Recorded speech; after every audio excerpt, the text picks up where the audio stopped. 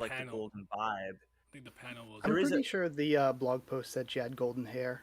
So she was Okay, so supposed to that's why I basically be remember. like female Zahard. That's what I thought. That's where I remember that from. Okay, cool. Because when I saw her in the last chapter, I was like, huh? That's her? Okay. I feel like I'm gonna need everybody else to balance out my negativity, but it depends. It depends how much we talk about the last arc versus everything else in the season. Brother, I'll try No, to you're- keep you in check if I can. Trust me, I'll have enough to say to balance. But... No, you're right. Yeah, golden hair. I totally forgot. Because everything but the last arc, you know, I won't have that much bad to say, but last arc to me, I won't get into too much detail before we start, but it's Tower of God's Wano for me. Really? Oh my god. Okay. Yeah, I don't think it's as bad We're as gonna have a lot to Wano, say then. for but sure. the last arc for me is a 3 out of 10. No way. Without the What? Amazu flashback, a 2 out of 10. What? Amazu flashback brings it up a 4. That's crazy. What do you mean the last arc? Like, you mean the Like- battle? Like 601 onward.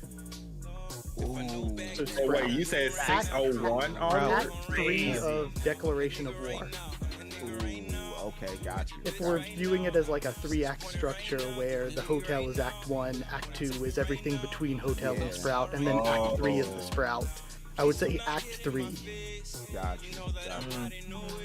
I'll say I'm in a mixed bag compared to you. I don't think it was overly negative or overly positive. I think it was like right in the middle. It's just, you know.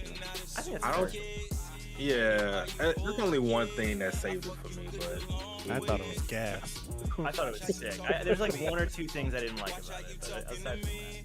And Kido, Yeah, he can go. that's a couple he, things. He can go. facts, facts. Kido can go.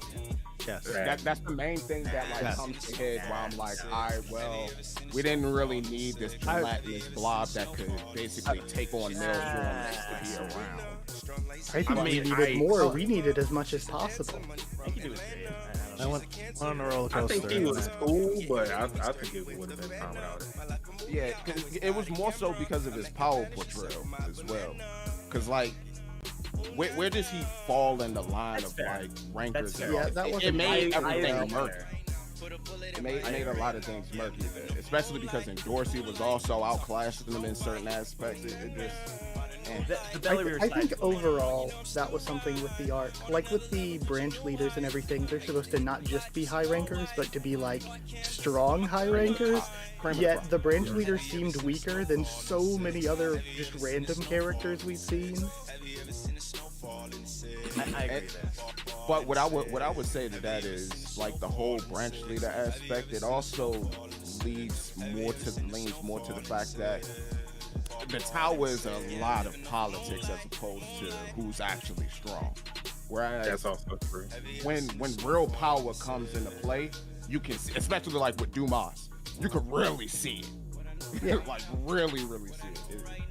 And I don't even think he was ranked that high as well, Like- like in terms of high rankings. What I meant by like more Enkidu or more anything really is, you know, I take screen time notes and everything to do the screen time videos.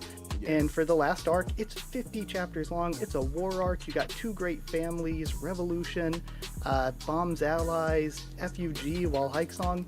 And there were only 10 characters that showed up more than 10 times. And I'm just like, we have all this going on, and there are only 10 characters showing up more than 10 times? Yeah, I have thoughts to say on that in terms of just like the grand. This is a grand scale And, like- thing that SIU is just stepping into. So I agree. I think that is like the thing that you find problematic once you expand Yeah. to including. And I trying to think too include is so the much. problem with me comparing it to past arcs too, because then I can look at past arcs and be like, well, this was 25 chapters, and looking at the story beats that happened, looking at how many characters were involved, we had so many more things happening in 25 chapters than in the last 50. Yeah, I would agree with that. I will say also, the whole entire situation out once it left the the Cat Tower, arc or saga, whatever you want to call it.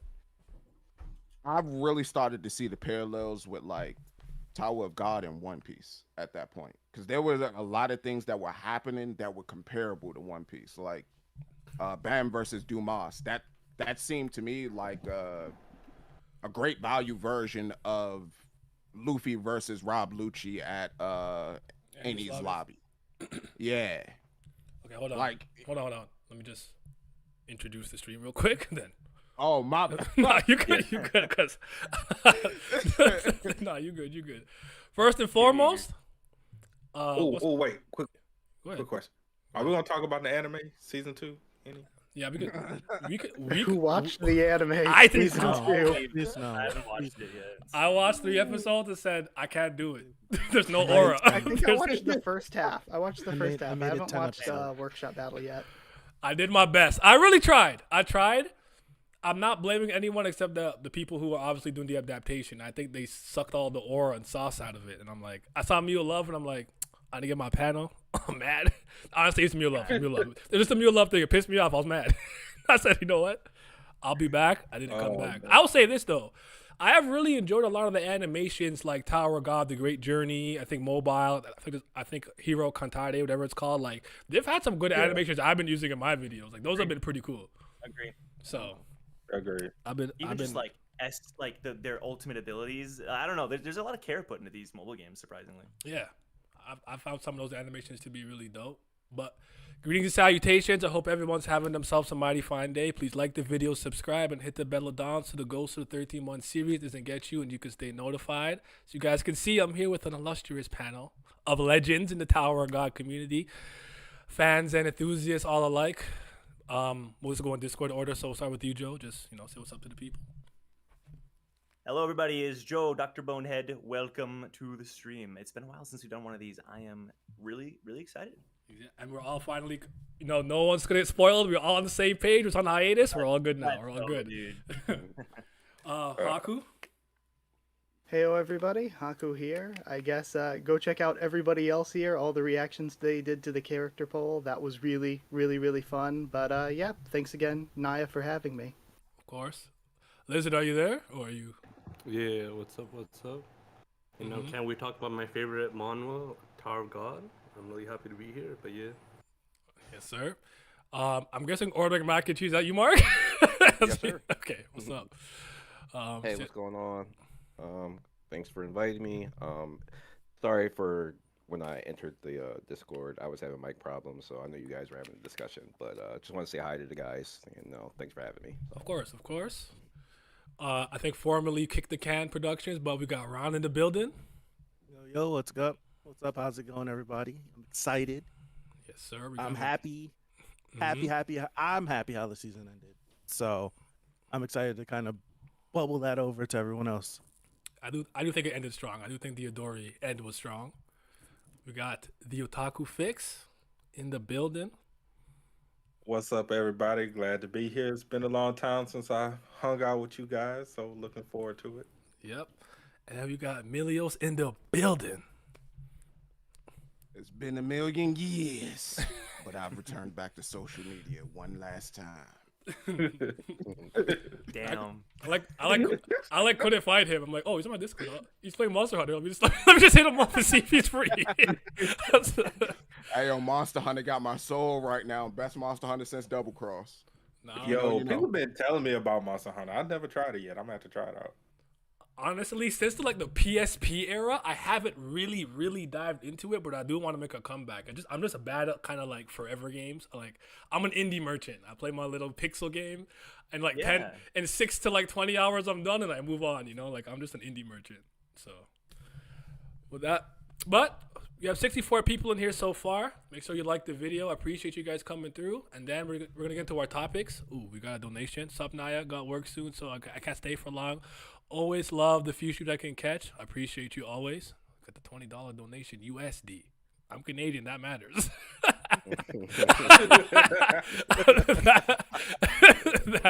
that matters. But all right. I generally just wanted to start with everyone's just kind of like general opinion on Tower of God season 3 as a whole. Are you high on it, low on it, somewhere in the middle? We're obviously going to get to specifics as we get into conversation, but I just wanted everyone's kind of general thoughts. And I'll just kind of start off to give you an idea of what I mean. Because I actually would argue that since he's came back from his very most recent hiatus, not the one he's on now, where Traore and Jihad were having their conversation on the pocket on the screen, talking about Bam and whatnot, I do think it's been way more good than bad. I do think like some of the flashbacks we got and information we got and some of the twists were really good.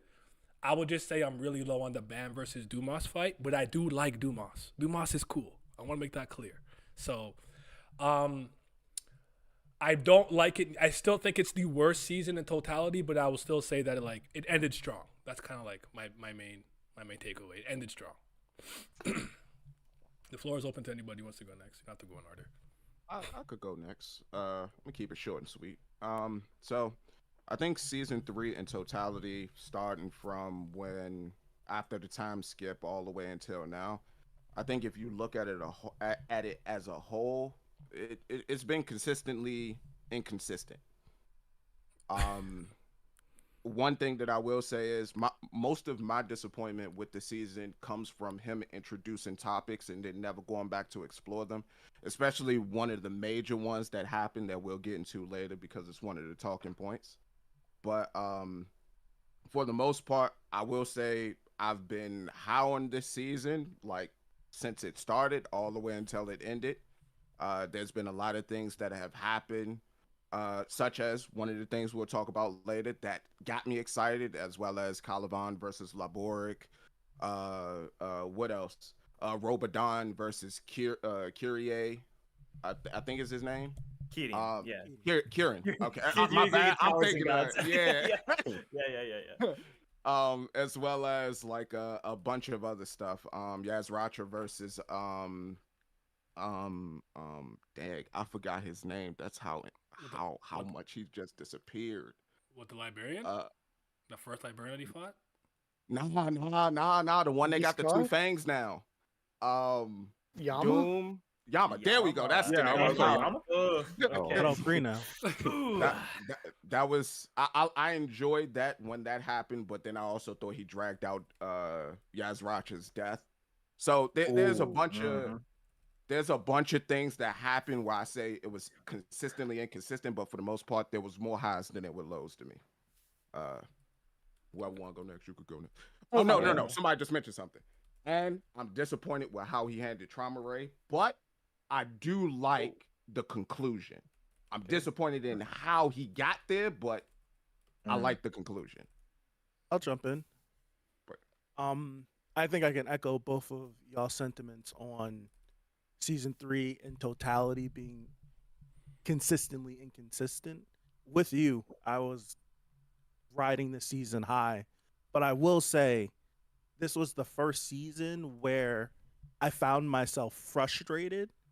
I never found myself frustrated in season 1 or in season 2 a lot, but there was like 2 or 3 moments where I'm like, this is frustrating, and not like the writing is so good that it's making me frustrated in a good way, but more so of like an actual negative. And I was like, it was like kind of rough to get through.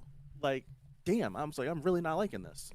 Okay, let me work through this. It was like the first time I had to like touch that for this series, in my opinion. But I think the beginning with the cage and everything, I feel like there was great things in each phase of this season, but there are also like sucky things in each phase of the season. I'll keep it short and sweet. I'll let someone else go. I'll go next. Mine will be short and sweet. I'm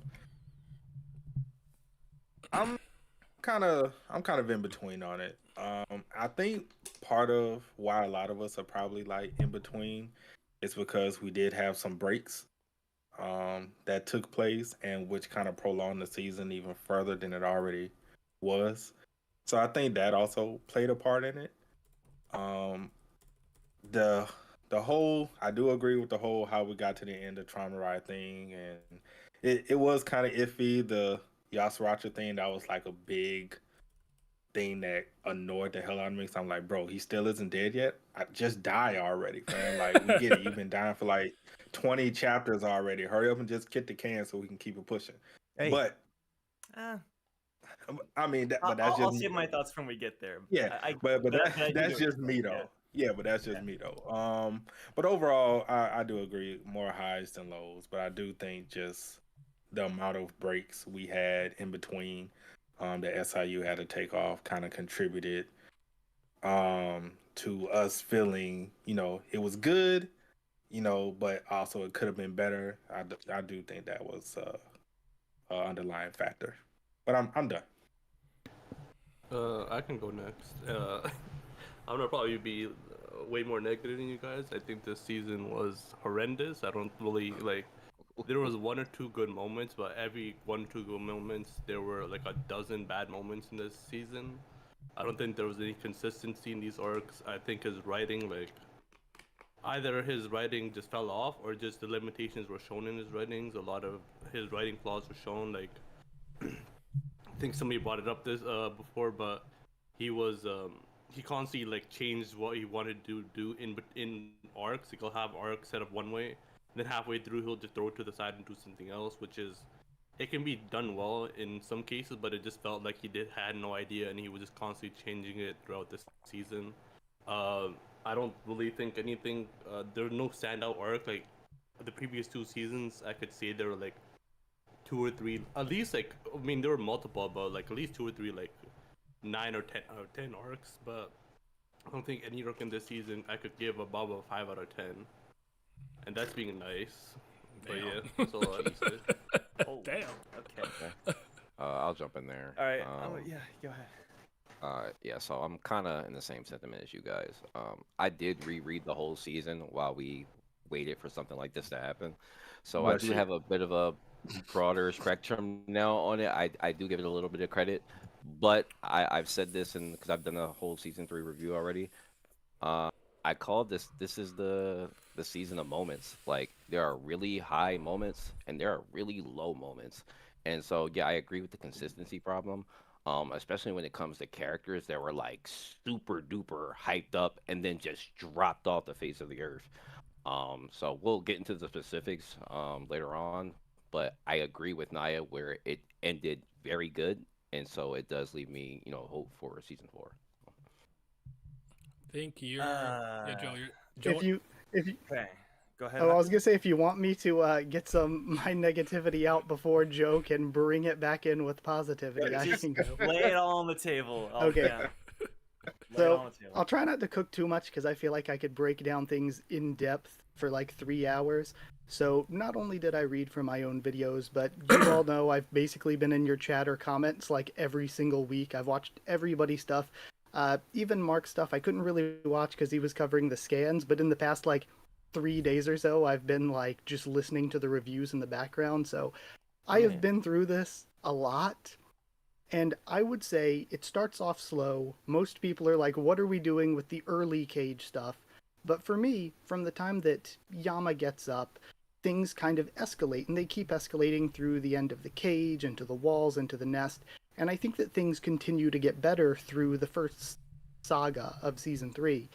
And then we have a hiatus where CU said that he was taking the hiatus, and a big part of that was so that he could plan out the next arc. And I think that that was a really good idea, because we come back with the hotel, and the hotel to me feels like season 2 Tower of God again. It feels like the identity is back in a lot of ways. And it's one of the most well-paced, well-organized arcs, and I think it's the best arc in season 3.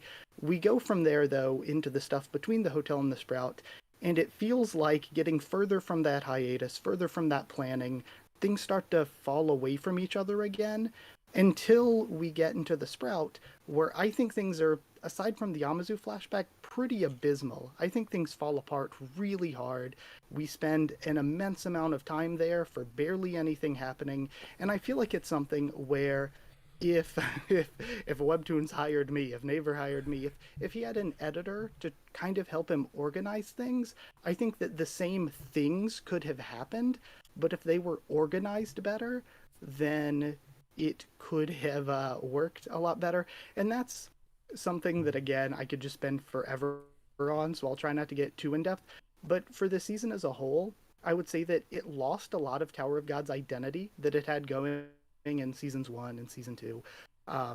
And a big part of that identity is you can compare Tower of God to One Piece in this way, where we were already, when I say go back to climbing, I don't mean taking tests, because we were already not focusing on tests. We were doing the name hunt station, the floor of death, hidden floor. We were doing things that pretty much no other regulars were doing, but we were still on this journey, this adventure. Much like One Piece, we still have a destination going around the world in mind, and we're going from island to island. As we're doing different things, fighting against other pirates or marines or whatever, we're still on this journey. We have a direction. And in season 2, we had that direction. We had things we were doing to the side, but we were moving toward the top of the tower. We were on a journey. We had a core cast of characters that were falling in and out. We would have an arc or two here and there without Shibisu or an Ox team, or without Team Novik, or some of these other characters. They'd be gone for an arc or two, but they'd be back. We kept our core cast of characters, even with new characters falling in and out. And in season 3, we just did not keep that up, and I think a really easy way to fix that would have been to continue the progression. What if, say, after we did the cage and walls, it's like, okay, we need to go up 5 floors to get to the nest, and then maybe in order to get to the sprout, we'd have to go up another 7 floors, and we can skip over those. We've always skipped over floors, but if we were skipping floors between each arc, then it could feel like, where the power scaling is jumped up so vastly, it could feel like we're keeping pace with that a little bit more, because we could have ended this season at maybe like floor 70-ish, and then I think that aspect of the story would feel a lot better too. But it feels like, with us not climbing at all, it feels like at the very beginning we went on a side quest to find allies to go rescue Jinsung, and then that side quest spun into another side quest, and even though we're dealing with massive stuff like family heads, as far as the story of Tower Breath of the God Wild goes, type beat. Just yeah, it feels like we have just been on the longest side quest, and we haven't been on our main story in years now. Okay, I'm gonna hop in. So I'll Bring it start- home. Bring it home. I'll try. Listen, I came into this not expecting to, I know I'm like the Tower of God fanboy or whatever. So I guess I'll start by saying, like, using just my enjoyment as a measuring point. So just thinking back to the Sundays, thinking back to how excited I was before and post chapter, rereading it, watching other people, etc. I walked away pretty much week after week, arc after arc, feeling good. And maybe that's just me, or maybe, whatever, maybe my outlook on the series is just more positive. I'm not sure. I walk away from season 3 thinking it was the weakest season. I'll totally admit that. Compared to seasons 1 and 2, it is the weakest. I don't think it's abysmal. I don't think it's like that much lower, though. I don't think it's like doesn't deserve to be in the same contention. I think it's still a very solid season. I would say, even though it's the weakest by far, it has some of the highest, again, moments. I would agree. It's a season of moments for sure. But I do think that those moments are like pretty peak, like in terms of like, especially the best ones. I think they're extremely solid, and some of my favorite moments just in Tower of God, they're among them for sure. Now, what Haku was just saying about the side quest nature of it, I do think that this is definitely SIU experimenting with a grander scale. We'd seen bits and pieces of it, Last Station, whatever, even just like Yuri versus Kurage, just in terms of like the art and the number of characters and the power at play. I think SIU, season 3 was kind of like a bit of a side quest, but I think side quests can still be really good, even if it is a bit of it. Like, sure, we didn't climb, we didn't make like floor progress, we didn't take any tests, but I don't think that automatically makes it bad. I think that it's still, for a side quest and for what it was setting out to accomplish, sure, it experimented with a lot. It was trying a lot of new things in terms of just the sheer number of plots and scales and just everything coming together. And it didn't always work, but like I understand but I do think it worked in a lot more cases than people sometimes give it credit for. I think it was inconsistent, but even though it was somewhat inconsistent, I don't think the lows were that abysmal. I think the lows were just kind of meh for me, which again, I don't often see in Tower of God. So I admit it is like the lowest points, but for me, some chapters being meh, whatever, not amazing, but not like abysmal in terms of my opinion, I don't think that automatically brings the whole season crashing down. I think that the characters that were introduced are some of the like the you know, as far as impact goes and like fan favorites and whatnot. I mean, we can debate further on some characters, but like, you know, like characters like Yama and Yasracha, Traumarai and Luzlite, but even some of the like more minor characters like even like Jordan or like LaFave or Tiara, you know, Hugo, Dumas. I feel like SIU like really cooked on like the character designs and even just, you know, the ship design, that thing Gustang made, the Order of the something, that thing was a clean design. Yeah, it was clean. Dude, just like, again, the scale of it all is like, it was insane. You know, like there was sometimes you get to some panels and you scroll and you scroll and you scroll and you're like, it's still going. And like, it's not always a good thing, but like just in terms of, you can tell what SIU was trying to do with it. So yeah, sure. A few parts of the Sprout were definitely weak. Maybe some pacing in the cage. I don't like, for me, that's about the worst I can say. Like in terms of, maybe I can still say season 2 was more consistent. Absolutely. But and like, listen, my favorite characters are Wangnan and Iwa, and I'm saying this like they you know, Iwa appeared in chapter 1 of season 3. Wangnan, I think the same thing, and but like even then, I walk away feeling positive and excited for season 4, which I hope is different. Like I hope it's not the same tone of season 3, but I don't think it will be, and I think that's why I'm glad it ended where it did with Traumarai, because it felt like Traumarai's story in a lot of ways. We start at the cage with like Yama, right? And then it gets into like Doom, and then it gets into Yasracha stuff, and then it gets into Traumarai stuff. It felt like that was the plot line, and I'm glad it ended the way it did with Traumarai, because it feels like now season 4 we can move into something more fresh. I want to hop in really quick because along with Haku's like not progressing and not climbing, one thing I wanted to like poach to everyone and see how they felt is, for me, I kind of like viewed the family heads as like these godlike beings, and it's like they kind of like control everything with an iron fist, and there's not much that anyone can do while they're like in our presence. So now that we were in an arc where we had multiple family heads around, it kind of like, it was a struggle for me where I'm like, I get it, but I'm kind of like, I want to move on, where it's like, we need to get out of here, but we can't leave because Traumarai is right here. No matter what we, like, there's nothing we can do to get away. I kind of felt like that, and I wanted to see if you guys felt the same way, where it's like, kind of like it felt clever for a little bit, and then it started to get annoying of, we did all of this to get Jin Sung, and now we have Jin Sung, and we're still stuck because this guy won't leave us alone. So, like, how did you guys, like, feel about that? And then Gustang's inclusion, and then everything kind of like going to hell with declarations of wars and everything. Hey, I could go first real quick. I'll be honest, this is probably going to be a hot take. I was underwhelmed with the powers that the great family heads displayed. Like, it was very underwhelming. The showcase of the powers didn't really seem that great to me. They all just seem to possess like just a greater tier of power than individuals that we already seen in the series, as well as like a specialty ability, like with Traumarai's ability to disconnect things. Yeah. Other than that, it didn't, and I'm guessing it's because like I've consumed so much media. Like I'm 34 years old, in case anyone don't know. I've consumed so much media since like I can remember, that it takes a lot for something to like really hit me with a surprise. And so when I took a look at it and I saw how he was trying to depict it, I thought the disconnectivity thing was pretty creative, and then he transformed into like his true power self. It just, and then his ability to manipulate 3D, disconnect 3D space. I don't know, it felt like a video game. But not an impressive version of a video game. It was just there. And then like Gustang with like the ability to judge, or the ability to basically write things into reality, which was a more advanced version of what Tiara was doing.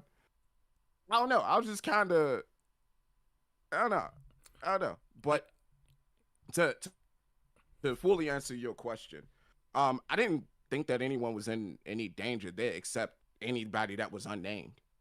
Like, it was like watching One Piece, I think, as I mentioned earlier. Like, okay, if you didn't have a name, if you was just a background character, you were getting clapped. But if you had a name, you had a chance. That's just how I. Don't bring up Don't how I Want. took- Don't bring up Don't Want. Don't bring up Facts. Don't Want. I wanna She definitely had a name. I wanna get more into it later, so I'll just leave it at this. I think your perspective on this is going to be dependent on how long you've been a Tower of God fan. I don't like when communities don't Definitely. pretend that outside factors do have a impact on how you might perceive or enjoy a story. It's not to say the literal content of the narrative changes. It is what it is. But like, let's say I started Tower of God yesterday or a few days ago and I caught up for today. I probably would be fine. But I've been reading blog posts about their powers and things of that nature. I'm a decade plus into the game, so I'm probably going to expect more. And I'll just leave it at that. I think it's going to be dependent on how, especially how tapped in you are to the blog post and various like tweets he's put out and things of that nature. So if you're aware of those things too, it's going to have an impact on what you expected to see. I'll leave it there for now. I think that's fair. I mean, I'm someone who's obviously on the much more positive side, but I mean, I've covered the blog posts pretty extensively. I've been reading it for almost a decade as well, and I don't know. I still walk away feeling pretty not as long as some people here, obviously, but like you know, even my perspective as someone who's been reading it for, I guess it's more like 8 years. I think I don't know. Nothing felt, you know, in terms of like blog post stuff, in terms of powers and abilities of family heads, I never felt that way. I do understand why some people might feel that way. I think that's fair to a degree. But yeah, I guess, you know, even in my perspective, I still walk away more positive. Melios, I do have a sorry, Haku, but yeah, I did want to say, like, jumping off of what Naya said, this is something I wanted to mention too at some point in this, is that I think I've seen people being way too overly positive and way too overly negative because they haven't been reading as long, and that is sort of affected a bias in them. So like for me, and again, that's not to say that if you haven't been reading as long your perspective's wrong or anything, but for me, I've been reading week to week since season 1, like around hide and seek, maybe since 2011 at least. And something that I've seen with a lot of the people that are really over positive and really over negative is, for some of the people who are over negative, they took all of this really, really, really, really great Tower of God stuff throughout season 1, season 2, and for them, they read that in like a week or two. So they read that in a week or two and moved on, and a lot of the reason that they're negative is because they've only been week to week in 2024, which has arguably been Tower of God's weakest year between the manhwa and anime. And so the recency bias is affecting them and being way too negative because all they've been here to discuss week to week is stuff that's on the negative side, where they blew through all of this great stuff. And I've also seen the same thing happening with people who are overly positive, where for them, all of this great, amazing Tower of God content is something that they just read recently. They just got into the series. They just read it this year. So for them, they're super positive on things because they haven't been, you know, on the grind like some of us who haven't been in that really, really, really positive Tower of God stuff for years. And to answer what Ron Gan said just really, really quick, for me, I think it might be silly to say at 600 some chapters in, but I think we might have just jumped to family head stuff too early. Weird to say 600 chapters in, but with the progression that we had through season 1 and season 2, I know that we really ramped up the progression to way too an extreme a degree in season 3, but even then it just feels like we kind of just jumped to it a bit too early. I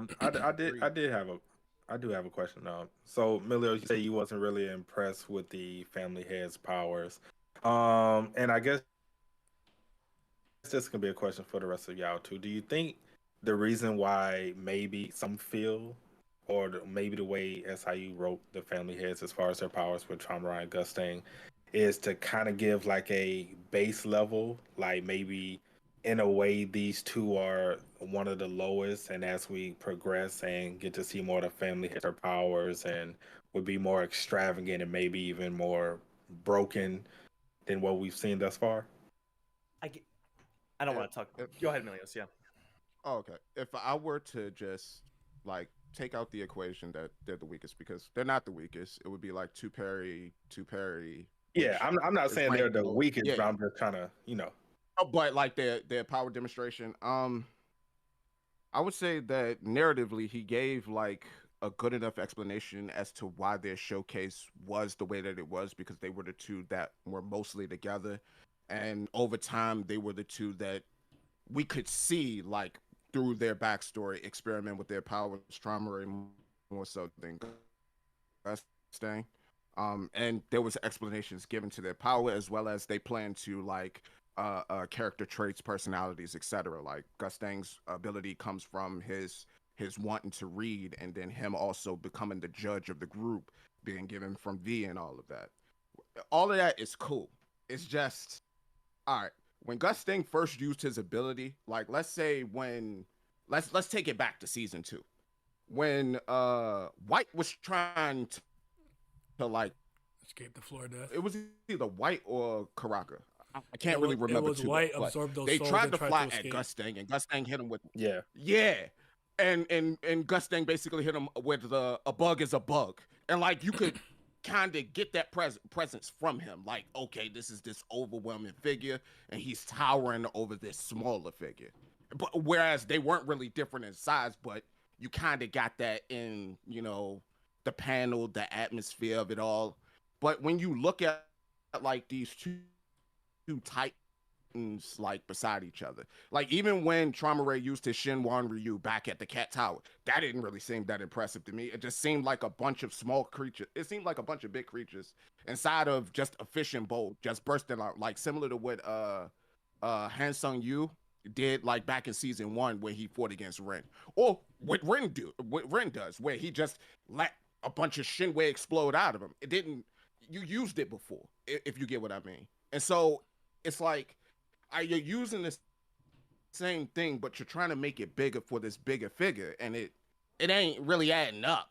If that makes sense. And I guess with me, it's just a lack of creativity with everything, because even if you look at other individuals that were in the arc, like there was an individual that was able to control, I believe it was anything and everything. I can't remember the dude, but it was when Hots pulled out the Donghua or Kendrick whatever. Dial? Donghae. Yeah. I think that's who it is, but it was the guy that was basically like controlling like the hound Kendrick people, or the Dial, Beastkin. Yeah, Kendrick. Yeah. And Lamar. his ability seemed more impressive than what Trauma Ray was doing, if that makes sense. Outside of the disconnectivity thing, and then I'm a Hulk up, I'm a Master Roshi it, and then I'm a use a 3D disconnect. Like to me, it didn't really seem impressive, if that makes sense. Go ahead, Lizard. Yeah. Yeah. Sorry, I just want to add, like, I kind of agree with what he was just saying right now, because to me, if like there were some good ones, like you said, the bar the disconnect, but like if the showing, if you were to say like just show the showing and not show that they were family heads, to me they would just look like stronger high rankers. Like maybe it's just me, but I had this feeling of like family heads being transcendent, like their presence or like how they move would be like, it would be a whole nother level. But it just felt like they were just, I mean, they are technically just stronger high rankers, but I never just got the feeling that the strength they showed were what family heads were hyped up to be. But yeah. So like, for me, I guess thinking about all the feats that they did, to me, okay, yeah, Kendrick DL controlling a bunch of Beastkin and transforming, I don't know, it was interesting. I guess I didn't walk away feeling that impressed by something like that. I think I get what you're saying, but I would say that in my perspective, when they were fighting each other, there's only so much you can do with scale, and I think there was a lot of scale. But when it's two people of an equal power, I guess I should say it kind of averages. Like they're on the same level, right? So they're trying to out OP each other, but there's only so much you can do when you're on the same level. But when I would say every time they interact with anybody else, you don't really feel that way. I think you do feel the overwhelming power, and in my mind, they didn't lose the godlike status. And in terms of the abilities that they showed, so Trauma with his disconnect and the necromancy, and Gustang with summoning entire mountains of armies of whatever he wants, you know, like, and the judgment stuff too. I guess to me, just take.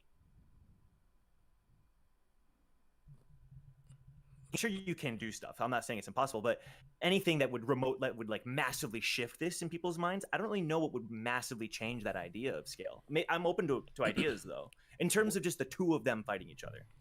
I would say that you have it in more of an enclosed area as opposed to an open area, because their entire fight took place outside for the most part. And so since you have that vast open area, you don't really see the damage in scale. You just see scale. And anything that would look bad. It's like if you, let's say for example, into like video game context, right? If there's no sense of permanence like inside a game world, like bodies on the ground or impressions left on the ground from like a heavy hit or anything like that, and you just see the impact of something but not the effect, it's going to look weird to your eyes. It's going to have like that weird effect. It's a similar thing when you're looking at like art on a panel or something like that. If someone just does something but that thing doesn't really have an impact on the world, it just looks like, oh, cool effect, nice flash, oh wow, but nothing really happened. If that, I hope explain that well. Yeah, that makes sense. I would struggle though with I'll let Haku speak here. I guess I would imagine it'd be pretty difficult, because if they are on the godlike scale that we think about them as, the second that they fight within like a room, the room just goes away, right? I don't really know. In my mind, if there was a room and the room got some scuffs and some holes, that to me is diminishing their power, unless the first move that they do blows the whole building into nothingness, and then therefore now they're out in the open. I don't know. That to me, maybe you could start the fight that way, and so that shows some of the scale. But to me, they're always gonna pretty quickly end up out in the open. I think I have a perspective that's kind of more of a middle ground. So I would counter that with, we did see them fight inside a room, which was a better fight. Oh, my bad, nah. Go ahead. No, I was gonna say, okay. I would say the destructive capability and sheer scale of power that I wanted to see from them, that let me down. And I would have taken a simple statement like, maybe I don't want collateral damage, something like that. Like, the reason Whitebeard couldn't go crazy with the girl no me is because he would do collateral damage to his own crew. So when he was finally kind of like, you guys run away, I'm gonna go save Ace, he can kind of unleash. A statement like that would have done a lot for me, where I'm like, okay, they're holding back. I do think, I agree. in my opinion, they're probably towards the lower of the family heads. I think they're like on the weaker end, on the weaker scale. I'm gonna assume that for now. I'm actually gonna tier them for the time being. Yeah, I would say they're the weakest. Right? But here's what did impress me: the hacks. I do like Disconnect, especially the 3D version that fucks with time and space. That's powerful. Like, that's the kind of stuff I wanted to see. I think Blossom's flame and its ability to like even burn intangible concepts, those were the things that truly impressed me when I was reading this fight and watching it. And then Mazino's fist being able to punch like intangible concepts, like when we got to those abilities and whatnot, I'm like, okay, this is what I'm here for. This is what I expected. This is what I want to see. Some of the other stuff, not so much. I will just say this about Traumare. I think he's a great character. I think he impressed me overall. I just found it funny that I found out he was stronger when he wasn't being an anima. That's just the thing that I found was interesting with him. Like, okay, I'm going to spam Disconnect. I could basically one-shot people, which I found interesting. That's kind of my take. Like, at first I was angrier, but the more I thought about it, the more I discussed it with my community and made videos, I kind of tempered down and went, okay, I think Traumare and Gustang maybe might be the weaker two. And then I do like okay, I was going to say, is he cutting out or is it me? Oh, no, yeah. Okay, go ahead. I'm gonna fix it. Give me a sec. I'll like usurp for a second. I'm not gonna go too in depth because Nye has it on the notes, and I'll just get to that later when we talk about the fight more in depth. But most of my thoughts are like on the pacing and writing of it. The only thing I would say now is just while we're on it to jump onto what I think is a good point that Milios made about the location of the fight. Is, to me, when you look at some of the fights in the Nest and some of the fights in other places, there is a really good lighting to it. There's this darker lighting, like Bomb versus White or any of these Nest fights where things are more sunset-ish or things are a little darker. And I think the big wide open space in midday, I think it worked really well for Luzlek versus Mazano, but then to use that again in the Nest, I feel like the Nest should have just had like a darker lighting, and I think that would have helped a lot, because having just a big wide open space just in the middle of the day, I don't think it did the Nest fights or the Sprout fights any justice. I just want to quickly add that, yeah, I think one of the problems with the scale and all that is just, well, we'll talk, like, the Yurik thing was the thing, but I just felt like the people at the Sprout, like all the high rankers, they reacted more to Yurik, just the presence of Yurik, like, just like, there was obviously that scene where Yurik pulls up and, like, everybody's like, oh my goodness, it's Yurik. I just felt like they should have something similar with the clash with the family heads. I know the family heads weren't exactly there, but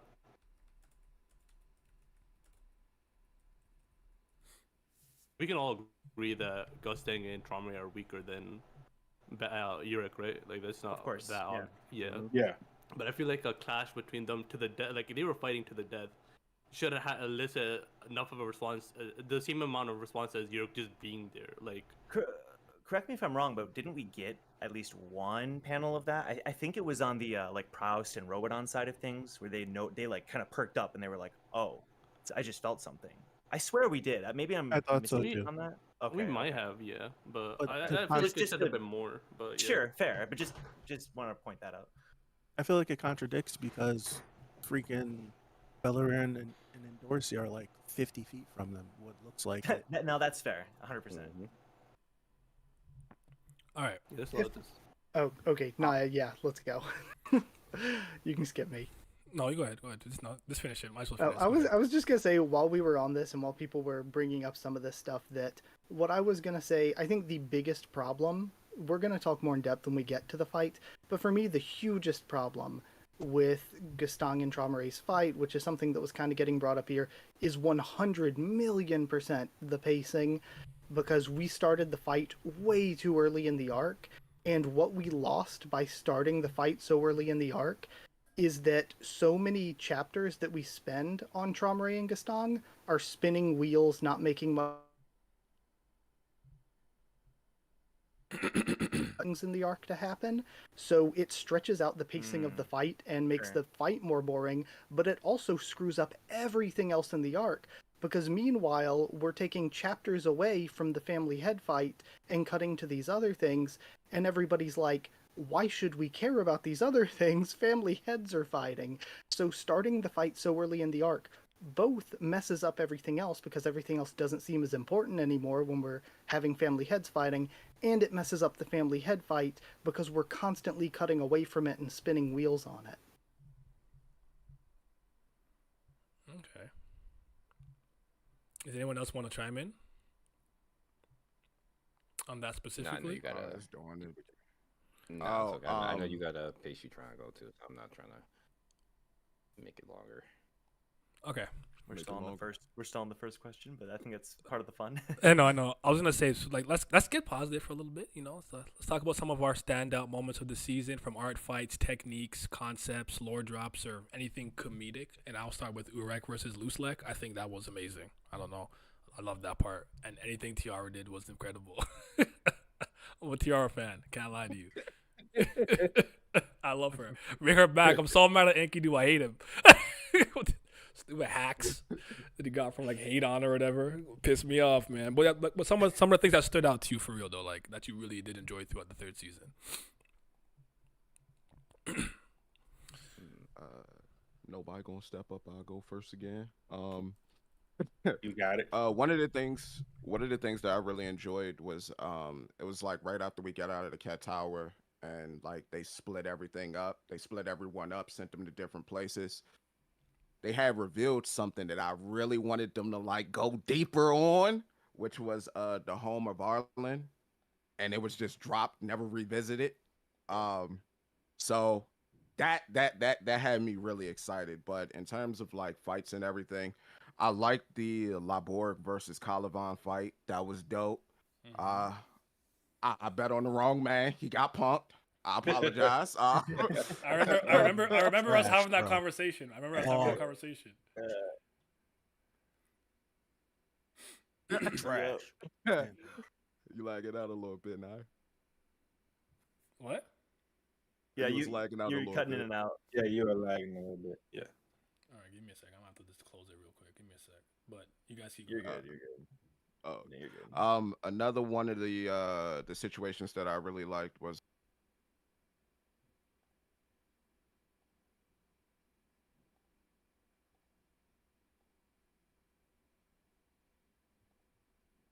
you could kind of see like a juxtaposition of how he was and then what he became. Like when he finally popped up, I thought that was pretty dope. As well as seeing what Jihad was, and then the whole entire like Jihad plot line with it's not really him. He's really in the can. And I thought that was pretty cool too. But other than that, I'll that was hop in. pretty much it. Yeah, go ahead. Sorry. I think for me, the thing that No, I've go like ahead. kind of latched on in this third season more so is finding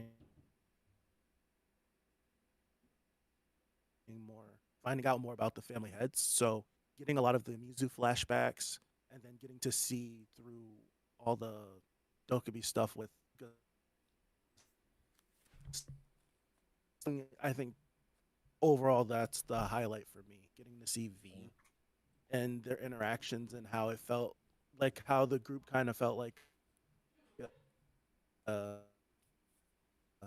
yeah, Jihad's the leader, but we kind of like listen to V2 and it's like they kind of like run to like one or the other if things are like happening in the group, and it's just finding that out. Was I pissed that all the family heads are in these panels, but see only focuses on 5 of them? They're all there, but Nah, I think it's good. that's one thing. But it, just getting that and getting to see V was just great for me. Mm-hmm. Of the family heads. When we got to that part, I was fine. He could have kept going with that for the rest of the season, and I would have been happy. Hell yeah. Like I want a whole season of their Oh, come whole on. climb. Like just give me an entire season of their climb, and I will be happy. You'll have a happy person in me. Tiara was another standout and good moment for me. I thought she was a really dope character. Hopefully, she becomes more of a main character in the next season. I highly doubt it, but you never know. You know how SIU does. But V was another high moment. I kind of figured it was going kind of that Kurama Naruto route. You know, yeah, I'm gonna be inside of you, but whenever you need me, I'm gonna hop out. You know, or I'm just gonna take over, just depending on how I feel. But other than that, yeah, that was probably my most favorite and standout moments. Yeah. Meal love. Go ahead. Yeah. You go. Meal love. Meal love. Meal love. Yeah, the freer of the beast skin. My goal for real. I needed that. Thank you, you're not SIU. wrong. This is true. This is true. Yeah. I needed that for real. If you fed me with that chapter. Go ahead. but yeah, I agree with what everybody said so far with the flashbacks being really good. You're getting to see the nature of the family heads when they were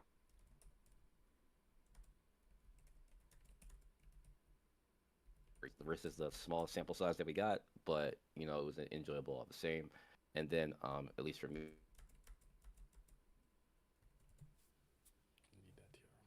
it was really, really good. Kind of like a little bit robotic in a way, but I don't think it was done bad. Vanquish was like badassery. Watching him stomp out branch heads was like badassery. Like I really liked him this season. So Yeah, I mean, I was, I'll save more thoughts for if we get to the great, family head flashback. That stuff was good. I would, I think calling it like the family's flash, or the family heads flashback is a little much, because obviously I don't think this is like the flashback we're gonna get. I think SIU hopefully SIU will give us like a fully fledged. We see everybody. I think as it was handled now was good because I think I think it saves the reveal for the later heads. Like as frustrating as it can be to be like, really, you're not going to show us anybody new. I do think it's better long term because we don't get like spoiled on everyone yet. We can kind of tease that out still. But for me, my favorite parts were I loved the Trauma Rai Muse Enkidu stuff. The storyline in general, more than just the flashbacks. I thought the storyline between the three of them, including Enkidu, yes, I thought it was really good. But my favorite's definitely the Wong, Nen, Yasracha flashbacks and just general storyline. I think that whole segment like could have been its own. It's like its own unique. It tells its own story. It doesn't cut away from it. We don't, it gets told in like 4 chapters. It plays into everything. I think it was built up too nicely, and like it comes back in later. Trauma Rai brings it up again the chapter that he dies. I think that flashback really and that whole storyline was super great. Definitely the highlight for me. I can go next. Well, after Shadow might go Wagner, that one chapter 1 when he showed up for half a chapter. Hell yeah. Amazing. Honestly, my favorite moment or like part was the Sahar speech. I think in like early season 3, I think that hit really hard. And the flashback was nice. There's some good moments there, but yeah, that's really it. Wait, Jihad's speech. I'm not even sure what Jihad. I was the first of the that explode the tower. Blah blah blah. I think he was talking to Kel Hellam. With Kel Hellam. Yeah. Okay. Got it. So real quick, I think I fixed it. I think my bit rate was too high, and I think I had a different input and output. I might be okay. I'm not sure. You let me know, but I think I fixed it. It's been good. Okay, yeah, you sound better now. You sound better. Yeah, I've had issues with bitrate before too, so might have been it. Honestly, audio was my biggest enemy always. so this is par for the course for my audience. Like this guy and his audio. But go ahead. I'll try not to be too long because I have like at least 5 fights that I could break down in detail if we talk about fights with how good the writing and choreography was. There are a lot of negatives for me this season. Like, CU could have done so much more with his characters, but the new characters we got was like such a good cast of new characters. Shout out to Lola. Like, I love like from the very beginning, I like a lot of the canines we got into, like Jordan and Berdish. Even like Yama and his siblings are good. Then even going from there, Kane I thought was really good. Tonki I loved as part of the walls. Delete I thought was a solid, just completed arc character. Same with Kane. I think even continuing on, Yasracha's division commanders were all good. Then we got into stuff like with the not really even the marriage tournament that never was.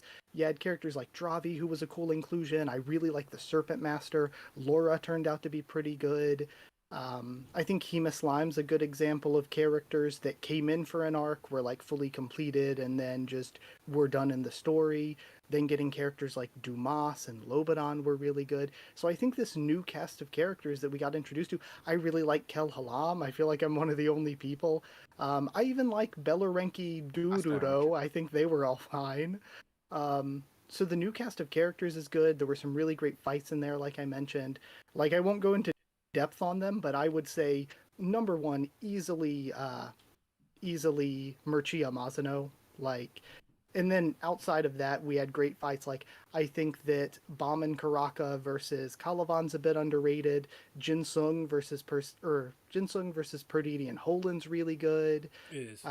Bomb versus Ren is really good.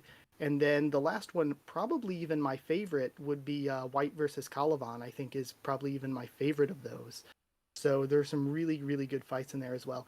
And if you like, the highlight is something everybody else has said. The highlight to me are the flashbacks, specifically the Wang Nen Yasracha flashback. I think is actually the best one. I would even rate that one above the Amazu flashback, but the Amazu flashback is also like 9 out of 10 stuff. I feel it. Anyone else have some moments they want to share? Turn this down a bit more. Cause hold up before you go. I also want to add in Blicky Lapobia, the one who pulled out the guns. That was so funny to me. Shit. I love that moment. How did I forget Catan? And also, when you first said that, I thought you were talking about LaFave. How did I forget LaFave? LaFave's one of my favorites. Can't forget from the, Magic anime. Bullet Okay, LaFave sure. either. My bad. You right. Yeah. I like how Aguero figured out how to get the Windbird core out the paint. That was good. Like, I feel like he doesn't get too I many agree. chances to flex his brain Right. anymore. So that was Yeah, nice. that was really good. I think early Nest, and really Nest in general, CU wrote the regulars into a ranker level conflict really well. Like Yeah. Hackney, Kun, Kanhong, all of them, like Elaine, Shibisu right? and Hatsu, they all got to play roles, even though it was like a high ranker battle. Yeah. Mhm. I will My have to- standout is Urek being buff.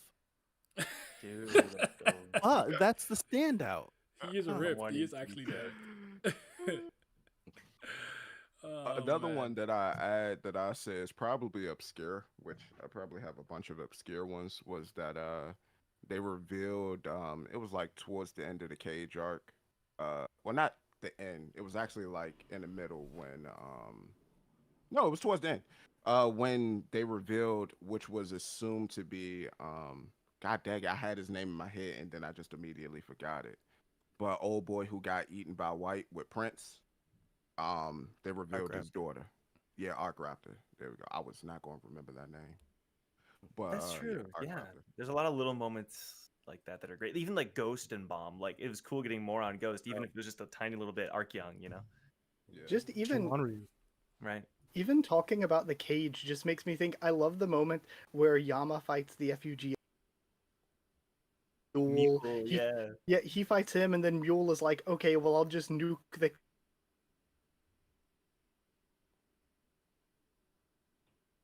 Gonna do about this nuke, and it instantly gets sniped by Jordan. So Yama has this moment where he's smiling and he's like, "You be good to the dogs," and it comes back around. So good, bro. Yama's initial introduction is really good too, by the way. I like how he is in that arc. I think he carries that arc. 1000%. Yeah, I'd agree. the fear I'd agree. concept was nice. It was Yeah. so nice. If you fear me, you can't hurt me. Where did that go? You know what? Never mind. It got Nobody was scared of him again. Here we go. No, it got used the wrong way. It got used the wrong way whenever it turned it with him versus Yusracha. I thought how it was executed and their fight was True. trash. I thought it was trash. I was going the opposite. Never I mind. actually, No, I, actually like that if fight. I like Yeah. it, I but like I think. the fight. Go ahead. No, I like the fight, but it was I think I hated, and it might have been because Yusracha was trying to like guide Yama, but in the moment I hated it because Yusracha was like bragging to Yama about Yama being afraid of him, but it was like, no, like I did this to you when you were a baby, and you don't know what's true. going. I hated Yeah. that. Oh, that I If it didn't were like. The towards fear fang. fear, Okay, I- get that. I I agree. think if during the fight Yama actually was afraid of him, would have been so much better than Definitely. being, oh yeah, you were a kid and I put this on you. I agree. I hated 100%. that. I I will. actually like. Sorry, I just keep thinking of more and more good moments because to me, two of the best moments I think are the ending to the walls and the ending to the hotel. Because the ending to the walls, we spend this whole time, we're trying to free Dewan and everything. We get the ending. Dewan, this person we've been trying to free the whole time, like this whole time, White's like, I can only hold off Calavan for so long, we need to free the hero. But then the hero immediately turns on Bomb. Then Bomb gets rescued because of Hockney's group coming in, which was something that Hockney had set up earlier with seeing that Bomb was in trouble. And on the other side of things, you had Yusracha just manhandling Yama, Kelhelm, Evan Kel, Yuhan Sung, all these high rankers pull up, and Yusracha is still like, and Cha breaks out, and Yusracha's still like, I'm going to take on all these high rankers at once until he gets the orders from Adori to leave. And then Adori calls Yusracha back, and he just kills half the K9 people. This whole thing that Yama's been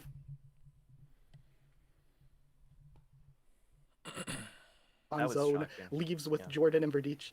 Like, that was such a good ending where both Bomb side of thing, Earth side of things, and Yama side of things had this massive, massive L to lead us into the nest. And then the ending with the hotel where Bomb has the moment where he sees the fish tank and he's like, are all the family, like, are all the family heads, like the fish in this fish tank. He frees them all. We get this huge shot of them all being freed. The shots of like Hemaslime reuniting with Gyaro, Kayup being alive for at least a moment and being like, okay, the Irregular was able to do it. He was able to free them or whatever. The shots of like the ass out Mate with Tiara just staring up at it all. With his concrete Like booty. that was a really good ending. Yeah. You're reminding me of more moments too. I like. I know we all meme on like Elaine, you know, and it sucks that she's not a part of this storyline. But like I like the stuff with Bomb and Elbaba a lot because I like that. Like, I did too. But like, seeing Bomb defend Laura stuff, which made Laura go from like a nothing character to like a solid character. I thought that stuff was really great too. Yeah, I'm thinking about a few other things too, like Luxury Badal. I don't remember her name, but I just know she Hugo? needed to be. Yeah, she needed to be dripped in the finest of finest linens. That's all I remember about My girl. Hell yeah. And Robodon with his weapon. I really liked that weapon. The fact that it seemed like it was a. Granted, I'm paraphrasing to something else because it reminded me heavily of it. It seemed like it was a part of the tree of Yggdrasil, like just a part of the world, and it could extend itself to be like this big thing. That was pretty dope too. I really liked his weapon. I don't think. Oh, sorry. You can go No, ahead.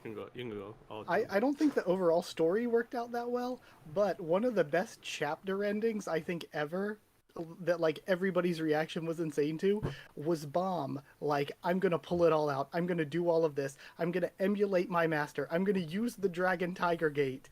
And then Dumas just rotates him and the Like a chapter ends. Beyblade. That's it. Yes. Just wrung his neck. Rotates him, chapter end. Oh man, No Dragon Tiger my Gate, just it's over. God. greatness. No, that was crazy. That was a good one. That's a good one. Yeah, that was a nice That's thing, but that's dope. I forgot all about that one. yeah, I like the entrance with the relay, like the trash can people, like the space guy and all that. Neil And Armstrong. if you, yeah, and if I'm gonna be hated for a second, Doan's death did move me. I was moved too. I don't like her. I was happy as hell. I was clapping. Man, Bring me back Kane or Kane, whatever her name was. She's better.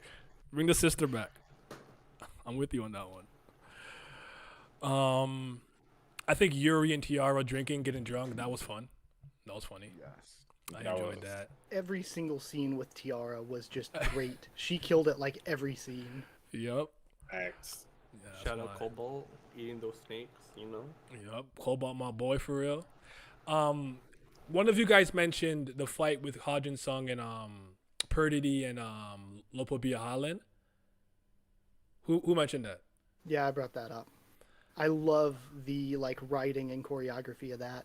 Yeah, because Where, like, the I whole thought they were time- using tactics. Like, first, I liked that they recognized Hajin Sung as the massacre of the Ha family. That moved me. I like when they tap into the lore. You know what I mean?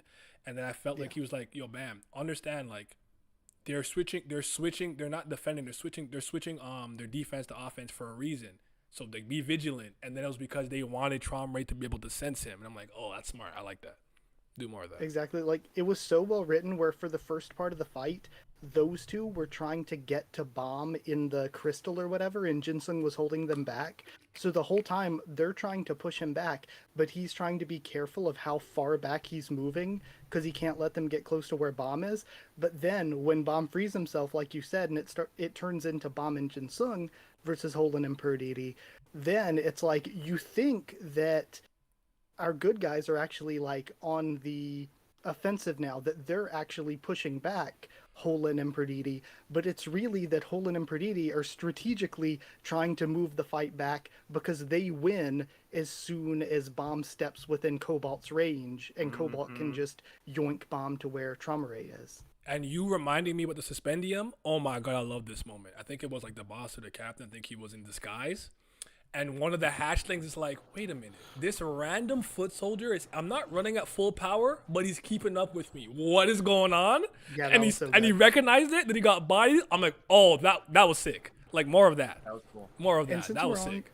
since we're on all of this, another one of the biggest moments the entire time to me, I mentioned like one of the best parts for me, one of the best fights, probably my favorite fight, was White versus Caliban, just because that was a crazy scale and showcase of powers that we hadn't seen, and in a really good way. But one of the things I love about the writing is that we had just had the walls where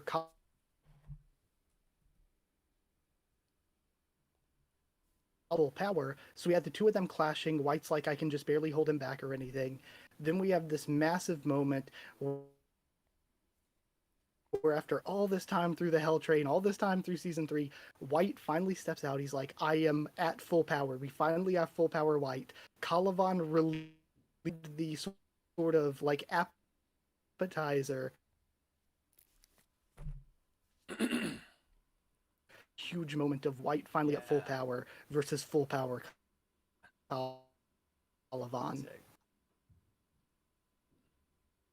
I will say the design for the what was it? The design for the branch leaders of the Lipovia family. All of those looked great, even if one of them was a big, giant, nasty, disgusting looking spider. Oh, Garmin Widow. Spider Mommy. Spider Mommy was tough. Spider Mommy was tough. You can have her, keep her. You can have her and the Violet Spider. You're good. I like her because she bodied Ivanka. I don't like Ivanka. But other than that, they all look pretty great. Also, like the poop flinging monkey. That one was pretty cool too. Oh my god! The multiply poop. So funny.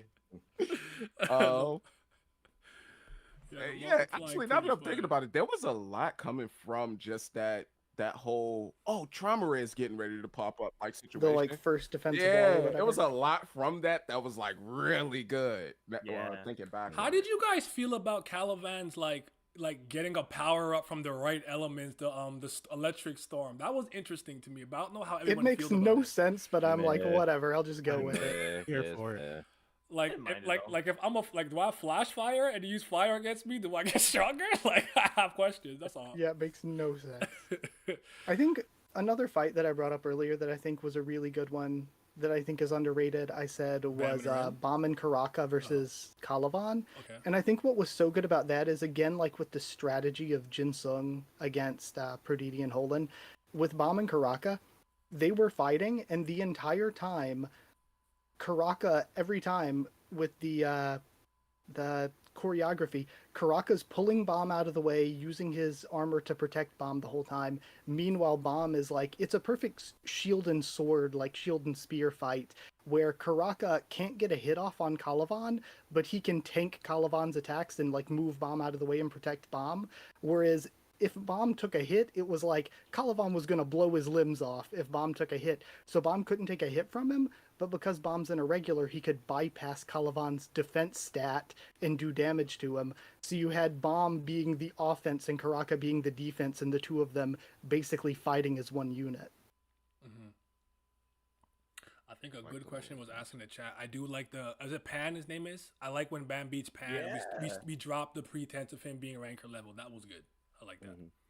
I thought we were dicking around that a little too long. Like, bro, he's ranker level clearly. Please stop Yeah, it. it did take too long to do that. Mm-hmm. Ooh, Yeah, and this is, I mean, something else you can all jump in on. Something that I've said a bunch is I'm kind of fine with a lot of Bomb's allies being ranker level, basically, because at one point, I don't remember if it's at the nest or after the nest, there's at some point where they're like, oh yeah, the soldiers in this army are ranker level, and it's like, okay, well, if you got soldiers who are ranker level, I All think of it's these fine support for systems. like princesses and like some really special, exceptional regulars to be there, especially with Bomb's allies. Out of millions of regulars, Bomb's allies have always been like the top, like 0.1%. They've been in the top 5 out of millions, like every single time. Well, I think maybe this is, I haven't talked about this in a while, but from what I remember in season 1, like even Quant and Endorsi, like Quant not allowed to use any Shinsu, just pure physical body, whatever, like was pretty close in terms of power to Endorsi, just in terms of just their sheer like body strength. Yeah, I believe, and we saw references to that later on too. I feel like it's what makes the Shinsu control is what makes the rankers stand out in terms of compared to most regulars. And the princesses are different in that regard. You're right, because I don't know if you guys remember during the name hunt station when they were running across the bridge, they said it was hard to keep up with Endorsi without Shinsu amplification, enhancement. So like they kind of have like Ranker-esque like bodies and like athleticism, Right. but you have the Shinsu control. It's a good point. And like for me, something that leads into that is we see at last station that Andrasi and Misang are keeping up with Bomb on the Ranker battlefield. Misang takes out like, what are they, like The Purple Eye regulars Brothers, from like right? yeah, but the Purple Eye Brothers and all the regulars there were supposed to be regulars who came down from upper floors to stop Bomb's group. And then Bomb's group, even Misang, is just like no diffing these regulars who came down from higher floors. And that's not even talking about like Elaine, who hadn't lost even to 10 family members in over 1,000 years, and all this other stuff. Yeah, just because you climb don't make you strong. But what I will say to the Jack, that was something I had. It was something that I had in terms of like the aspect of like the power that you guys were talking about for Bam's friends. What I will say is I'm okay with them getting stronger, just not. Yeah, absolutely. Like the 'cause, white like- power up was not great. Because like they showcased that like throughout the course of the series, the versus Reflejo. Reflejo was supposed to be the way they did that, which was like I believe equivalent of power of a B rank regular. It made sense. Teamwork beat the power. And just like what they did with Delete, teamwork beat the power, even though I think Bam could have beat Delete by himself. But teamwork beat the power, essentially. So I don't think they needed that big power up. And I would say the only time it probably would have been best to like do something like that would have been when they all did try to fight against Dumas, and Dumas just ended them, where it shows that overwhelming power can trump teamwork. But I don't think they needed the power up. You could have did something else. And you didn't need them to fight against a high ranker to show that, oh, well, teamwork won't work. It could kind of be implied. Yeah. To hop in really quick. Lizard's been wanting to speak too, but yeah. To hop in really quick. It was, I think the last time we had one of these, I was opposed to like the regulars having these power ups and being strong and holding their weight in these situations. And I think you guys like talked me back and like walked me through it. And I was like, okay, so I'm not opposed to it, but just like you were saying, it's the way that they get their power that is like frustrating. Where it's like, I don't mind if these guys are strong, because if we look at the family heads and we look at all of the trailblazers that were with them, like Lustlak, he's one of the trailblazers that is extremely strong. Lustlak would be a Coon or a Rock or Endorsi or one of those people a part of Bomb's party. So it's like I can be okay with it. It's just how they acquire said power is, I think, moving forward, it needs to be like a little bit better. Yeah, because Bam is essentially the LeBron James of the team. LeBron James sometimes makes his players a little. Yeah, exactly. Like in his prime, he made his teammates better around him through just his skills. So you could have did something like that. You ain't need to just go, all right, we're going to use life drain on this person, and you get a power up, and you get a power up, and you get a power up. Like, you ain't need to do that. Again, it's like One Piece, where Luffy is obviously going to be way stronger than his crewmates, but his crewmates can still like keep up with the rest of the story around Luffy. Like, Bomb's teammates don't have to be as strong as Bomb, but they can at least be written to keep up with what's going on around a bit. And another thing that I see in chat that I see a lot too is like, doesn't it make it weird then when you have like them saying that Idori's the only one who beat a ranker as a regular before Bomb? And I don't really think so, because when do other regulars, like Bomb's team is a very special circumstance, when do other regulars even have a chance to fight rankers? They're usually just taking tests and going up the tower. And even if we weren't told that other regulars had beaten rankers, we know that other regulars had been there before, because Hagafarion and Yurik had both done REA Hone's special test at the 100th floor, where they were able to like keep up with him for 5 minutes or survive for 5 minutes. So that's 2 right there that again are special cases, but that's 2 that we know there as regulars were keeping up with a family head by floor 100.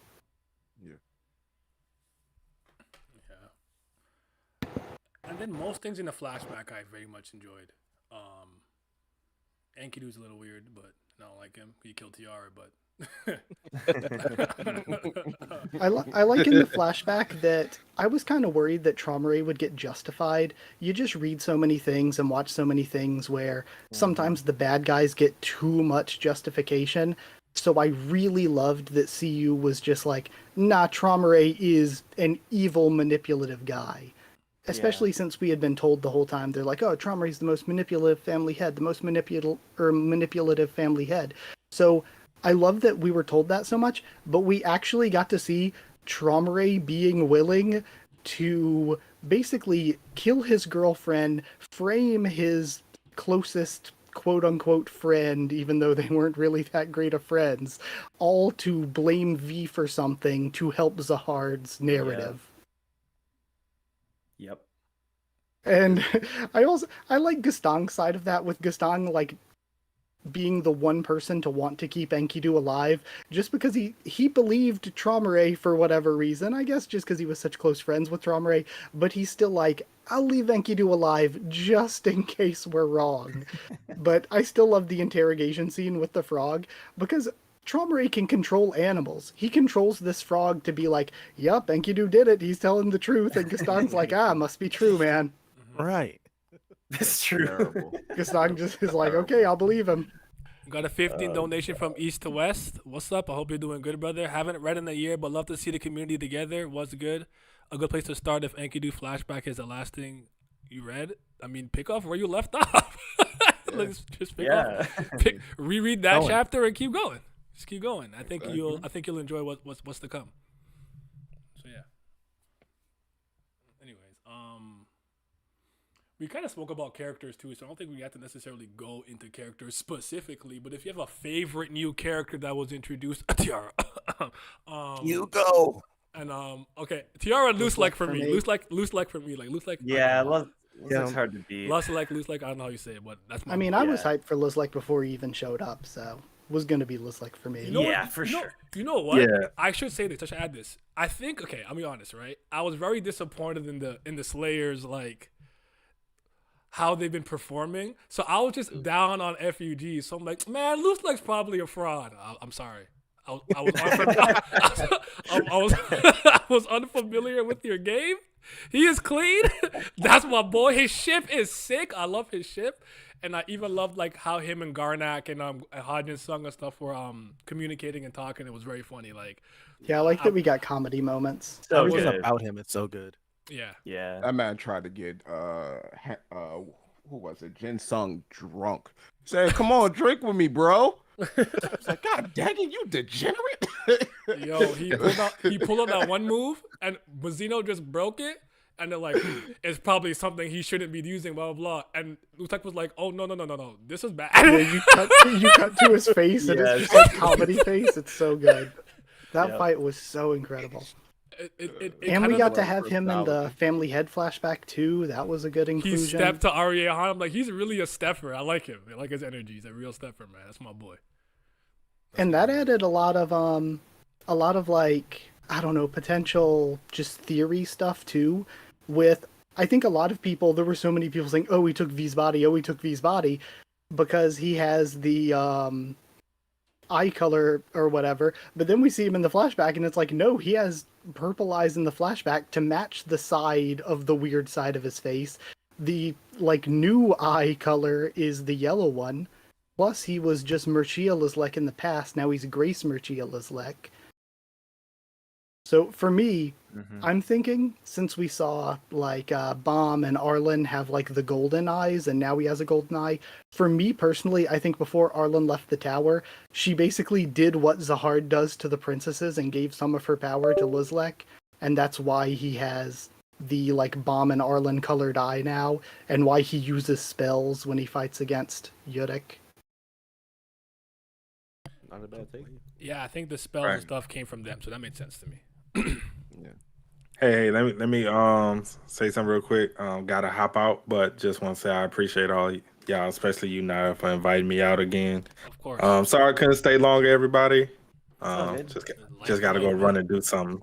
Yeah, but appreciate y'all. Nice chatting. Take care. Y'all next Yeah, time. yeah. How's it going? Yeah, take care. In terms of characters that were newly introduced that I enjoyed, it's kind of a mixture of three. One would be V. V is like #1 head honcho. But 1B would be Robodon. I really like the like him too. personality of Yeah, Robodon. he's How good. he was like Yeah, I like about Robodon. family. And basically he was trying to do the best that he could to keep everything together, even though his family was mad dysfunctional. Yeah. I like when He's he a told fraud, bro. when he told Yama's group, they're like, "Oh, but that means going against Zahard or whatever," and he's like, "I am siding with Traumerei over Zahard if I have to." He's like, that's my dad, man. I can't go against Pops. I thought all that stuff was great, and I think we got more and more lore. I wish we got to see a full fight between Kirin and Robodon, but I'm hoping that still can happen. We got a couple good clashes. Yeah, I hope we do, but I did like their interactions quite a lot. Screened. Yeah, I agree. Right, but I think what we Kirin? did get was good. Sorry. No, see, Kirin's on Fraud Watch, first and foremost. He's a He got the powers of a tree. He's a fraud Naya. and he's a you know he got the private. powers of a Yeah. tree. I But like you don't it. act like yeah, a tree. and then yeah, there's a joke in my community that Patagena made. Like, I'm like, what are you even arguing about? And he's like, you have a power of a tree, but you don't act like a tree because you go away from the family. And I'm like, what are you upset about? No, I mean, no, he did leave. Yeah.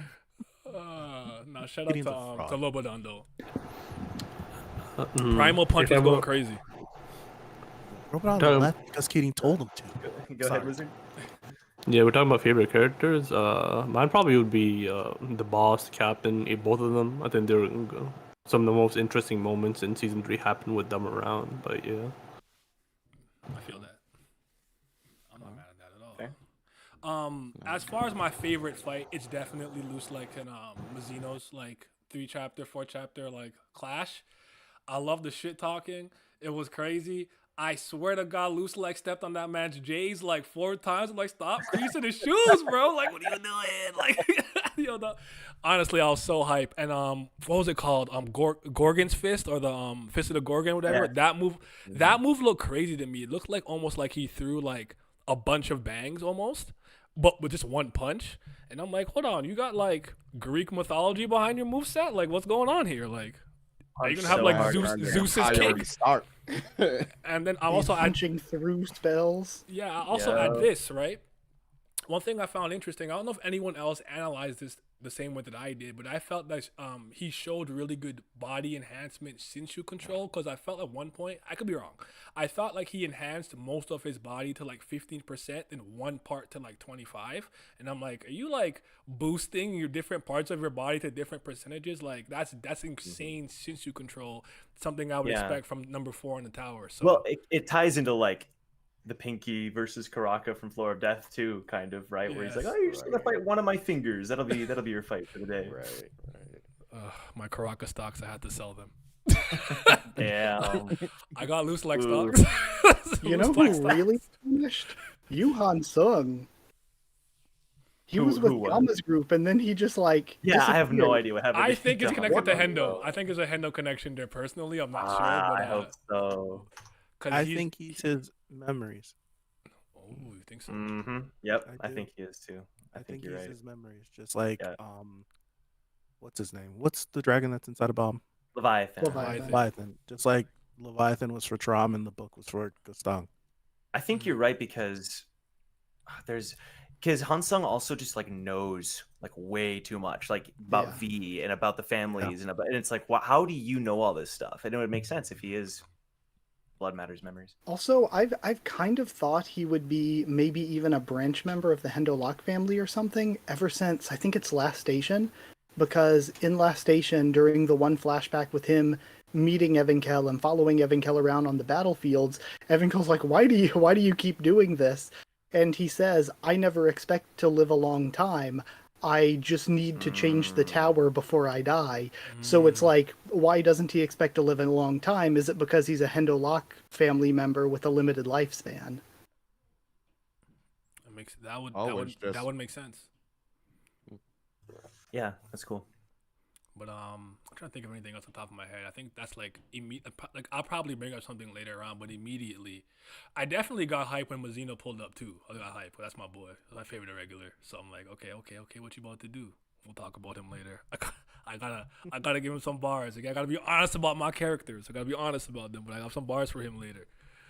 But all right. What else is there? Okay, so what was something you absolutely expected to happen and didn't? So I have like example I used was maybe you thought like Caliban would like return. The legend says that he's still on the same floor on his knees because Traumite didn't allow him to leave yet, so he's still kneeling over there. But if there's anything, go ahead. Mine was I wanted the Flavor of Love ornament for Bomb's heart. I wanted that so bad. On the Cooking Mama? I wanted it so. I thought it could have been a cool way to bring in a lot of the princesses, all of these like names that we've been hearing about. I thought it because not just to be like for Bomb, it's just the intrigue of the Slayer candidate, and there possibly being something with him being joined to another family, and how just the power dynamics of what that would be to have two irregulars in one family. I thought it would have garnered more attention across the tower. We didn't get that. I thought everyone would jump to say, "Oh, sorry, you can go." No, I was gonna say real quick. I think you and I recently spoke about this a little bit, Haku, but like, I actually didn't expect. So the way that I kind of perceived the Ren versus Bam fight, which I actually really like, I think it's really good, is that Bam was clearly more capable than Ren. But he had an ability he had to circumvent the like whole leech double body like body thing, right? It kind of reminds me how I perceive Luffy throughout the entirety of the East Blue saga until Smoker. I think he's stronger than Buggy, but Buggy's got his chop fruit. I think he's stronger than Kuro, but Kuro's got his like out of the bag attack. Arlong's fistman physiology, whatever. He had something he had to overcome, but he was stronger than them. So I felt that was good. I actually thought Ren being part of RED, I thought he was going to be stronger than he really was. I was genuinely surprised at the discrepancy of power there. Like, I'm like, oh, Bam is like above you. So I thought that fight was going to go a little differently. Honestly, I thought Ren was still pretty impressive. It's just that Bomb is really OP. Yeah. What I thought everyone was going to jump to say, though, I thought everyone was going to say Elaine in Saga 2 of Season 3. Yeah. Like showing up in the hotel, the local Bia family stuff. I really thought everyone was going to just jump to say they expected more Elaine. And I really think that's something that we lost out on because, to me personally, you know, you got Bomb as the wave controller, you have Kun and Rack as a spear bearer and light bearer, but then Bomb throughout the Hell Train formed this really good relationship, I felt like, with Hockney and with Elaine. And then Hockney and Elaine were the ones who, for like the past 3 years over the time skip, stayed with Bomb. In the first saga of Season 3, Hockney had a lot of these moments, coming in to save Bomb at the end of the walls when Dawam was going to attack him, doing the stuff with saving Evankel, then doing the stuff with True K, and Elaine was kind of around. I really, really think after that, like, crew split, so to speak, and moving into the hotel stuff, I really think that CU should have kept Elaine and Hockney with the main trio as sort of like the scout and fisherman to fill out kind of a main five. And then for the second half of this, where we're getting into stuff with Elaine's father, where we're getting into stuff with the family, with the waifu tournament and everything, we could have had Elaine having the more prominent moments like Hockney had in the first saga, with Hockney just kind of being around for things. No, that's fair. I think I've gotten you. Sorry, I'll just be real. I've gotten used to it now. Where it's like I keep thinking, yeah, Elaine will be here for this part. Oh, she's definitely. Oh, it's Lopo B. Oh, she'll definitely be here. And I think at this point, I've gotten used to the idea that she's just kind of like our. She feels like our made up. She's our OC. Like she's our fan service character that like once every 200 chapters is in a panel. I've accepted it. Yeah. That juice box panel was moving me though, and she was there when they were playing, stock markets with Sebastian the Crab, right? Tawa the Crab. She was there. Yeah, she was around. She was. Nice a little bit. Yeah. Just to add a couple of things. I mean, I kind of thought we were gonna at least see like how the family heads looked this season. Like, I feel like it's been already like so many chapters we could at least gotten a glimpse of them or like how they look like. But it seems like he does not want to show them.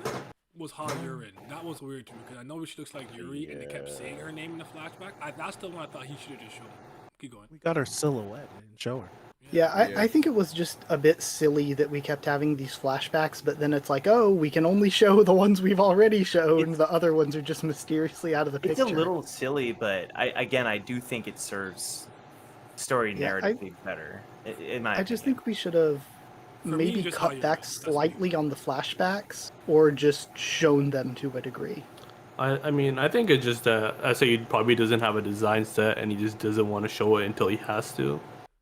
Like he can just not show it, and then when it's time, probably like have more time to show it. Maybe an image that came out that had a silhouette of each of the family heads, like a while back. Was there?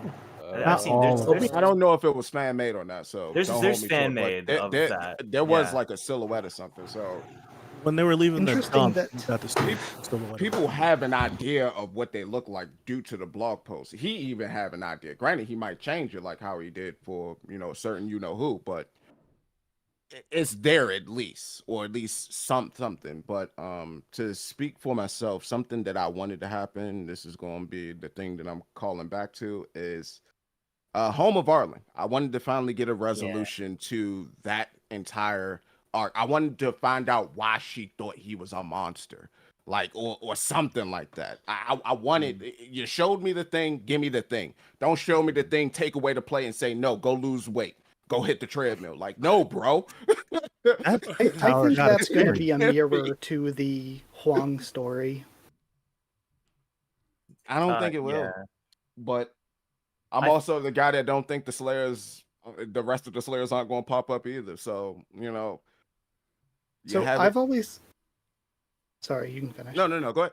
I'm done. I've always said since the Hidden Floor, since we got the Huang story, I've said that I think the Huang story is kind of a foreshadowing for Bomb, because around the same time is when we get a lot of that Rachel stuff saying that Arlen thought Bomb was a monster and everything, because Huang was the big breeder created by Zahard to create the physical Hidden Floor itself, the physical place that they're staying in, and Huang wanted to know what it would be like to be a human. So when Yura's mom came in and decided to have the male twin there and the female would die, whereas in the real world the male twin died but Yura survived, he inhabited Huang's body, was raised as a human, but then eventually Yura's mother found out and was like, just delete my data, you're a monster.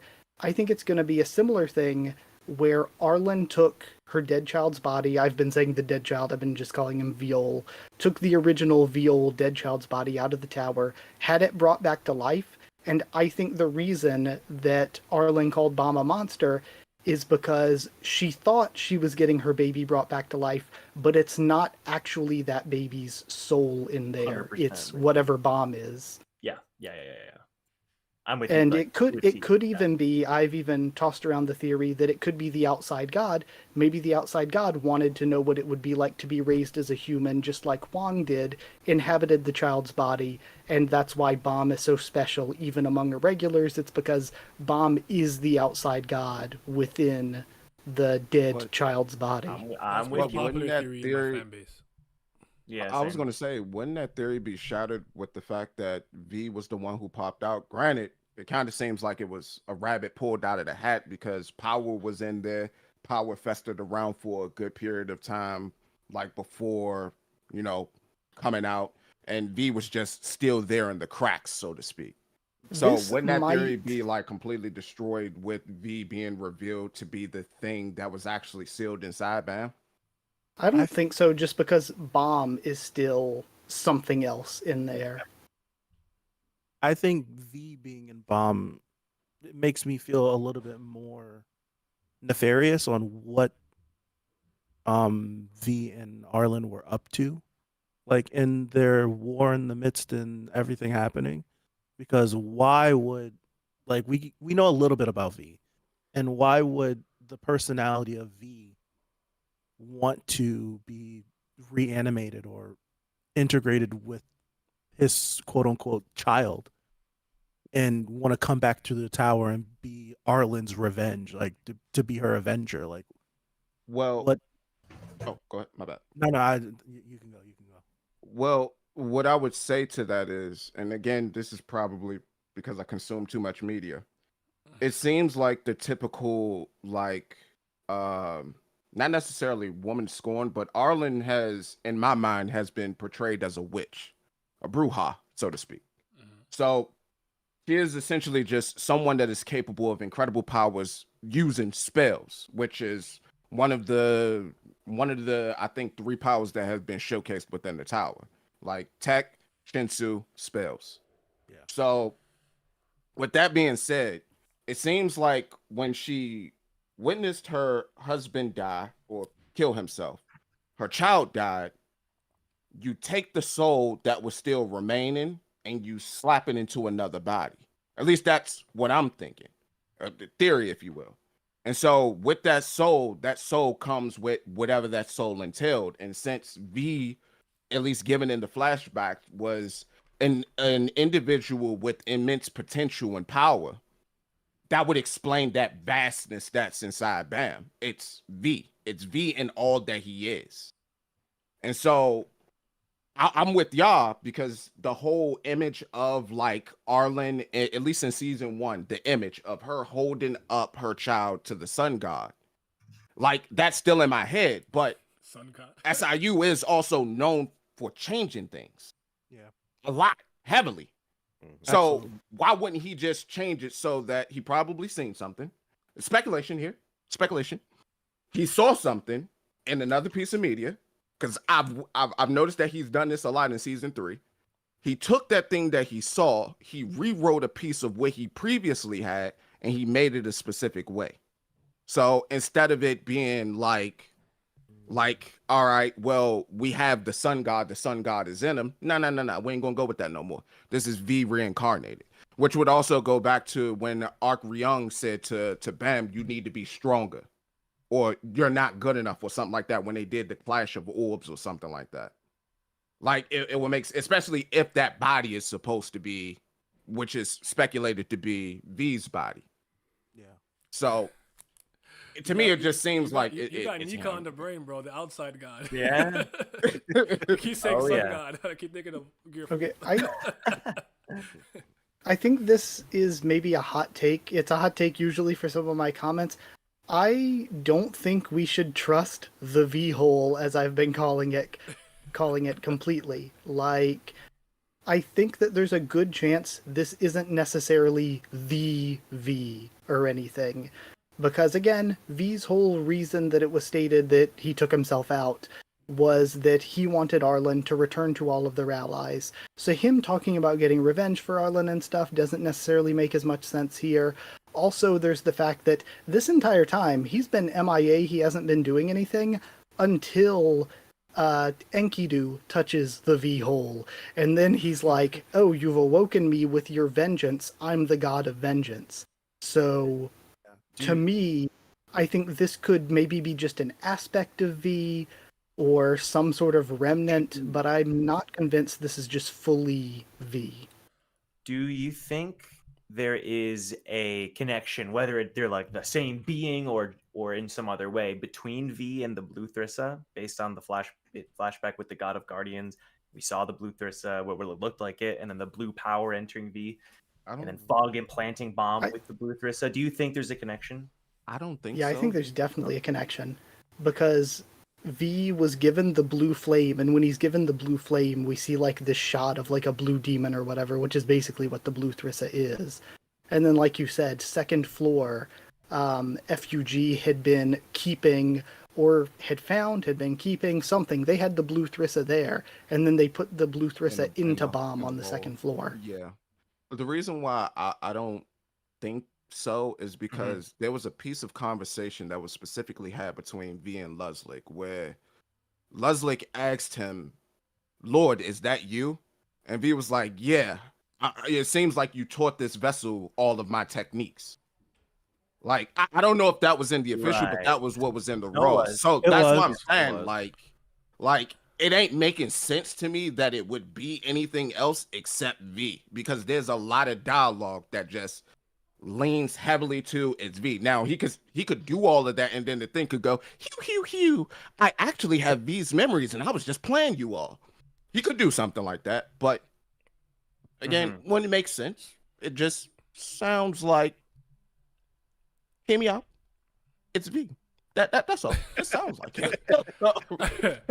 I'm more with Milios that I think it's V, but I will throw out one other popular theory that was in my community for a while, and it's that it's the original soul of the body that got implanted with, I almost said sun god, the outside god, fighting back for its control. So this is like the original version of Bam that Bam was supposed to be when he was born. Oh, V the son. I've been jokingly, I've been like, so you got V the father, V the son, which was the child who got killed, Dude, and is V the Holy Spirit? Is that Bam or is that Akryung? SIU loves his religious references. There's something there. That in football or soccer. So yeah.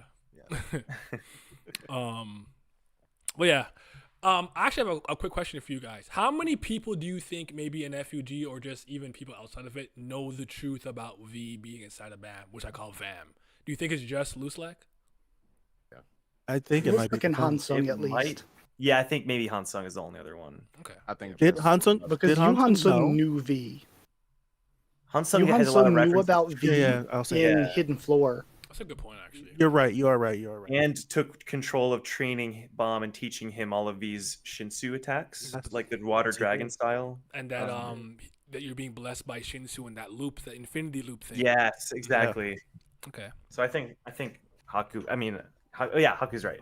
I think so. I think another questionable thing in like the second to last chapter, when it came to V to me, was the way that Luslik talked about him. Where Luslik was like, Master, you might find a tough time being in this boy or whatever, because people care about him too. And just talking about him like that made me think that Luslik wasn't just some ideologue who is going to be like V no matter what. Because it almost felt like, why is Luslik even giving Bomb a chance? Why is he not just like, V should take over this body and it should just be my master? Why is he even like giving Bomb the thought of like, people care about Bomb? So it almost made me think that if Bomb like proves himself above the V within him, that Luslik would even be okay accepting like Bomb rather than V. I would think inside of Fug, Luslik is the only one who knows. Outside of Fug, whoever had access to Arlen's pocket knows. It's fair. That's what I would think, because I think it was back on the floor of death or something like that. There was a princess or something like that that knew more, but she only gave like Bam half the story or a quarter of the story. I think she knows more about exactly the nature of what he is, but she just didn't tell him. And that's why she mentioned the whole monster. Well, no, I think it was Rachel who mentioned the monster line. Garam? Yeah. No, Redhead. There is a Red Witch. Red Witch. So, Red Witch. Huarun? So, Huarun. Garm and Huarun both had the same they both said the same statement in regards to Bomb hating them when he found out the truth. I think Huarun knows. Okay. Yeah, I think definitely. I did too, actually. Even if she doesn't know, maybe Huarun can just sense it in the Shinsu. Or like, maybe she didn't know, but now she knows because, that makes sense. Red Witch shenanigans. She said, you're going to hate me, like the curse of the Red Witch or whatever. Like, I think she definitely knows. Yeah, she said, you'll hate me just like V did or something like that. Like She called him V, actually, didn't she? Yeah, she did. Literally called him V, yeah. There is there's a weird conversation or something that Urek says on the floor of death that could allude to him possibly knowing, where he says, no matter what anybody tells you, you are you. I don't know if you guys remember that. I do remember that. Yeah. So I It think was at the end of that battle. Mm-hmm. Yeah. So that's a possibility. I do too, and you know what? I'm happy you brought it up because I guess you could recontextualize that scene now, knowing what we know. I don't think Mazzino knows. I think he was generally shocked, like, "Yo, put the baby back." Whatever. For sure. I don't think he knows, but I took that scene originally as like, I guess when you're in a regular, people have all of these expectations and things you need to do. Just stay true to who you are and don't worry about all the bullshit. Like, be Bam. That's how I took it originally. Yeah, but, and I think that's a strong. I think SAU did a good job with that, with the Avto navigator scene at the start of the Sprout, where Endor, who are you? Yeah, and I was gonna Endorsi's bring like, that up Bam is too. Bam. Bam is And then Bam. Avto's like, wrong, and then they all like, yeah. But like, it's certainly gonna be a big part of like, Bam, you're actually not, whatever personality you are, you're not the real whatever. It's gonna be a big plot point in season 4, and that speech from Endorsi is gonna essentially be the other side. And what Haku said too about Luzlike too. Yeah, it's interesting that Luzlike is like pointing out the fact that like, oh yeah, that boy isn't just like a random persona. Like, it could cause problems. I think it's gonna definitely play a big part of season 4. Yeah, like people ride out for him, like, so he gonna have to defend Exactly. that body. Yeah. All right. I want to talk about the general artwork and paneling of the 3rd season. Did you guys think it was good, great, similar?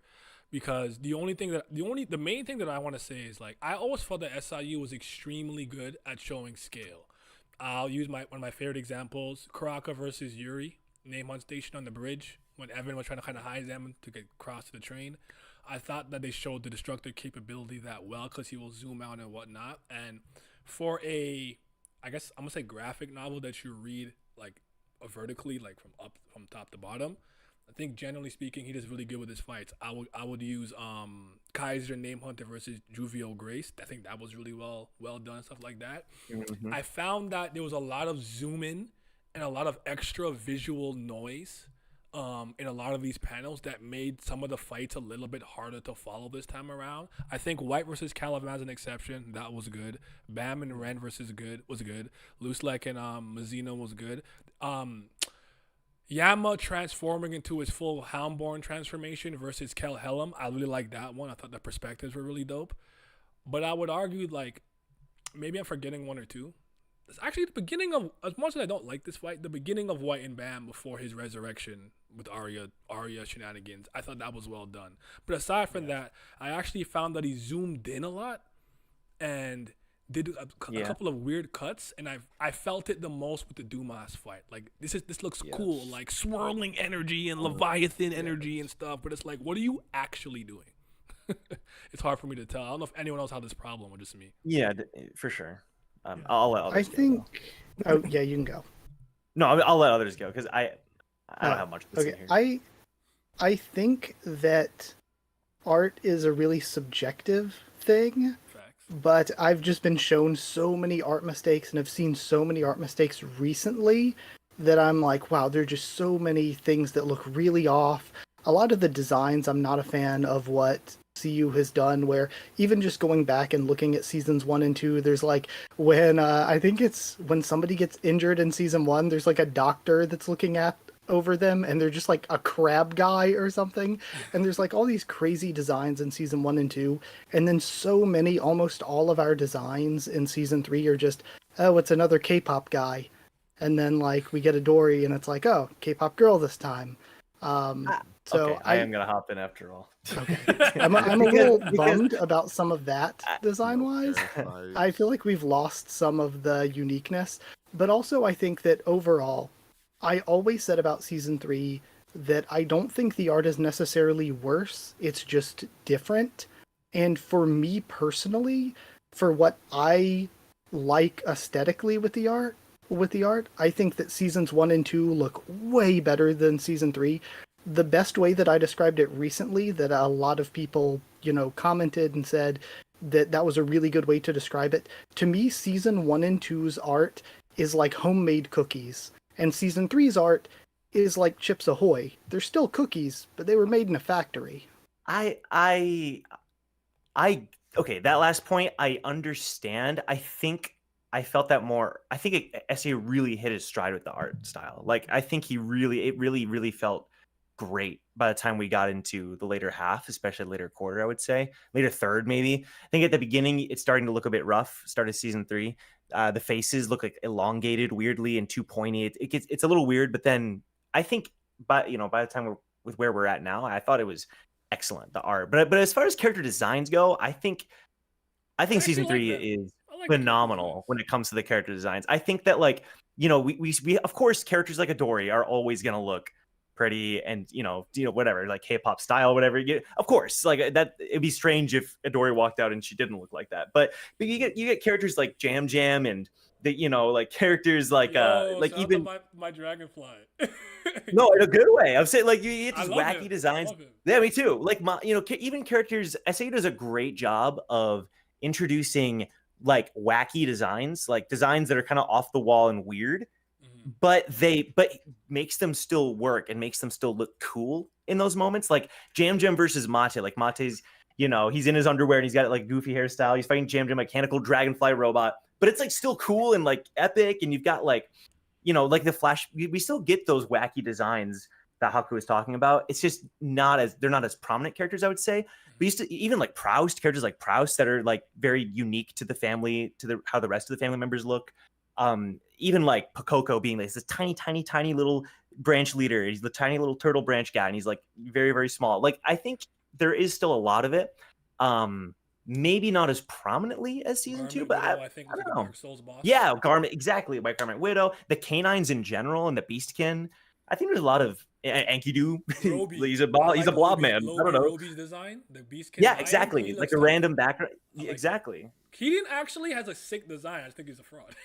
Yeah, that's fair. But his design is great. He's clean though. The bandages move me. I liked it. I like the bandages, especially the black things around his arm. He moves me. But I'm kind of lock in step with Haku. I like how you explained it. The only part I disagree with, I like the character designs for the most part. I just think maybe with some of the Lopobia, like was it like Umtiti and some of them, like Umtiti. I'm like, yeah. Shoot. She's fire. Yeah, you are right. There are like really great character designs still. It's just for me personally, there are still great designs. There is still some like level of, I don't know, uniqueness, variety. I just wish that we kept up the same amount of variety as early Tower of God personally. Not as many. Yeah, like if you look at the cast of season 1, like the regulars, yeah. Or Moontaris, you're right. These random like different looking ones. With one arm behind his back, like his little beret. Like Caliban was clean. That's my boy. Oh, Caliban looks so much better in season 3 than season 2. Like going back to season 2, you forget he used to look like that. He used to look like Scrafty. That's what he used to look like. In those 2 years. I'd say in terms of like the artwork and paneling, I would say technically it kind of looks like something that you would find in like if you would go on Amazon and you would buy like a how to draw manga book. It kind of looks like something out of that. Just speaking from a technical standpoint, line work or line art, coloring, things of that particular nature. In terms of like character designs, which is the process of, thinking of shape language and different types of things that combine to create like the character's personality and what have you. I do think that this is some of his best, not as good as season 1, but it's some of his best. I would say that some of the standouts to me, one is Garnak, which she looks like she could be a skin in League of Legends for like Ari or somebody like that. She looks clean. Another one is Luzlik. I really like the fabrics that's like draped over him and like how they flow when he's trying to indicate that like there's motion in his actions. So fire. It's so goddamn good, and you can see that in like some of the line work that he has. I like a lot of the environmental designs, in particular. The nest looked good. The cat tower looked good. The sprout actually looked good. The ships look great. The ships, actually, I have to give him credit. His ship design game is immaculate. Freaking phenomenal. It's immaculate. Yeah. He's got like no misses on ships. I gotta give him that. I would argue that The void. I liked the Shinwei designs too. Not to you can No, keep no, them no, no. anyway, Those are great as well. yeah, Like yeah. everything is good. It's just to me it seems as though just the technicals of the art it shifted from something, as Haku said, it shifted from something that seemed original and stylized to something that's kind of inorganic and that has like a specific style that's defined across the entire genre of webtoons, manga, manhua. Like it Yeah, just I get that for sure. it just feels that's like the major more issue. what other manhwa look like Which I think is the price to pay for reading the story, because of assistance. That's just how it's gonna be, It's a small thing about the art. Like, it's not really the biggest, but one thing I really like with season 2 is, like, in between, like, the panel. When you scroll through the panels, it'll be like that. Like, it'll be white. For season 2, parts of it was like black. Like, they were like in between would be black. If that makes, I don't like explain it properly, but like there'll be the black push, and I think that added a little bit more charm to some of these parts because I feel like this season was kind of too bright in some cases. Like, I think adding some of these like more black in between filler Sure. things would have made it look better. But that's just I think it would have made the Sprout look nicer. Yeah, That's fair. It might look good though. I would argue. I liked how it looked, but I'm happy about the ships. I forgot to mention that. I know I mentioned Loose Lake ship, Dumblet ship, but like all of these ships look really good. And yeah, the Shinhueis look really dope too. All of them, Raging Rapids, yada yada. Cobalt's my guy. That's my goal. That's my goal. Valhalla, I think, is the best. I feel so bad for Octopus look kinda cool, Mizu too. for what happened to her with that, but Cobalt's my favorite because I'm like, wait a Fair. minute. I read That it. was actually my favorite design. I read it and I said, what did I say? He ate 1,000 snakes and ascended to a garden deity. I'm like, that's my goat. Look, you throwing up gang signs, teleporting people. That's my favorite. That's my favorite. And then by you far. still get creative ones out of nowhere, like Jumbo shows up and he's just a kung fu elephant. Yeah. Jumbo, and then he gets his skull crushed Oh by my Dumas. One of the most brutal deaths in Tower of God. Jeez. Poison. Speaking of Dumas, Vanquish was dope. I like Yeah. how Dumas stepped to him immediately. That was my Dumas is a stepper too. I gotta give him credit. The Chupacabra with Yes. Rashut was sick. Love I that. learned what a Chupacabra was that day. I didn't know what it was. I've heard the Let's word, go. but I'm like, what actually is that? And they explained it to Yeah. me. Okay, I learned something new today. Yeah. So I really like the design of the Archangel as well. I think that's what he called it. Seraphims? Traumarate Seraphim? called it. Yeah, the Seraphim. Never mind. I thought you were talking about Gustang's attack. Never mind. Those looked good too, but no, the one with Prometheus like his dead fire. girlfriend, That was clean. his dead girlfriend's body. Prometheus. Oh, Valhalla. Oh, that Yeah, Valhalla, yeah. that's what it Yeah. was called. Valhalla, I think, Valhalla? was the Yeah, best Valhalla. design. Yeah, that's my favorite Valhalla. design out of all of season 3. Like it looked really good. That's sick. All right. I don't have much of a take on the art. I think majority of it was good. I'm more in lockstep with you, Naya, where a lot of the fights were like messy, a lot of noise. I also do, and I've mentioned this multiple times in multiple videos, that like the setting was a big issue for me throughout the whole season because a lot of it is just like space in the background, and I think that does take away from it for me at least. I don't know how you guys feel about the setting in a lot of the fights. Like, 'cause there are some good ones, like the hotel, garbage. obviously, but a lot of it is just floating space. I can And, agree with like, that, but I think I know why he did it, so I let it go. Like, I'm like, okay, you kind of want to right, and I understand that, but I think when we go to like when we were talking about earlier with the Gustang and Traumery fight, the fight doesn't hit in scale for you when it's in floating space. Like, I made the comparison of like a Gojo and Sukuna fight where it's in the city and you see destruction everywhere, but in that type of fight you don't feel it. And somebody made that point earlier, but that all plays Fair. in part into Environmental the setting. destruction. Yeah, it just plays into the setting. So I think that Yeah. the hotel. Oh, go ahead, Haku. I think it worked pre-Sprout. I just think that for some of these fights, the Sprout wasn't the best looking like environment or backdrop for it. Especially just being just in the middle of the daytime. I think it worked in other locations because there were other things around that were being affected. So like if you go back and you look at like when they have got to the first wall, there were all of these ships around, all of these other individuals that were also like squabbling in the background. So it looked as though there were a lot of things going on, and then there were explosions there, explosions there. It seemed as though things were being impacted in the environment.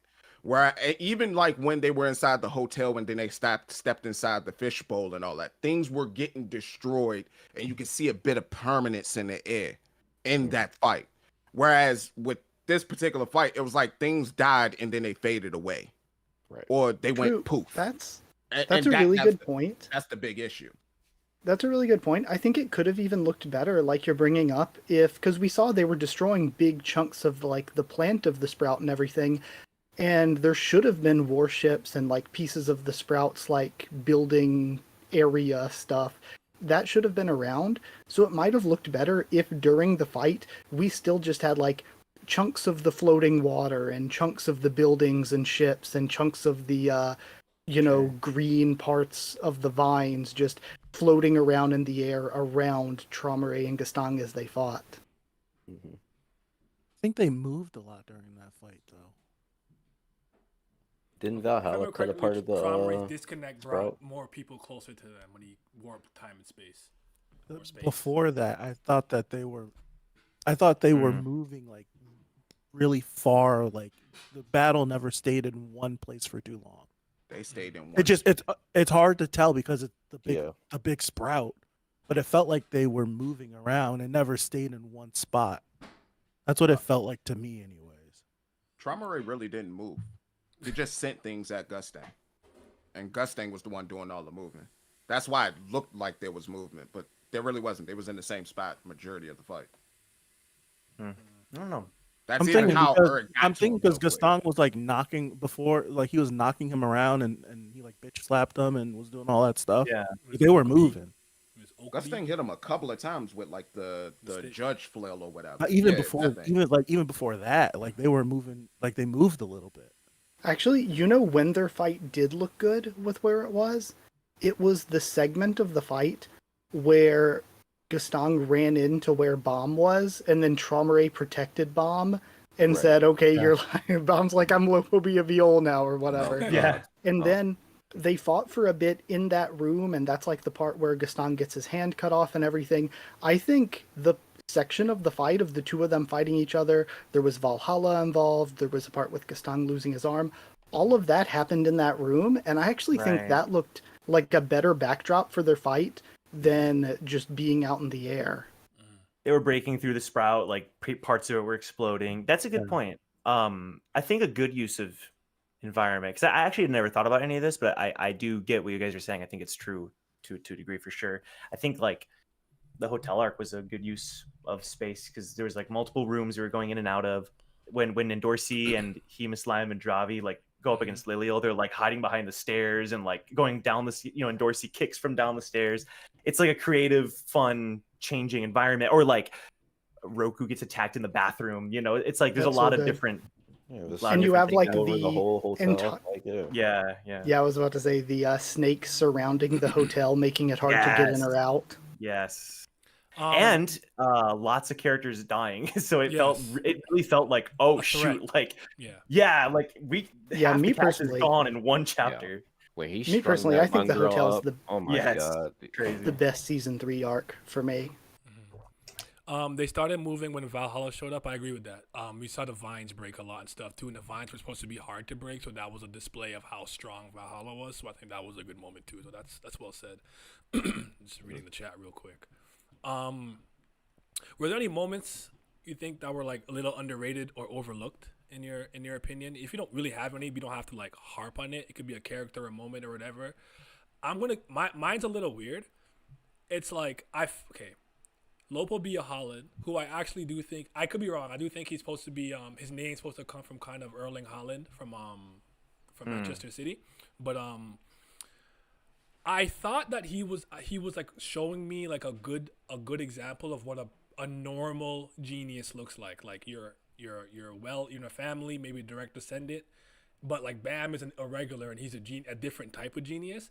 And I felt for a while, despite maybe his showcase, it was doing a good job with that. And then like Gustang like took his tongue and then he started going crazy, and then he learned he was like an experiment and all those kind of things. And I just thought like he's like a tragic character. Like he just got used Oh, and dude. abused. Yes. I like feel bad The for him. most in a- tragic character, low key. Yeah, like I know like most people don't care about it, but I'm like, damn, bro, like you did not get a chance to just shine, and I feel bad about it. I don't know. That's all I really got for the time being.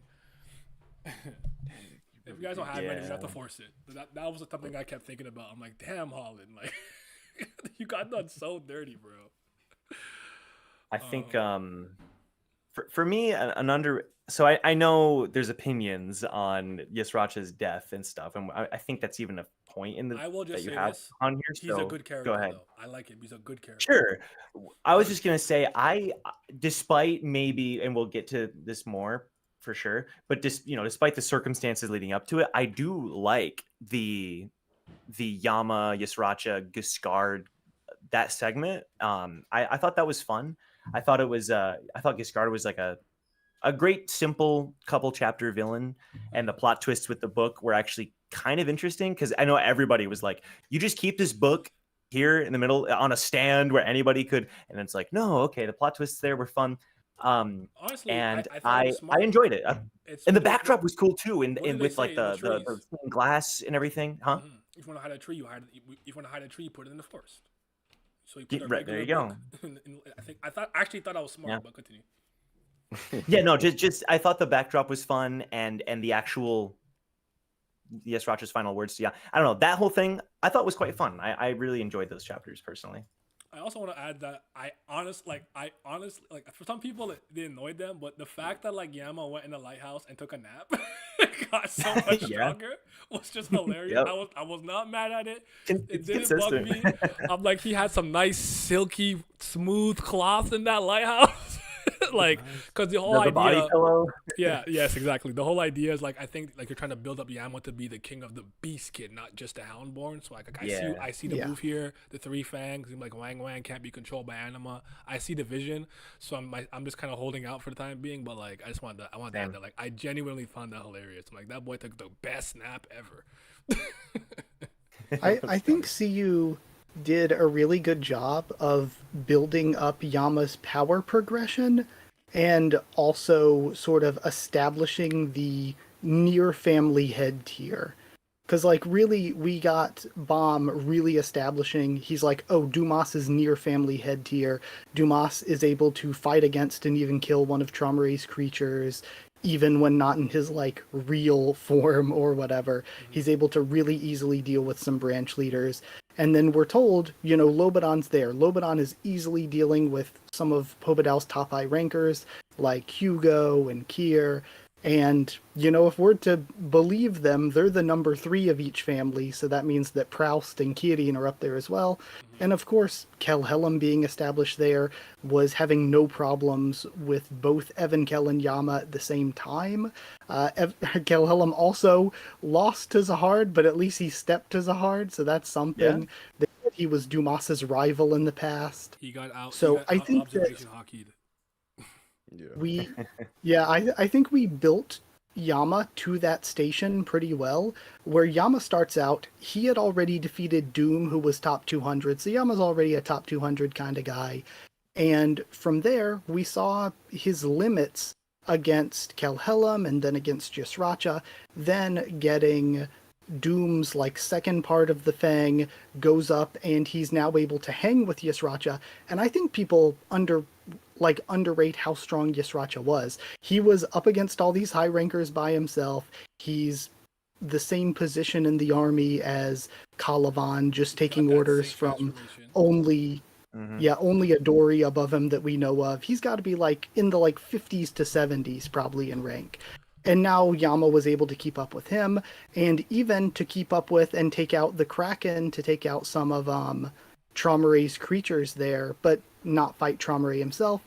And then by the time he now gets the last part, gets the power up from the nap with Yasracha, from there, Lobadan wasn't able to just punch through Proust's barrier, but Yama was able to break through Proust's barrier, deal with Dizzy and Jade at the same time, then fight against Ratnagra. So it feels like we've built up Yama throughout the season to get to that near family head tier. And I'll say this too. I had it. I think people forget that we haven't seen his full Handborn transformation yet. When he was fighting Kelhelm, he had to do it part by part. We technically haven't seen it yet. I don't think that rage form we saw when he got angry at Doom's death was quite that. I don't think it was. I could be wrong. Maybe I am, but I don't think we saw it yet.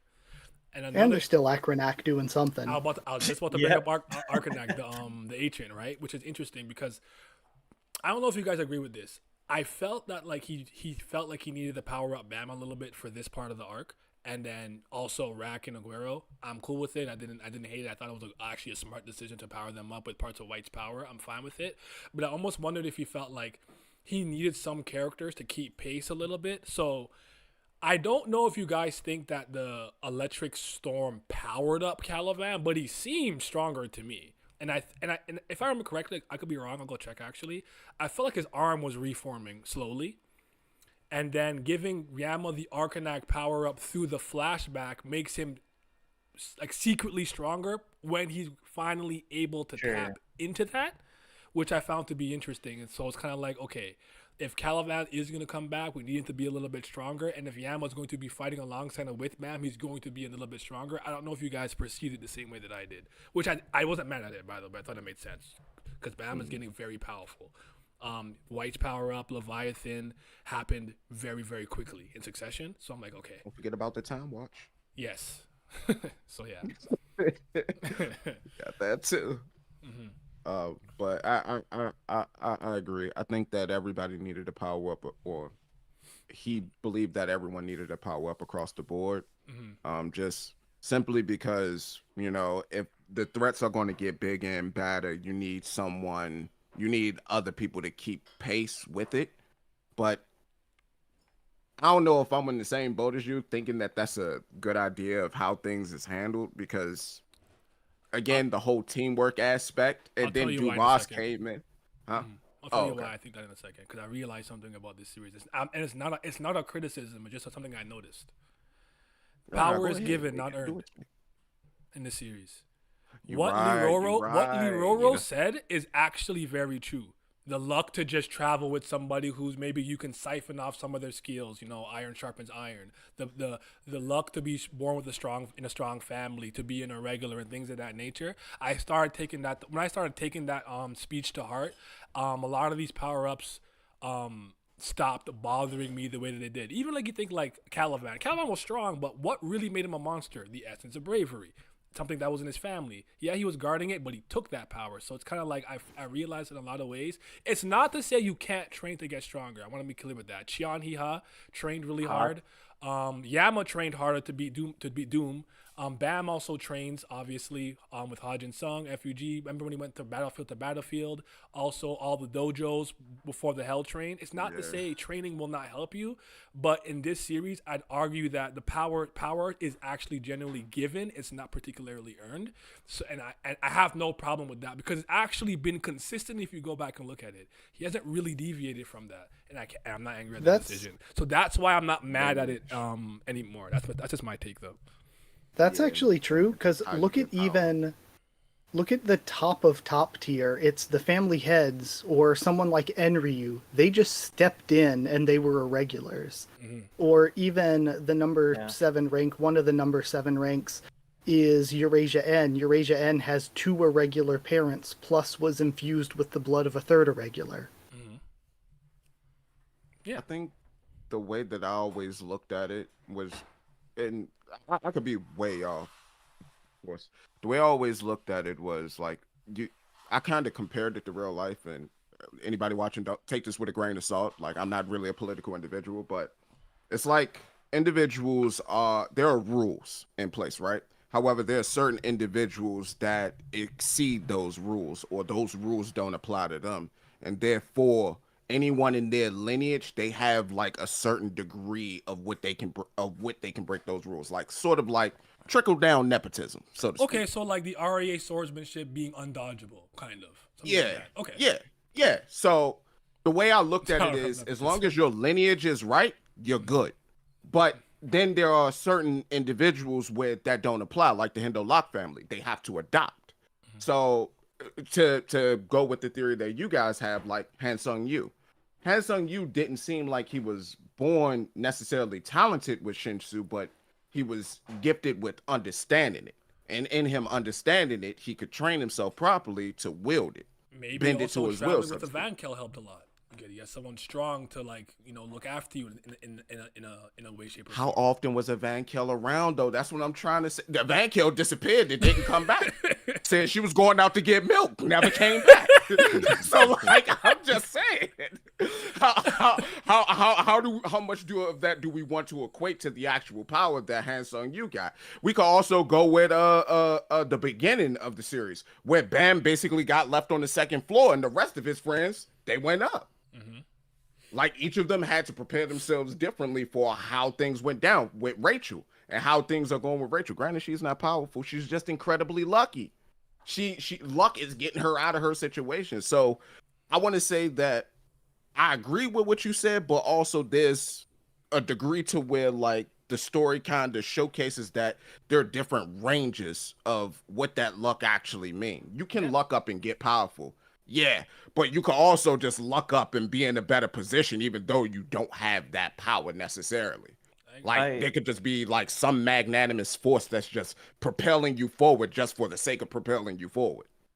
I do wonder if the series will address that to some degree because, like, clearly Hatsu has been thinking about it a lot because he has that cool moment where he like draws, you know, the sword and it's like, whoa, but then all he can think about is like, this isn't enough. Like, I'm not gonna be strong enough to be on Bomb's level. He's racing way too quickly.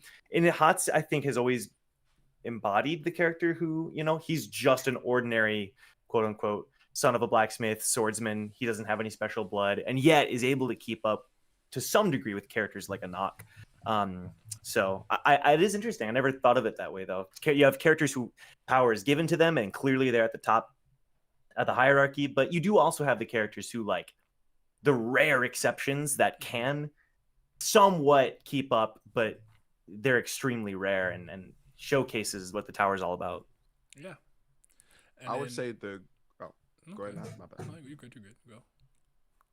I would say that the greatest example of like a Tower of Nepotism being in play is take a look at Lopobia Lefebvre. My bad. I took a look at chat and I saw that. Yeah, Lefebvre. Yeah. She has to have a magic bullet for her to compete with higher rankers. Like, other than that, without that sniper rifle, she's nothing. Like, her rank is just. Well, she looked good. I mean, you're right, but still. That's all that matters. Without it, she's pretty much a Rachel. You know? Whoa. Okay. All right. She looks just. I swear to God, she looked just like. She looked like Rachel if Rachel looked good. Well, listen, Rachel is still canonically ugly, no matter how he draws her. That's true too. Some assistant in season 3 was just like, I am going to make Rachel look like one of the best characters in Tower of God. You did. Yeah. Yeah, she got Not it wrong. All right. The Cat Tower. I want to have a little bit of discussion of that before we really hop into the meat and potatoes of this, the great match discussion. Not that we haven't been talking about it in great detail anyways, but I found the Cat Tower to be a little interesting. I always call it the Mario Party arc, where we're all on boards, having to do different tasks and whatnot. How do you guys feel about it? How do you guys like it? I wanted to start with Caliban, because that's my boy. And I had to say, like, I don't remember which hashling it was right now, but was it not Ken? It wasn't Candidi. Was it? Meyer. Or Meyer. Yeah. When he punched him, what he said was that a jab? So I'm like, oh my God, so he was great. so unimpressed with this punch and rocked him before we got to get to Nyborg. There is one question I really want to pose about this arc to you guys later, but at first, kind of want your like impressions. Like, what do you guys feel? How do you guys feel about it? Because I actually think that once we got over that defensive wall and we started getting to like, you know, it was good. I just personally have a lot of issues with the White versus Bam fight. I'm not going into it because I've actually complained about it way too much, even to the point where I'm like, I'm actually bitching a lot about this. Let me stop. But aside from that, I actually thought it was good. Same. So I'm not going into it. I'm not gonna complain. I'll start. Yeah, well, I think maybe I'm wrong. I remember at the time the nest was fairly controversial, but in my opinion, as much as I do love the hotel arc, the nest is my favorite arc of season 3, and I think it really picks up, like you said, after once the cat tower begins, and you can tell SIU went on hiatus. It was a very long hiatus. Took his time. What I love about it is so many characters that were there had something to do and felt like they were contributing. Everybody from Han Sung finally getting his own solo fight that wasn't interrupted. Not to mention all the flashbacks, but Cha and Hots teaming up. Even Doan and Karaka, even though it was kind of off screen. Then you had White versus Ureo.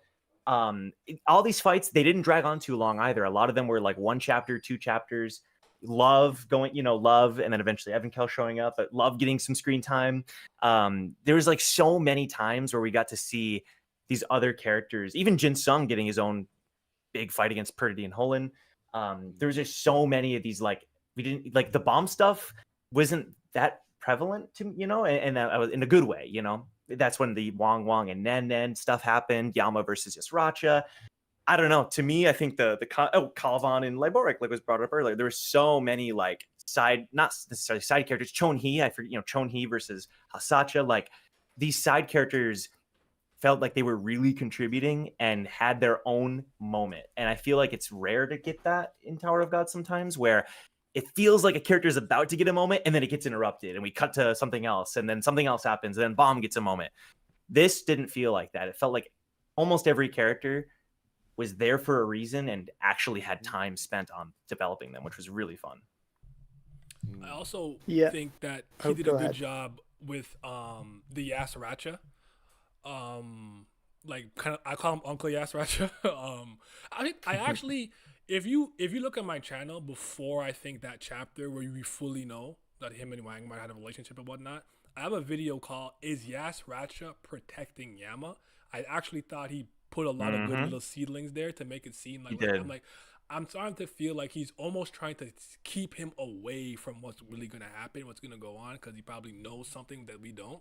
So I thought he did a good job with that. And I actually, as much as I always say this, conceptually, in the blog post, the whole story of Yama and Bay Road and Immort sounds more interesting just on paper. But I really still like the 3 brothers like backstory with Paul. Paul is so funny. The fact his name is Paul is so funny. But Doom and Yama, and Wang and Nenea, like I actually really, really, really like that stuff. And a lot of my community and I, we've been talking a lot about the machine and plant gods, like before, like at the beginning of the tower, and also getting to see a lot of ancients was pretty cool. So like there are really a lot of things in that arc that I find to be really good, and I actually thought he did a great job almost layering this. So you got like Yama, okay, yeah, cool, right? Then you see Yasracha, right? You don't get the full showcase of him, but we see Haracha. He has a really, really long backstory. So does Kendrick Dial. I think his name Dial, I think his last name, but Kendrick was I'll call him Lamar for now. But he did this thing where I'm like, these flashbacks to me are not about the individuals. It's trying to show the food chain, the pecking order, that Yasracha is kind of an apex predator. But ultimately, the ultimate apex predator when it comes to all the anima and Shinhui and whatnot, it's Traumare. It felt like an incremental build up to that, which I don't think a lot of people realize. I thought it was really dope. So cool. I agree. Yeah, I use it very often to like whenever I'm complaining about the Sprout, I always cut back to the nest here to explain what the issue is. Because, like you said, we get these flashbacks in these fights, and it's only like 1 chapter, Yu Hansung versus Haracha, a chapter or 2 for Kendrick versus Hatsu and Cha, half a chapter for Hachon Hee versus Hasacha. And all of those fights develop all of the characters in them as individuals. Cha, Kendrick, Hatsu, Hachon Hee, and Hasacha, they're all developed as individuals. Yu Hansung gets so much more hinting. Haracha developed as an individual. They're all developed as individuals, but it also stands to develop Calavan with the Hachonji relationship, to develop Yasracha through all of these flashbacks, and Yasracha leading into the Yama stuff, leading into the Traumerei stuff. All of that was done extremely well. And then I compare it to the Sprout, and I look at the fights with the branch leaders, and none of the branch leaders are really developed as individuals. Their stories and fights don't help Bomb or Rack that much, or any of the other characters who fight them. I mean, Dumas looks cool, so it helps Dumas in that sense. But the characters don't feel like they get developed much as individuals, even though we spend more time on them. And it doesn't lead more into Traumerei, with the only exception that none of them are loyal, so it's like Traumerei's a shit dad, he's a shit family head, and it's like that's the only real thing that they add into when it comes to Traumerei. So it is the comparison to me that is why whenever I am really critical of the Sprout, I'm just like, okay, see, you literally just did this like 2 arcs ago, and this was like so much more detailed and developed. And when it comes to Bomb versus Wyatt, everything else I think is good. When it comes to Bomb versus Wyatt, I, again, like Naya, won't crap on it too much because I've spent a lot of time doing that. But I'm actually going to run defense for this fight that I don't like. I think that one of the best things about Bomb versus Wyatt is the development for Joaquin. Because at the very beginning, Bomb's going to save Jinsung and stuff, and yeah, it's dumb for Bomb to not focus on rescuing Jinsung, but to risk his life against White. But White is like drawing Bomb back, and he's not doing it because he wants to kill Bomb. He specifically injures him multiple times and tells him he doesn't want to kill him. Like, White could have killed Bomb if he wanted to, but he keeps playing around with him because he tells Bomb it's not fair. He wants to corrupt him because Joaquin didn't want to kill people. Joaquin didn't want to be some murderer who killed 1 billion people. But he's like, that's what you got to do to get power. He had to sell his soul to the devil, pretty literally. Mm-hmm. He had to screw over so many people, manipulate so many people. He had to murder people in order to get his power. And Bomb is just strong without having to do any of that. And so this entire time, he doesn't want to kill Bomb. He wants to corrupt Bomb. And in the end, when he can't do it, we have these good flashbacks, and we have him fading back away into White. Yeah, and Albelda, like, pulling his hand off of the sword is to say, like, stop. Like, you've done, it's time to give up on this pursuit. And to comment on that White fight, the one thing I'll say is that I don't think it's that stupid for Bomb to stay and fight White, because I think it's like White is purposefully exploiting one of Bomb's flaws there. Like, he's intentionally knowing, he's fought him so many times, he knows the right thing to say in the right order to get Bomb to stay. And I think it's cool that we get to see that flaw of Bomb, like, exploited. Now, granted, it'd be maybe more interesting if, like, there was a consequence to seeing that flaw exploited and Bomb kind of caving into that flaw. But, like, I do like that White plays into Bomb's flaw. I think it's cool. I think, at least regarding just that aspect that y'all talking about White, one of the things that I really liked about that whole entire situation, not the fight per se, the fight was whatever, it was just more so seeing like the psyche of White, or the psyche of Walking, and what got him to that point. First it was his pops, and then after his pops it was his brother, Vincent. Vincent was the one that led him to the book, and it's the same book that Vincent carries around, which I thought was very interesting. And he was basically the real monster that Walken was referring to, even if just in a sense of paraphrasing. And I thought that was pretty dope that Vincent would be the one that would take over like the persona of White after Walken, which was kind of funny because it seems like in a roundabout way it might be playing into his hand, but I thought that was a pretty dope aspect to like the whole entire White saga. Saying Vicente is sus, he's the real mastermind. Yeah. Outside of that, in terms of the Nest arc in a whole, the way I like to judge things is if time passed, how well do I remember it because like some of my most favorite things that I can remember, if I think back to Yu Yu Hakusho, I think about the Elder Toguro fight and the Dark Tournament and how great that was. If I think about Dragon Ball Z, if I think about Dragon Ball, I think about OG Dragon Ball more so than Dragon Ball Z. Just the adventure aspect of it. 22nd Budokai Tenkaichi Tournament TN is still peak. Yes, sir. And just other aspects. Bleach, I think about the fight between Ichigo and Kenpachi, or Ichigo and Byakuya Kuchiki.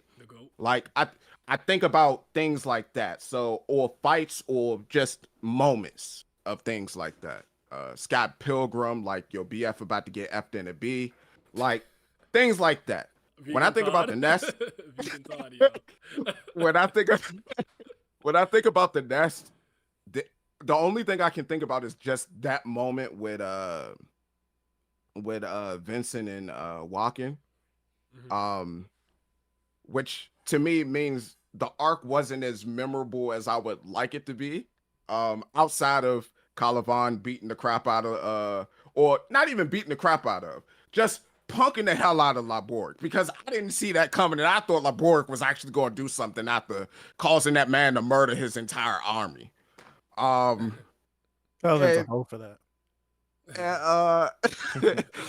And the more I think about it, yeah, there was some great, like, in terms of just designs out there, Cobalt, the Omega Octopus, Trauma Ray's reveal, fantastic. Sophie Tan basically blocking the Shinwan Ryu of Trauma Ray. Amazing, because it showed that Fug wasn't completely fugged up. Mule Lug coming in on Blue Ore, saving the day. Gus using basically his version of Yondu's needle out there. Like, it was just so much stuff that happened that when I think about it, I'm like, hold up. There weren't really memorable moments for me inside the Cat Tower, but everything kind of outside of it was fantastic. That's interesting.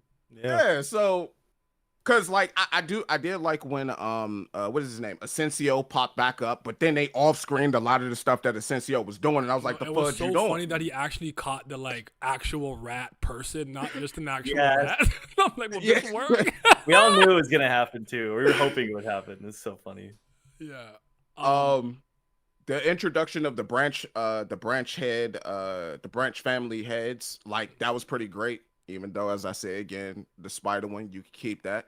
But everyone else was pretty cool. And the moment with Calavan versus old boy when he punched him in the gut, and then he was like, "You called that a punch? Was that a jab?" Like he was so confused. Like, hey. And then he just hit him again. The lightning absorption that he did on Laborix, I think it was like a spear attack or something like that. It was like a Kun-based spear attack, but it was a physical spear that he threw at him, and he just like ate it. Like that was pretty dope. Yeah. I think inside the Cat Tower, I'm not as like positive about it as everybody else. I like how White clapped that stupid Yoruzo.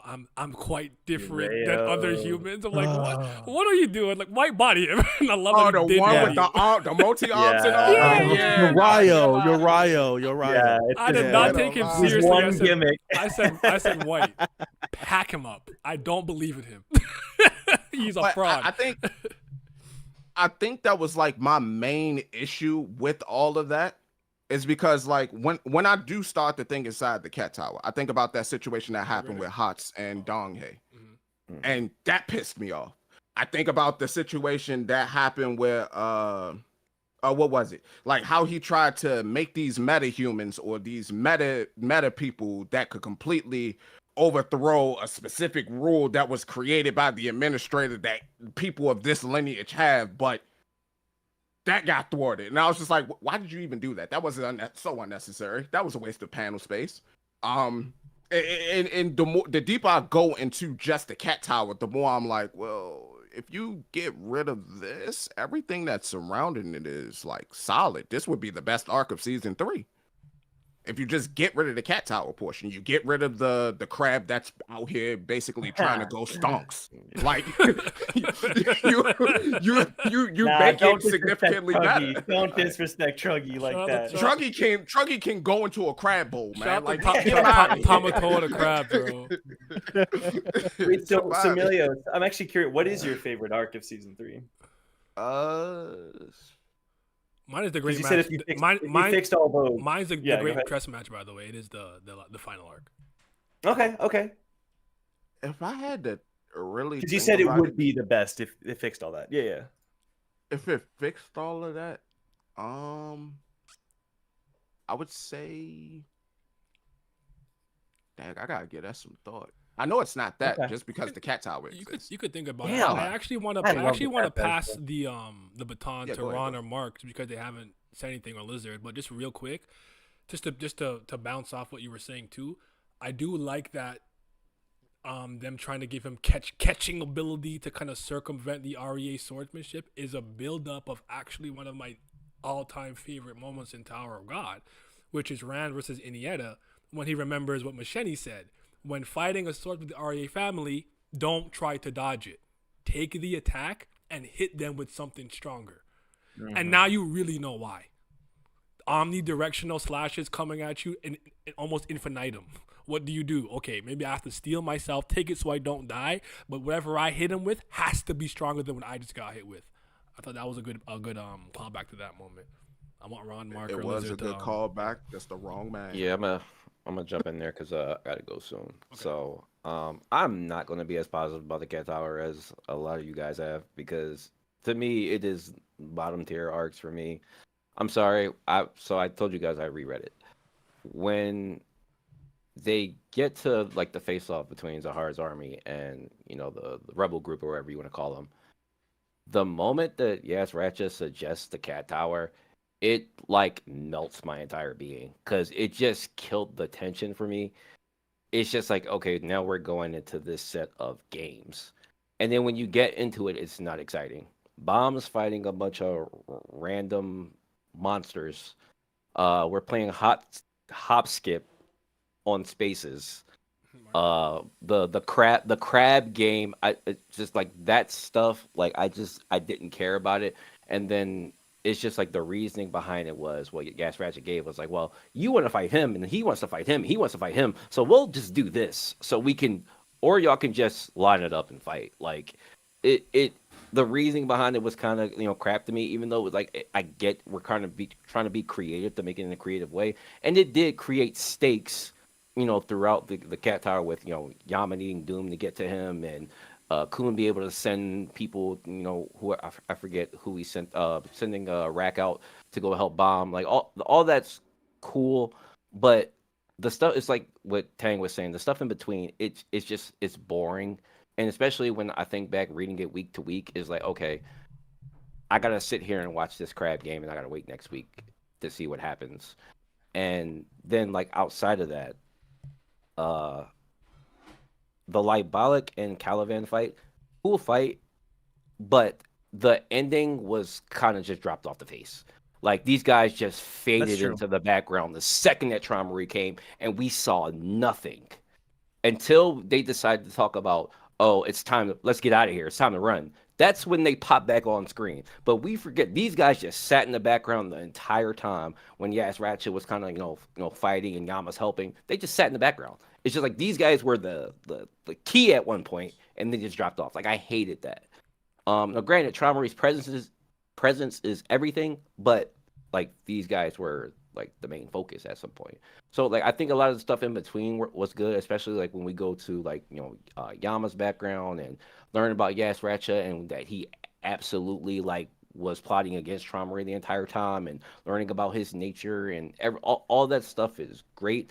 But it's like Tang said, the stuff in between makes it kind of like a bottom tier arc, at least for me. I don't think it got good until the like maybe after everybody started like completing their games and we started to see the face-offs is when it started to get really good. But other than that, the beginning and the game stuff, it killed a lot of the hype for me. And even so, like I know a lot of people dropped the series during that time. I don't know about you guys have seen that, but I while I was doing my reread, I was reading the comment sections, and like a lot of people hated it. Like it was just like they were just bored with the game stuff, because like it kind of kills the tension a bit when you put games into it. Like, oh yeah, play this number game to get here. I think around that time I had checked. I think I did a stream where we're reading the Korean comments, and the Korean South Koreans were not messing with it. My only question is, did it move you when Yas Ratchet was in the cage and he came and pulled up on the ammo, so you didn't have to even go to the end of the board? Because I'm like, oh shit, I didn't see that coming. Yes. That moved me. That popped me. Thank God for that. That popped Yes, thank God for that.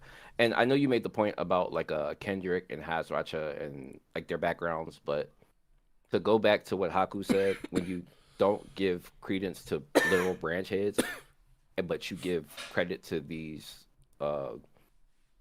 army people in Yas Ratchet's army, and you give them background and stuff to feed on, it's not even comparable. Like why don't the branch heads have background, and why don't we learn about Rashute, or why does she have angel wings, and like why don't we learn about that stuff, but we learn about these guys and they're dead. Like they're obviously the branch heads are dead, but these guys are dead. They don't really mean anything in the overall story. So I would argue because the focal point was Trauma and Gusing at that point. I don't think anyone wanted to really see that. But it's a fair point. I never thought about that. Them not gave a lot of lore to Racha, if anything else. But I get what you're saying to a degree. Ron, you think we'll chime in with on the arc, or Lizard? Anyone of you? I'll hop in. Yeah. I think I can agree with before getting into the Cat Tower, I feel like things were great. And then right after the Cat Tower, things are like great for me. But I wish that we didn't have to like play a game to get all of the cool things that we got from each person's path in the Gakja Doseng, like the bomb and white fight. I wish we didn't have to play a game to get that. And then Caliban just skipping, and then all these things. I wish it could have just happened more organically than to just be like, all right, we're kind of stuck in Yasracha's web right now, and we're kind of it feels similar to later on in season 3, where it's just like we're kind of stuck because this guy's here and this guy's here, and we keep getting shuffled this way and that way. It feels like we were funneled into this Cat Tower, and the whole object of just this board games kind of sucks. Just give me what I want. Right? The Batista meme. Just give me what I want. Give me what I want. I don't want to play a game. Let all of these encounters just happen, or stick us somewhere else. I don't know. But it's in the location. Can I just ask, is this like a general feeling you have about like, because I would argue that even if it is somewhat forced, I would agree. Don't you think that many other arcs do the exact same thing? Like like, oh, why can't Joaquin and Bomb just fight? No, we have to have the dollar show where he has to rescue hostages while he fights Joaquin. Okay, what about Data Jihad? He can't just fight Data Jihad. There has to be the game where I have to blow up the balls also. Like, it seems like every time we're leading up to the big conflicts, there's almost always a game that's involved. So I actually was going to say the same. I was going to ask a similar question. I would counter that with a video. Oh, so no, go ahead, Ron. Go ahead. I had made a video talking about how I think just because of how long season 3 has felt, I'm kind of like tired of the games. Like in season 1 and season 2, like all of the examples you guys are bringing up, the games work because it was the context of it was we're climbing the tower. Like this is a part of the tower that we have to do. Right. And our conflict is happening amongst that. And with the Cat Tower, with the nest, and with everything that's happening, we're just going horizontal. Like these are just like, okay, we're going to be in the Cat Tower. Then after the Cat Tower, we're going to have a marriage tournament, which is just like it was like a ploy. But then it's like, oh, we're going to play this chess game. And it's like all of these different chess like game, games. I agree. Yes. It's like all of these different games are happening. And it's not in context to like climbing to the next floor or to do this. It's just like, oh yeah, it feels like Tower of God is about games. So to have our conflicts happen, they need to happen within a game. And I feel like it was kind of lost because we're kind of side questing. And if we're in our side questing, we weren't going up. We were just going left and right and left and right. But if we were like climbing the tower, and it was like what I think Haku said earlier in this conversation, like if we ended on like floor 70 with all of this stuff happening, I think I'm fine. But it's because, dude, we're on the same floor that we were on 200 chapters ago. I don't know, the same 4 or 5 floors. You know, you actually raised a good point. I just want Go ahead. I just want to counter what Dr. Bond had said before. Yeah. So just for what you said, like about the games. Well, the context behind like this entire thing is that we're here to rescue Jin Song. Like this is like a war technically. Like this isn't like another circumstance. So like games, I don't think games should be introduced in the concept of like we're here to rescue a guy. There's kind of a like there's a time constraint as well, and like this is a war. So like that would be my whole reason behind. I see. That makes sense. Yeah. I think. Okay, Lizard never got to give his opinion on. Okay, yeah, he can go. I mean, to be honest, it's been a long time, so I don't remember that well. There were not many things that Bam versus White. I don't think I think it was horrendous, but there's not too much. I think a moment that I really liked though, that was like the interaction between Masheni and the boss at the end. Like the whole thing they had. I think that was probably my favorite moment of the Nest. Like it's just these side moments there are a couple of side moments that are good for that. But overall, I mean, I really can't comment because I just don't remember the Nest that well. That's fair. Before anyone else goes real quick, I just wanted to say, you know what I did think about? Like, again, the game of the Cat Tower didn't bother me because I do think that's something that is ingrained into the identity of Tower of God. Like, we play games, we climb, yada, yada. But I did always say that, you know what? The reason that I like I don't know what it's called, the 3 balls game with Dada Jihad is because it gives Bam or the weaker combatant a fighting chance to win without directly having to defeat the person who was demonstrably stronger than them. Even if you think of like some stuff that happened like hide and seek with the pulley and stuff, how Aguero was able to flex his brain a little bit to like manipulate the game. A lot of the time it's like, okay, maybe you can't beat Dada Jihad straight up, but can he destroy the balls before he does or beats you?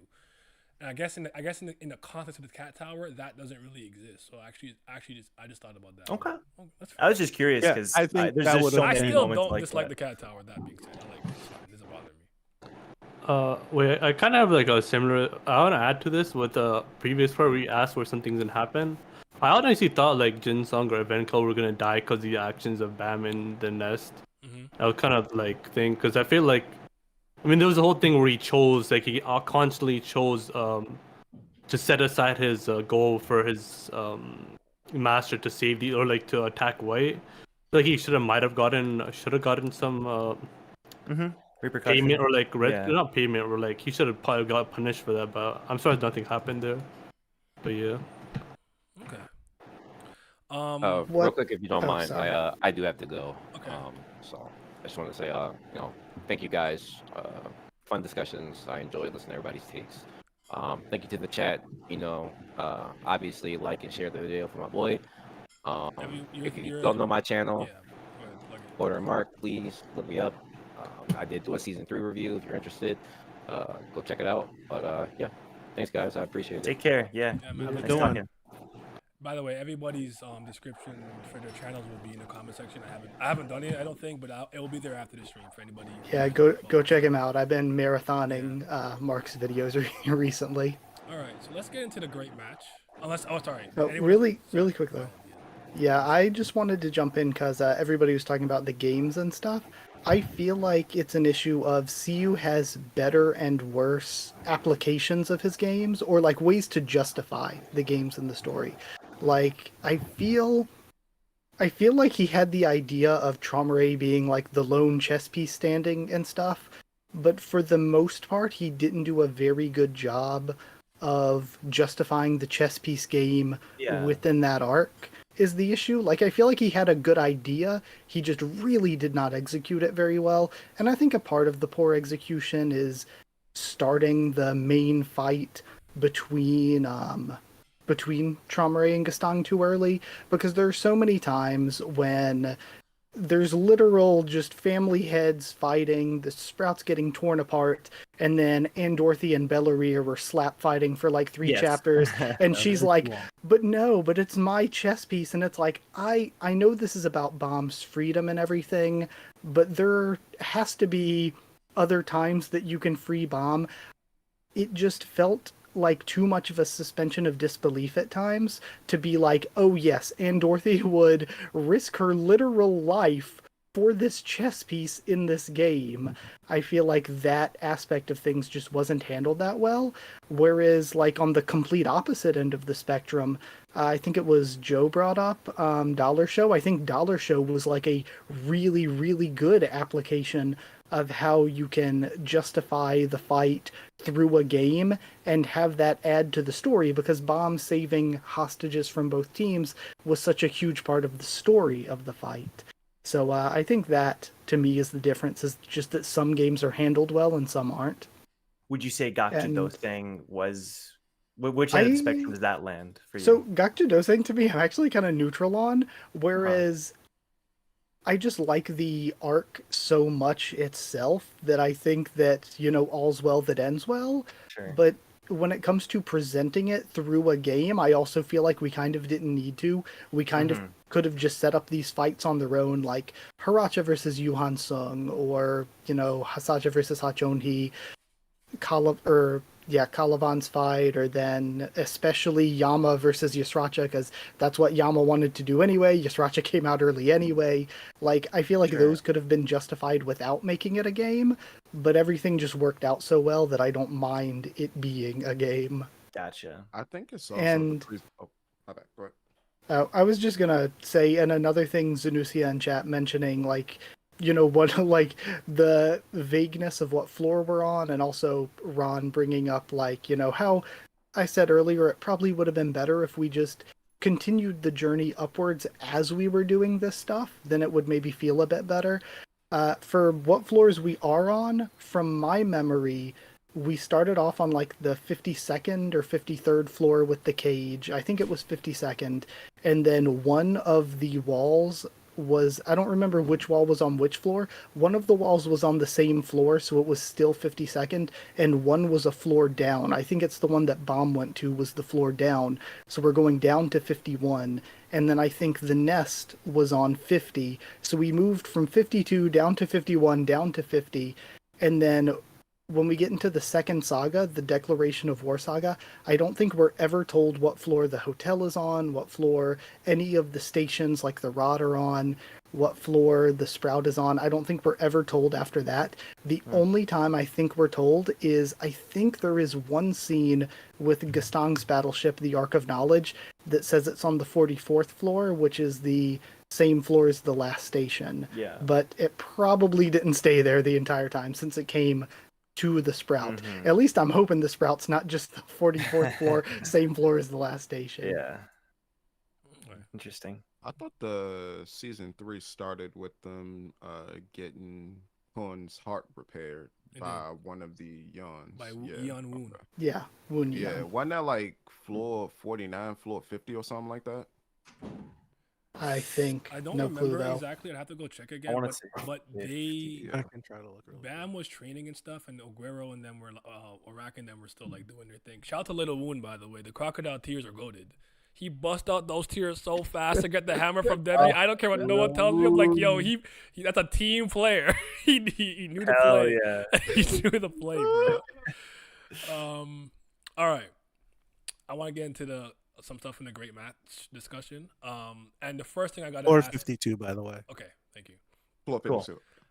Cool. I need to know if you were on any side. I need to know which side you guys kind of wanted to win. Were you more like Gustang, You Paul already know Vidal? trauma, Would you right? lo- Robert Augustine, baby. I want to say Young. you better be Paul Vidal because first of all, your artwork that artwork is clean as hell. By the way, Oh, thanks. Thank you. that is clean. I'm like, you better be Paul Vidal. I was Team Gustang. I was not underestimating Nice. Trauma Ray, but I really wanted Gustang to pull through in the end. So yeah, that was what side yeah. I was on. What about you guys? You already I wasn't know on I it. was- Oh, sorry, you can go. You already know what side I was on. I was Team Trauma Ray. What I will say is Trauma Ray took an arm and then he took his own life. That's all I'm gonna say. So Gusting didn't get the kill. If he ain't get the kill, he ain't win. That's how I'm leaving it alone. Y'all could go ahead. I don't think it works that way. If there's an own goal and we lose the game, we still lose the game. It doesn't matter if they scored or not. I don't think it works that way. Let me dream.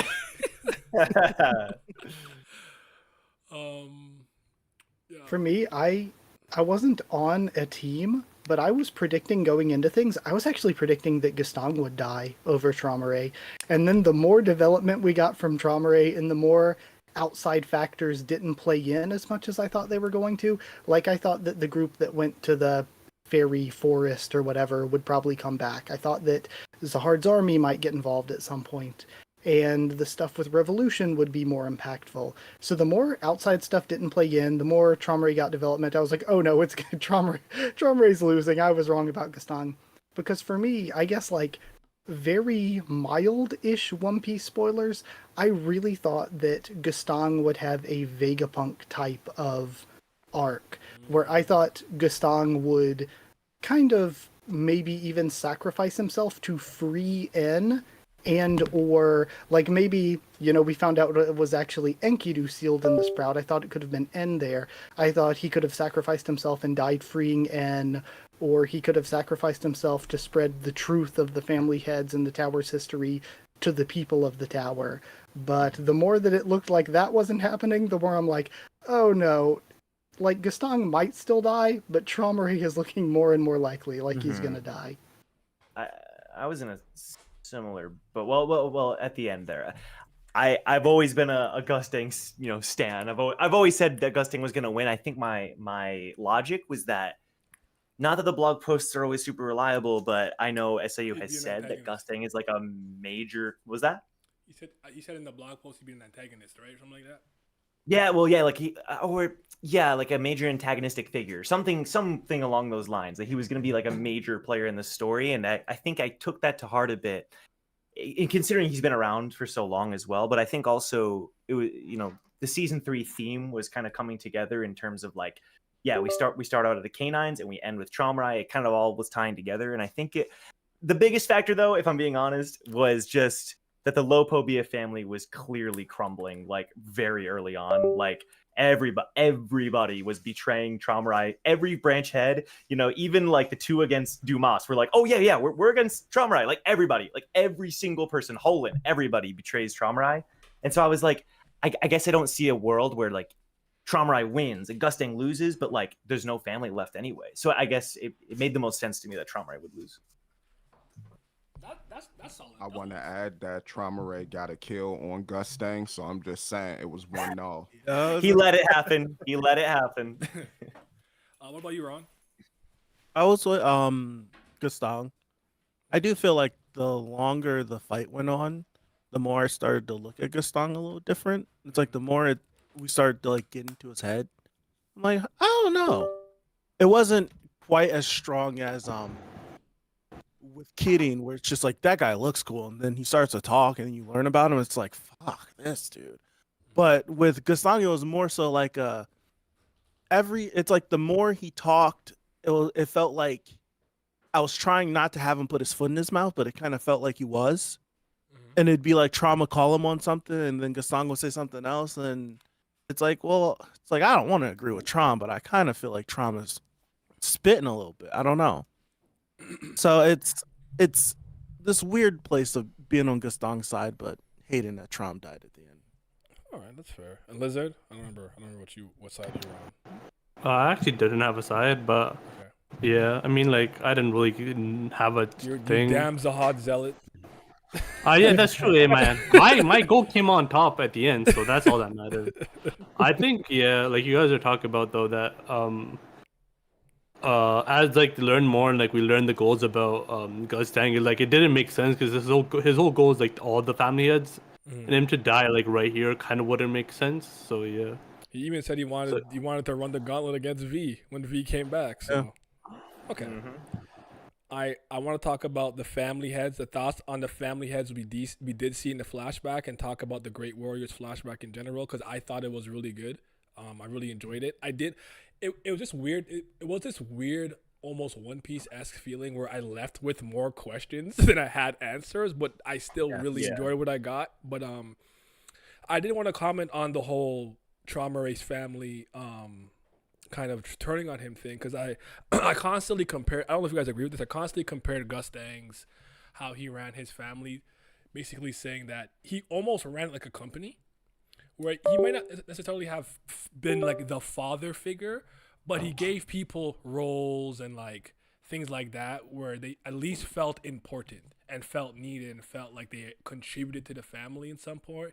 Where Trauma Race like, Kirin, you do it, I don't care, and just kind of went in his room and hugged his knees and does whatever he does, watches ants and Wang Wang breed, and they effing weirdo. But a question, season 1 and season 2, if you look at it, can you pick a theme generally of the season, and does season 3 have a theme? Do I think season 1 and season 2 have a theme? That's a good question. That's an interesting question. I gotta think about that. I think season 2 would be like loneliness, at least partially. I think there's a lot of speeches that between Bomb and his version, and like Han Sung manipulation regarding even some of the even with like Irure and like her sworn enemy and stuff. That makes sense. And I've always said I think Bam fears loneliness more than death, so that makes sense to me. Yep. I think season 2. Oh, sorry. Okay. I think season 2, I would say identity, because you have Bomb starting out as Viol and having to just hide who he used to be in order to protect his friends. Then through Workshop Battle, you have his friends pulling him back and everything. And finally, we get scenes like Name Hunt Station, where Bomb is forced being back into Viol, and Khun has to tell him, you decide who you are. And we kind of come to the climax of that kind of right before the Last Station at the end. Last Station is kind of a little bit of an epilogue in a way, but we come to the climax at the end with the fight against Zahard and Bomb going through Revolution finally, where he makes the line and he says, "This is me, this is my power." I like that. True. I think that works. I mean, two things could be true at once: loneliness and identity. I think loneliness is more of an underlying theme. I think Haku's right that's probably the main central theme. Zanusia says season 3 is the path to hell is paved with good intentions. I think for that question, season 1 is betrayal, and for season 2, there's 3 different distinct like themes for each part, since there's 3 parts. At least if I'm remembering correctly. Part 1 is isolation, and trying to make sure that he keeps himself away. Yeah. And then that's when Sweet and Sour is formed, which then breaks out of that isolation to hope, which is he's hoping that all of these things can come back together, and that he can keep these people together even though Fug is kind of like on his butt. And then the last theme is togetherness, because it's that part 3 starts with Raccoon Bomb getting back together, and then them weathering the storm all the way until the very end, until Kun's heart explodes. Shout out to Rachel. Yeah. Icarus. Shout out. So at least that's how I saw it. That makes sense to me. But yeah, I was gonna say I feel like Gus Dang always kind of ran his his family like he's the CEO, and as much as that's not dad, it's better than neglect. You know what I mean? So they rolled with Gus Dang a lot more than the Lopabia obviously rolled with Trauma Ray. But yeah, thoughts on the Great Warriors flashback though, and the family heads that we saw, Kunadwan. So the Yeon Hannah changing to Yeon Yirang was interesting. We saw Aria Han a little bit. Is that it? I think I'm forgetting somebody. Well, Trauma and Gus Dang. Edwan. We saw Edwan, like yes. current Edwan, yeah. Yes. How do you feel about that, man? I thought it was really good stuff. The Amezu stuff. Merchia Luzlik. Yes. So good. I think the Amazu flashback is the highlight of the arc for sure. Like that's like at least a 9 out of 10 flashback. Yeah. I found I think the part of that flashback that I like the most is speaking about whose fault, who really killed her. Was it Enkidu? Was it Trauma Ray? Was it both? and I always found that discussion to be interesting because almost like Traumerei knew what was gonna happen, and maybe let it happen. But then Enkidu was being weirdly controlling, like Traumerei's mind kind of thing. Like, how did you guys kind of perceive that? Do you give a percentage of the blame pie to Enkidu and part to Traumerei? Do you blame Traumerei more? Like, how did you guys kind of see that when it came to I mean, I think actually killing her, like, Traumerei 100% did it because he just controlled Enkidu. I think Enkidu didn't like her, of course, and Enkidu played a role in breaking up their relationship to begin with. But even without Enkidu, like, here's the thing, Enkidu breaking up their relationship, all Enkidu did was show Amazu what Traumerei was hiding from her. So Traumerei was still hiding these things. Traumerei was still in the wrong here. If anything, Enkidu did a good thing by showing her, like, by exposing what Traumerei was doing. It's just that it didn't work out that well for him in the end. But one thing that I love about what you're saying, like talking about Traumerei and Enkidu, one thing I really love about their relationship that we got when we got back into the second Amazu flashback toward the very end is the reactions to Enkidu and Amazu when they found out about Traumerei's secret.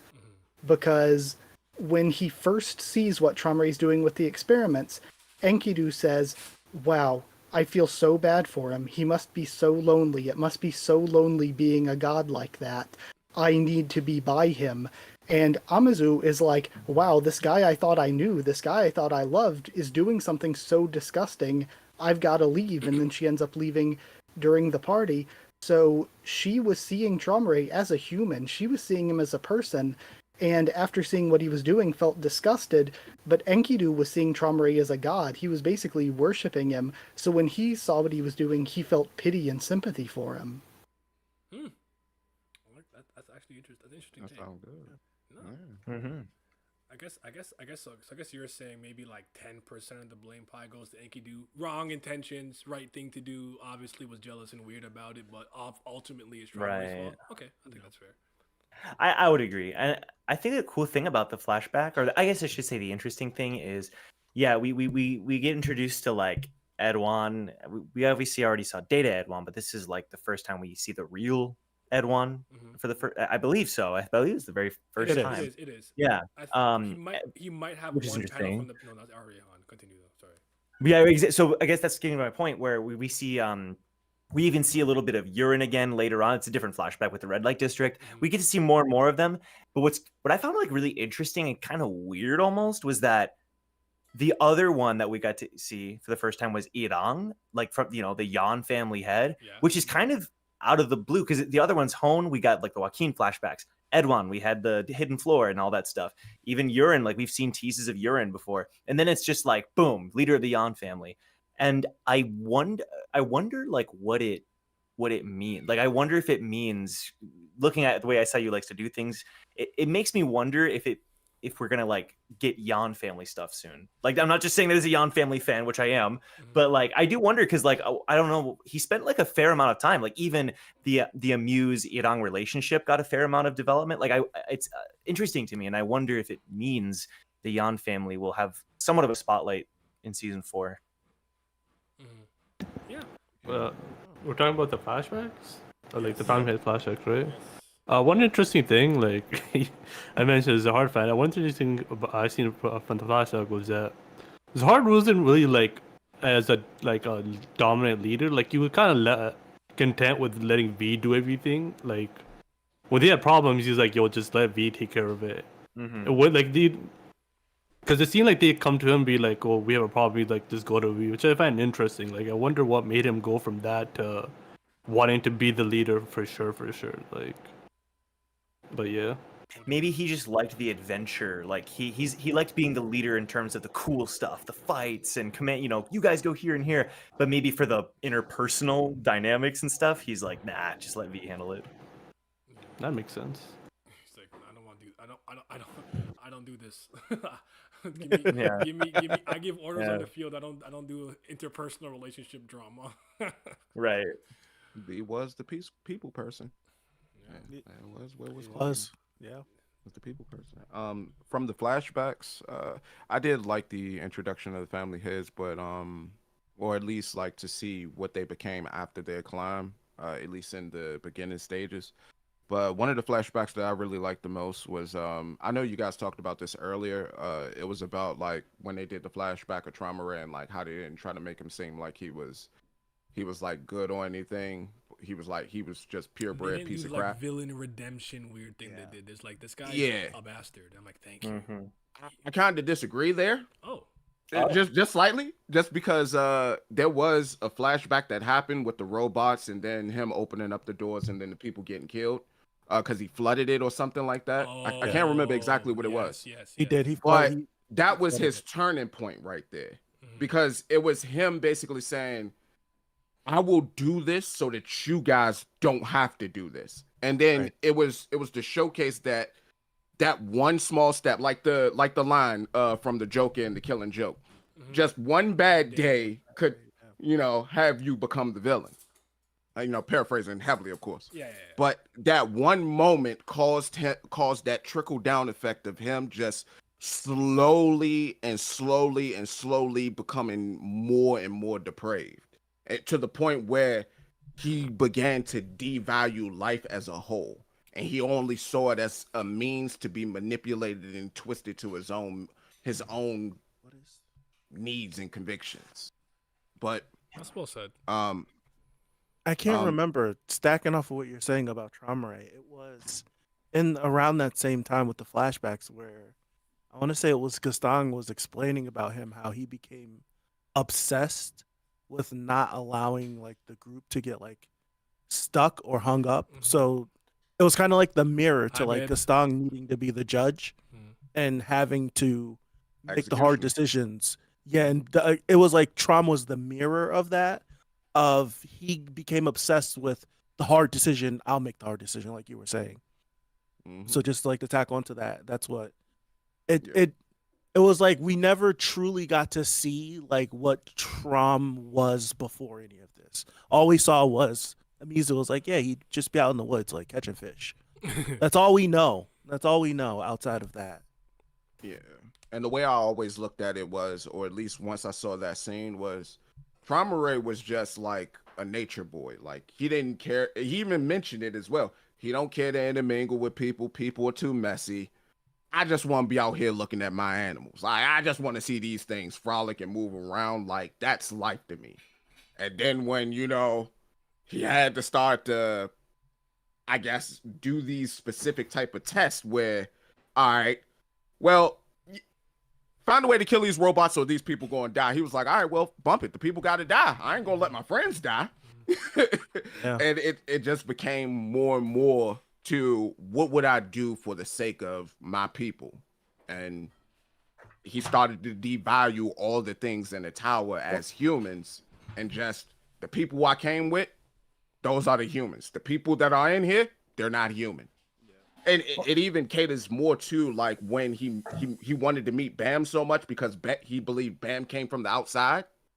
He was like, he's human because he's not from inside this tower. He's from the outside. And so I thought that was pretty dope too.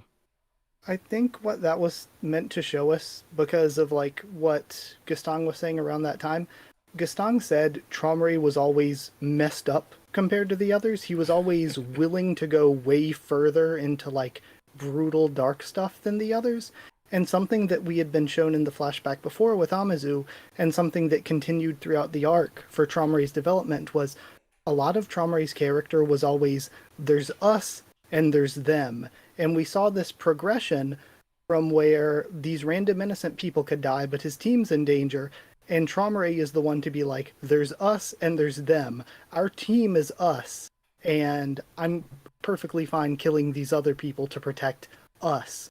And then we see in the Enkidu and Amizu flashback that, Enkidu's like, I could never be part of that us, but the people who climbed with them, they're part of that us.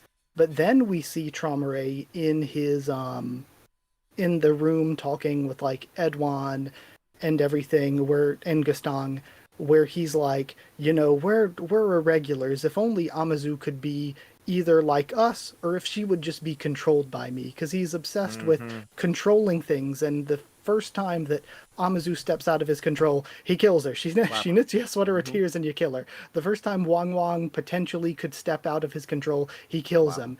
He's obsessed with that. And so then we see the progression of Traumare's us shrinking to where he's like, oh, Amazu's out of that us now. Now us is irregulars, and people who aren't irregulars, I can just kill them. And then at the very end, when he's fighting against Gaston, and he's like, okay, you've gone too far, Gaston.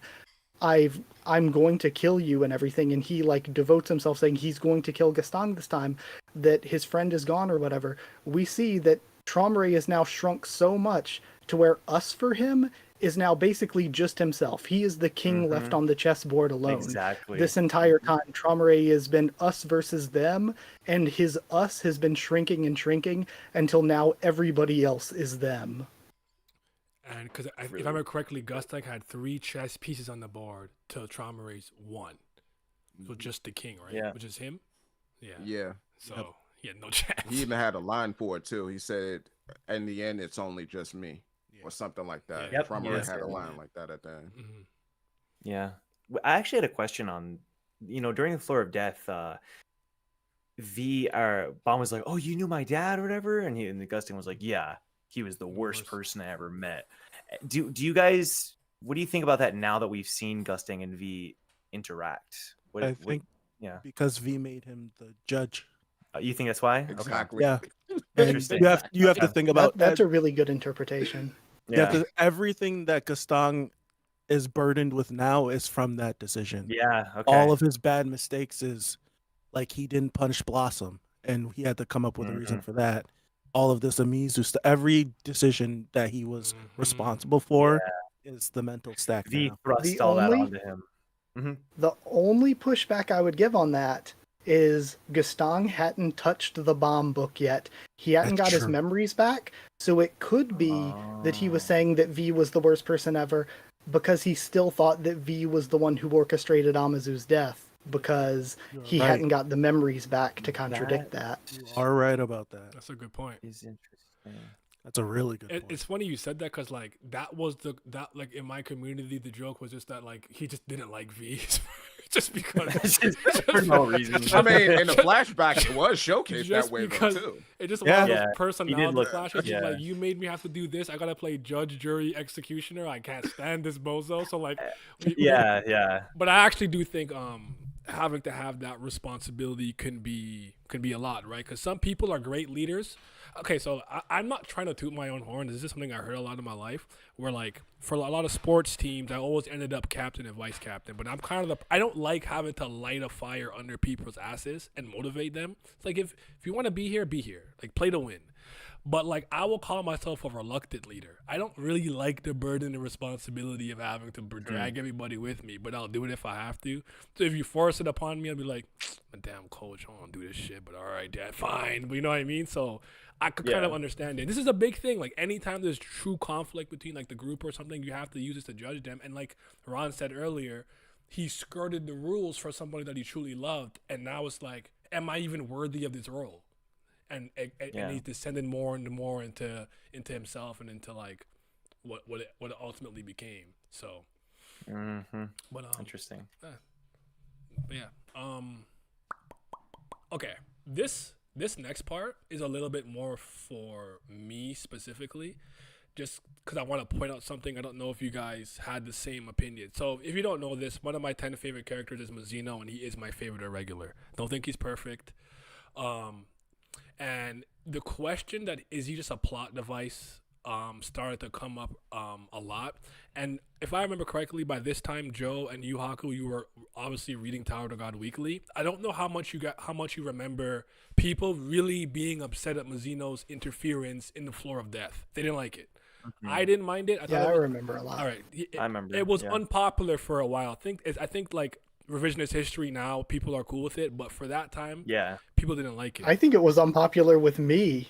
Yeah, I me think too, I was actually. one of the people me complaining. too. I was one of the people as well. Oh, I wasn't especially- quite as vocal then, but yeah. Well, I complained a lot about Data Yurik on Hidden Floor and not wanting Yurik to have gone to the Hidden Floor to be there, just because I was like, we're seeing Yurik basically every arc, and when we see him too much, it kind of gets rid of some of the mystique of him being one of the strongest characters. Okay. So we can't like show too much. Okay, I'm gonna put my cape on a little bit.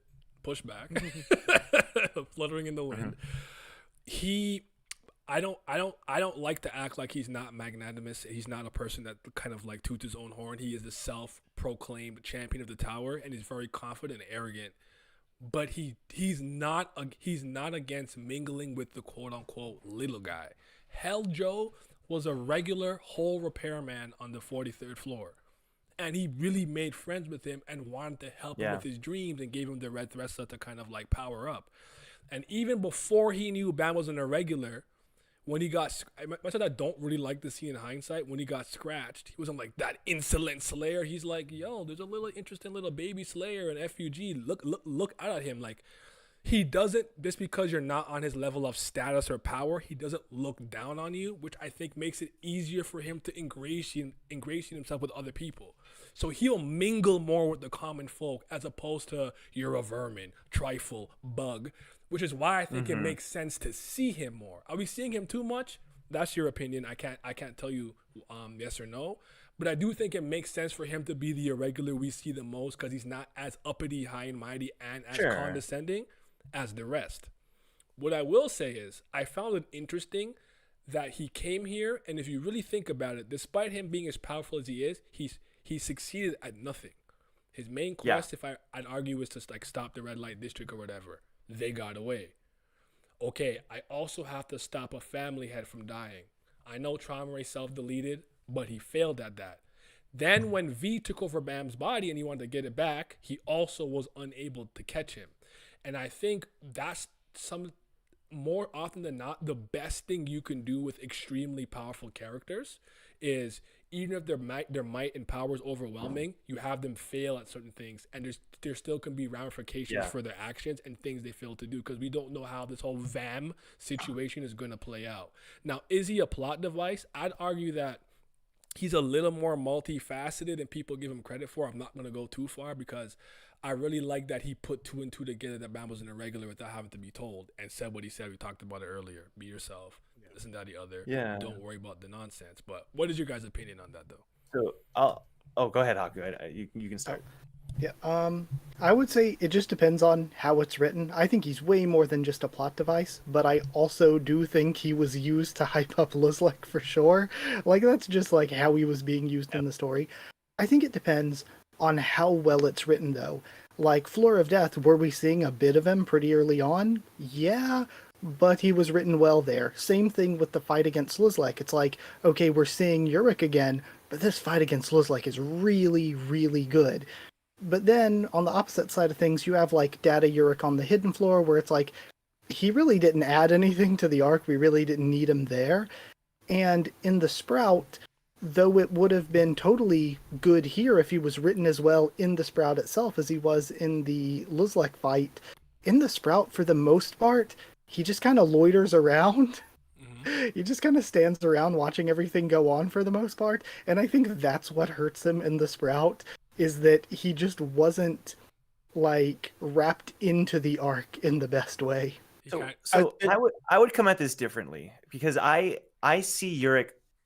I was so invested in like who's gonna win, Gusting or Trauma. Right? This is so interesting, and like who's gonna die, whatever. And then when Yurik showed up, I'm like excited because it's Yurik Mizuno. But in the back of my mind, I was really, really like, SIU's doing it again. We're getting interrupted. Now it's about Yurik. Like when Yurik shows up, the scene transforms around him. So I was like, are we not going to get any conclusive nature to this fight? Like, please. So what I like about Yurik in the Sprout, because I actually think he was handled pretty well. I think Floor of Death is the example of like he shows up and he solves the problem for the most part. Everything's about him. Hell Joe is this crazy powerful dude, but Yurik shows up and it's just no problem. And then with the Sprout, he had like 3 different things. He had 3 different goals and he failed at every single one. And to me, it felt like almost it relieved my worry. Like I was like, okay, so now when Yurik shows up, I'm not just going to assume that he can just handle it. Because that fear that I had of like, oh no, he's gonna solve this without them doing it. It turned out SIU wrote it in a different direction, so that it didn't make Yurik seem weak, and yet he was still foiled, you know. And even Yurik was like, damn, I came here to do this. He even said it. He was like, I failed. They're gonna kill me when they're gonna tear me a new one. He said, like, to me, I liked that version of Yurik. It's not just that whenever I see him, he resolves the situation. He took his place. Real quick, my only slight pushback for the Floor of Death is that he's the one that gave Heljo that power, and it took him over. So I felt like he felt it was his responsibility. Yeah, I don't mind it too much. Earth. I do think him just having the needle that separates it was like, oh wow, you just have this needle. Look at that part to me. That part to me is the part where like I understand, like you just have this substance that could just separate it, but. Yeah, it's my guy. I forgot about that. I had to put my cape in the wind. Go ahead, Aaron. My bad. Let me cut you off.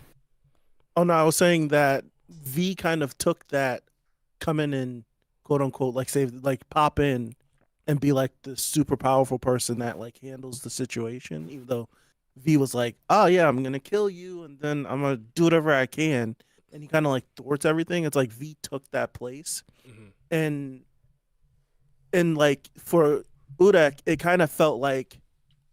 Yes, you are like the self-proclaimed strongest person in the tower. And it kind of like introducing V at that point kind of like recontextualizes it, because we don't know if V or Jihad is stronger. So having like this other powerful player kind of outthink him, outmaneuver him, even though he's in like a limited capacity, it kind of felt like okay, like we're finally getting to see like the big boys play. And how do the big boys play amongst each other? And how can like this ancient one like go up against like the new guard? Like for the irregulars, Urek is kind of like the newest one out of all of them. So I like seeing that, and it kind of like balance Urek out. I love that aspect. I thought it was really cool. Yeah, the fact that he was like, oh, look how strong, like this guy is strong. How Yurik was catching up to him, and he was like, whoa, wait, okay. Like you could see V was like, oh my God, wait, this guy is like insanely strong. So you had it on both ends too, which I thought was cool. I think something that just hit me too is that this might be a bit more of a conversation in the fan base right now, just because of weekly pacing, whereas in the future, people probably won't think about this as much. Because when you're looking at it through the lens of weekly pacing, it's like, okay, Yurik showed up in the arc finally, and then the next chapter was entirely on a flashback to stuff that happened earlier in the fight with Traumerei and Gaston. And then finally we get Yurik interrupting the fight, inserting himself into the fight, and then we have like 2 chapters of Andorthi and Belarus slap fighting over the chess pieces featuring Enkidu, Bomb, Rachel, and Yura. So this might be something where marathoning through in the future, people really won't think so much or have so much to discuss about Yurik's role in that way, but the weekly pacing kind of makes it look worse right now. Okay. Lizard, do you want to chime in? About Yurik? I don't know if he's a plot device. I do think that SAU kind of uses him as a crutch too much. Like, he kind of leans into him too much sometimes, and like the mystique of Yurik is kind of gone. So there's that. But yeah, I mean, like, I just kind of accepted that Yurik is gonna be like there until maybe Bam is strong enough to take on a family head. Like, he's gonna be a way for SAU to like. He's gonna be a get out of jail free card for SAU, but yeah, that's what. Yeah. When it comes to the death of Yasurachi and Yamo's story arc, I actually do think we spoke about it a lot in the beginning of the discussion. I don't know if you still had more to say, you wanted to chime in on it or anything, but I feel like we did speak about it already. If you want to just move past this topic, because we did talk about it. Wait, can I just say one quick thing about it? Just super quick. I do think it was a mistake. Yeah, I think it was somewhat of a mistake to not have him die sooner, but I think considering we took the hiatus after, I think it was about the best case scenario, considering he already set up the fact that Yasurachi has like 2 months to live. He didn't live for 2 months. They had a mission, they went out, He died in the mission and then gave his final words, which I thought were great for Yama's character. So yes, was it dragged out? It was. I think it could have been way worse. Like considering what we all thought might happen, like, oh, okay, 2 months. Like, I actually think it was handled well, considering SIU did kind of put himself into a box there. Mm-hmm. Yeah. We got super chat by P. August. I love the regulars, but they are becoming a plot device where they are practically liabilities, and Dorsey hanging around Bam versus Belleria is nonsensical. Belleria's a fraud. We gotta talk about that at some point. I didn't. I didn't particularly enjoy the Yasuracha and Yama buddy cop section that much. There were aspects of it that I did like, and I do think what you said about, I don't remember his name, the librarian, was a good like one-off villain to use to like die. Like I thought he served his purpose well and whatnot. But I don't have too much more to say about it. Like I actually still think Yasuracha's a good character. I probably will do a character analysis of him someday. I think with the flashback and stuff, he became a lot more intriguing. But again, we talked about Yama. We talked about Yama's power ups and everything already. The cat nap. So like, I feel like we've covered it. But if you have anything else to say, now's the time. Because if not, we can move on to Rack. Because this is something I want to talk about. Because I didn't like this. No, I think we're good. Okay. They're butchering my boys. Both of them. I gotta say this: Rack having his ancient form, whatever, is not a problem. We all been waiting for this. Mm-hmm. We all knew it's there for sure. I think we can all agree. Him having that power wasn't shocking. I don't like the way it happened. And I almost feel like because Rack can't really control it, if Rack's ever in trouble or in need, SIU can kind of just pull that out and be like, ancient Rack time, like whatever the conditions are to meeting it. So I actually just want everyone's opinion on the power up in the moment. Like, did you like it? Did you not like it? Do you think it made sense? Like, am I alone here? What do you guys think? Can I go first as the resident Brack? I said Brack. You are the leader. Go ahead, leader. Leader out. All right. So, oh my God, I will say the design for the transformation looks amazing. I would say the situation for the transformation, and he can't control, and he was confused, bro. This is the Chopper situation. This is Monster Chopper all over again. I don't like this, bro. You took hats from me. Don't take Rack. Like just we gonna sweep it under the rug, and we gonna pretend it didn't happen. At least that's what I'm gonna do. I'm gonna pretend it didn't happen until it pop up again. That's all I got. I'm not Predator. I'm not Prey. Predator. Go ahead, Haku. You want me to be the RDF Rack Defense Forces time around? I think it was fine. But I think it could have very easily been written way better. Like, again, if I was stepping into the editor's shoes for CU, not only, I think, for the way it happened, if we were able to develop, Rashut, the people he was fighting against better, I think that would have helped. But I think the biggest thing to me is that he goes into this crazy, new, cool transformation. The worst thing, Bomb walks up to him, puts his hand on his head, there's a white light, and then Rack is de-transformed. I hate that. There's no struggle, there's no issue with him losing his mind because he immediately gets it back. I think that it would have been a much better part of the story, because while Rack's power-up was really good, Kun using the white spells was really dumb. I think a much better way to do it, have Rack still on this rampage going against Bomb, and instead of Bomb just touching his head and him de-transforming, make it so that Bomb is like, crap, I can't stop Rack without hurting him, and I don't want to hurt my friend, and he's just rampaging, so then it makes Rack losing his mind more impactful to the story, and it can help Kun do better without the white spell power-up by having Bomb's like, I can't hurt my friend, so let me run to Kun, and Kun will think of an idea, and then have Kun leverage Rack's power-up to be the thing to stop Dumas for the moment instead of the white spell. So that way, again, it lets Kun be smart and plan around this quick emerging situation. It makes it so that Rack losing his mind is more impactful and more important to the story, and it generally just makes the three of their friendship in that moment, I think, look better. I 100% agree. I think the design is great.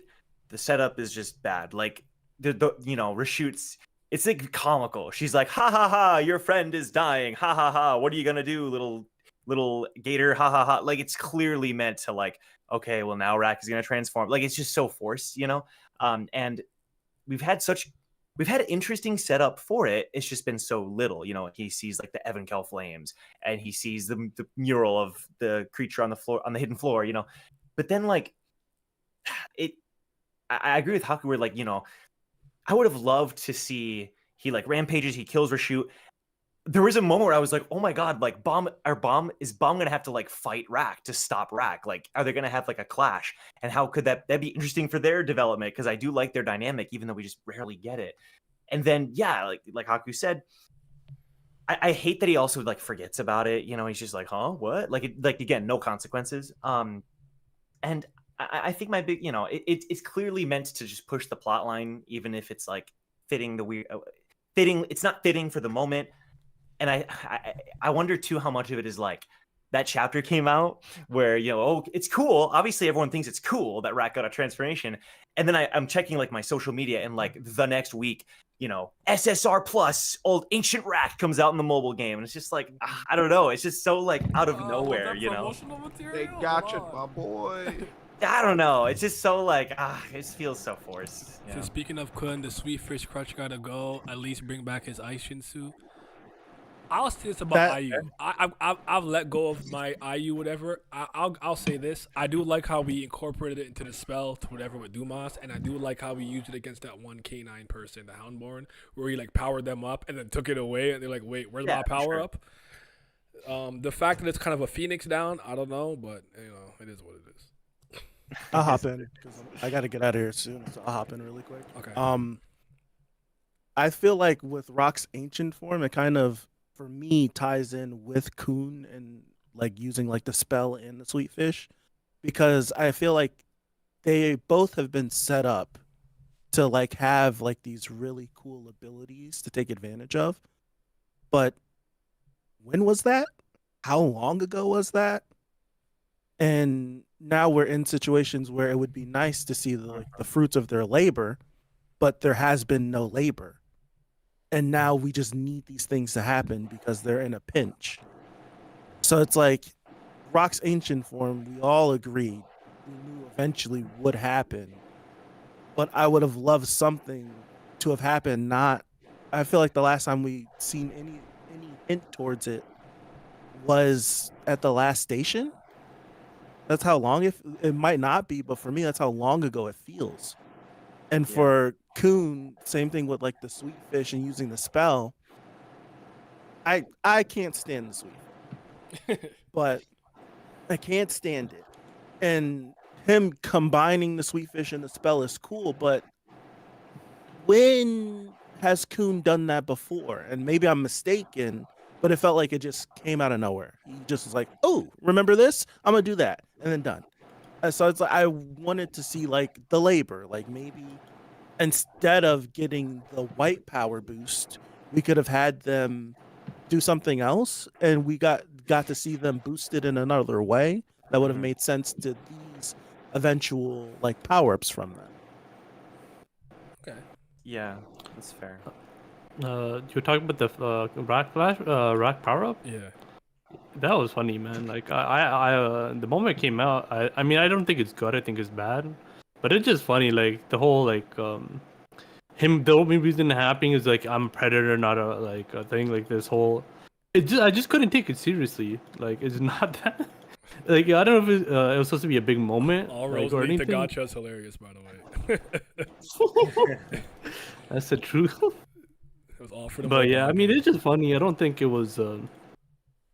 There's not much I can really like. It was just a bad power up, right? Like there's not much I can add to it. But yeah. Okay. The only setup for it in season 3 was the fact that Rack could throw the ancient spear during the cage. You know, like everyone else, it hurt them. He could throw it, but that was it. That's the only time it was ever mentioned, I think, in season 3. They ain't even let him keep the spear either. I know.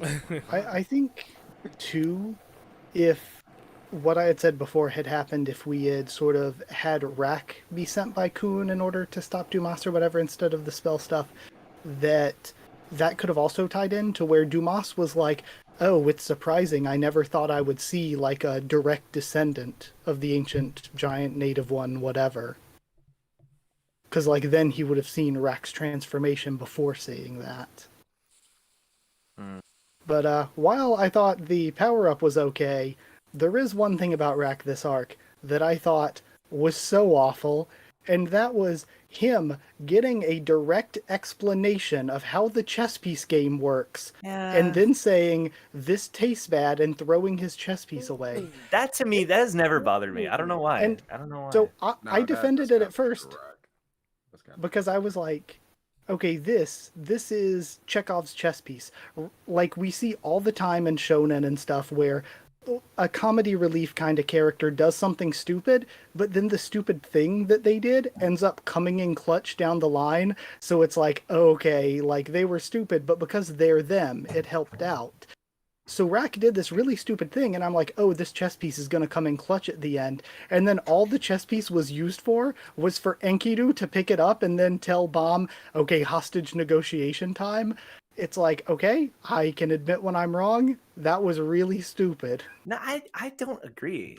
I feel like Rack, like, this isn't the first time we've seen Rack do. I would argue we've seen him do stupider things than this, and I don't think it needs to lead to something beneficial for the group. You know, I think it, like, yeah, it didn't matter much. So, like, I agree, even if it served Enkidu in that moment or whatever. But I don't know.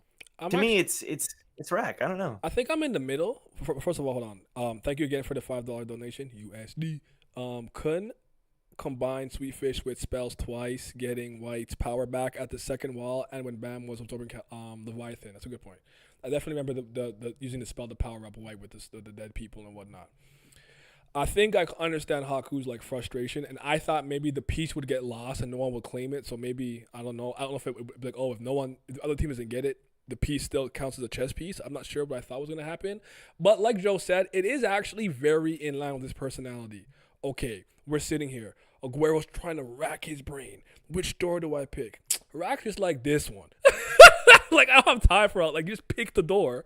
And luckily he did that because all you had to do was pick any door in 5 minutes for Han Sung-yu's examination. So I do think it was in line with this character. I can see why it would frustrate somebody. I actually didn't even remember that part. But yeah, that's why I thought it was going to come in clutch, though, because of that. Because, like, Rack doing something stupid, but because he's him, because he made that decision, it worked out. So the whole time he threw the chess piece away, I was like, that's stupid, but it's probably CU's writing that because it's going to come in clutch later. And it did the opposite of coming in clutch later. I mean, but I would say to that not even just season one, the door test. Rack has been known, like, his whole entire character personality is being impulsive and chaotic. Thank you for the 5 guest members, by the way. I appreciate it. Continue. Just purely impulsive and chaotic. Biting the chess piece and then tossing it away, that is a Rack thing. That is a Rack thing through and through. Now, what happens to that chess piece? I don't care about all that. That's semantics. But his action and what he did, I will happily defend that. All day, any day, every day. That's something that he would do naturally. Now Enkidu, like, finding it, picking up and doing whatever, that's unfortunate, but I mean, it happened. What? I said, I mean, it happened. It is what it is. I don't think it's good. But it happened. I don't think it's good. I ain't gonna disagree with you there, but his Rack's actions, that's him. Mm-hmm. Can't fault him for that. Yeah.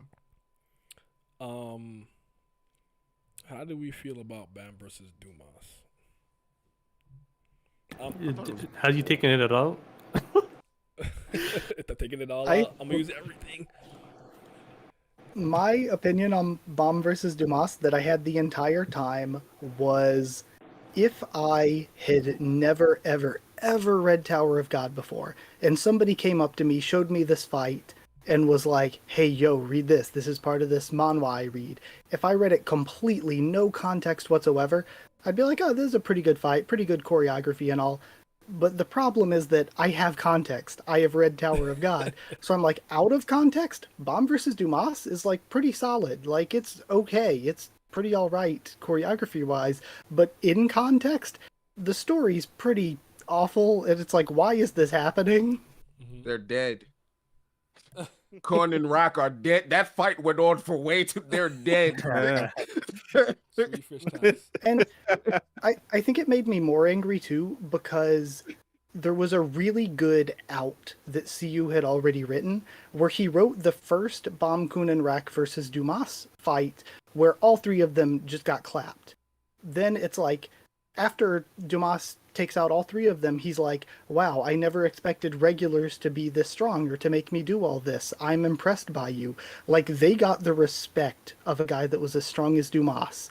And then, you know, Gastang read the memories, healed them and all, and from there, they could have just, you know, ideally, Bomb should have just, like, gone and, done whatever he did with the chess pieces or whatever. I think fighting Dumas the second time to heal Kun and Rack is something that should have been written differently. I don't like the second fight with Dumas. Can I go real quick? Just really real quick. Of course. I have a question just for everyone, right? Okay, so when Bam touches a spell, right? It dispels, correct? I mean, I guess I don't know if it's just touching or he has to use some type of power or like Shinwanri or something. I mean, maybe he has to try. But like, yeah, like, Yeah. He is In most he's cases- walking like anti-magic, if you will. Yeah. Okay. Cool. I would say in most cases when he touched the spell, because there was a time where Levy, you know, he who shall not be named, did something to him, and he just instantly dispelled like Korean that Enigma? spell. Yeah. Yeah. Yeah. All right. So when he touched Dumas, why didn't that spell disengage like the armor spell? I don't know if it's been established that every single spell, like you could argue the same for Karaka, right? I mean, it's a slightly different situation, but they've compared the two. Bomb's touched Karaka many times, but his armor still works. Okay, Yeah. that still helps the case. That still helps my case. Maybe Why when he touch like people, individuals that have that particular, like that armor situation where their armor is on them, but the heart is somewhere else, because it would be a spell, no? I Not don't unless know. it's like some sort of transconfiguration. Yeah, I don't know if it would be a spell. I think it might just be like a function of the armor. Like a pocket space kind of thing. Yeah. I'm trying to think if there's other situations. I know when he just went in the middle and touched it, whatever, with the whole book, they were able to dispel it so they can get Leviathan when they're in the Suspendium, but I don't know if that is as simple as him just touching it, but I see your point, but yeah, like, well, yeah, go ahead. I would bring up White. Like, White has the spell of infinite souls or whatever, but when Bomb touches White, it isn't like boom, the soul now White. He no longer punches him has- into Bam 5 isn't- children. But Bam isn't touching the spell. Bam is touching White, and that's what I'm saying. I'm trying to differentiate the two, right? Okay. So, yeah, trying to narrow it if- down. I guess my if best the armor answer for you is itself- I don't have an answer. I gotta see more. Right. I don't know. Okay. Yeah. But I would say that would be my main issue with like the Dumas Bam fight, because I'm not gonna lie, I was kind of bored throughout most of it. There were some funny moments like Bam saying, "I'm gonna give it all I got," and then next time he's like twisted, like he looked like a pretzel. So use all I got, didn't use everything, and then got fucking Beyblade. I do love that though. It's so good. But Dumas was a really good threat though. Like that's the one thing I want to say about this fight. Definitely. Without a doubt. Yeah. But I would say there were just too many things that were confusing about the whole entire situation. There was too many unknowns. So like in the case where Dumas was mentioning that he was the austerity of Gustang, which was he was his word of austerity or something like that.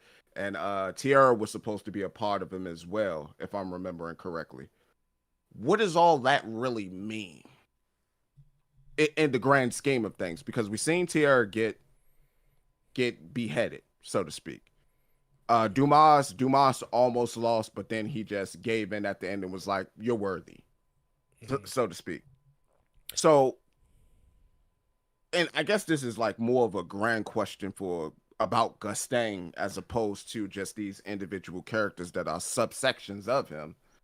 But what does all of that really mean in terms of, all right, this character is fighting this character, and there are these things that are in play, and this other character has ridiculous hacks that can completely get rid of X thing, but we're not going to make it work on this thing, so we're just going to let them fight, and we're going to give the character that the hack should work on just an incredible buff so that he can just beat the main character for the sake of, we see people saying that Bam is growing exponentially fast and we're just going to allow him to be beaten in this particular case. To me, the whole fight was just confusing, just from a sense of there are things that should work on this person, but they're not working for the sake of them not working. Or at least that's what it seemed like. We got a $20 donation here that says, Bam never directly touched Karaka as an enemy ever. The very first time Bam broke a spell was when he dispelled the rice pot in the Hell Train. Also, it looks like he needs time to channel the ability like with Doom or Second Wall. With Doom using a spell? But there are cases where he didn't need time. He just touched it. For this That's fight, what I'm saying. It's inconsistent.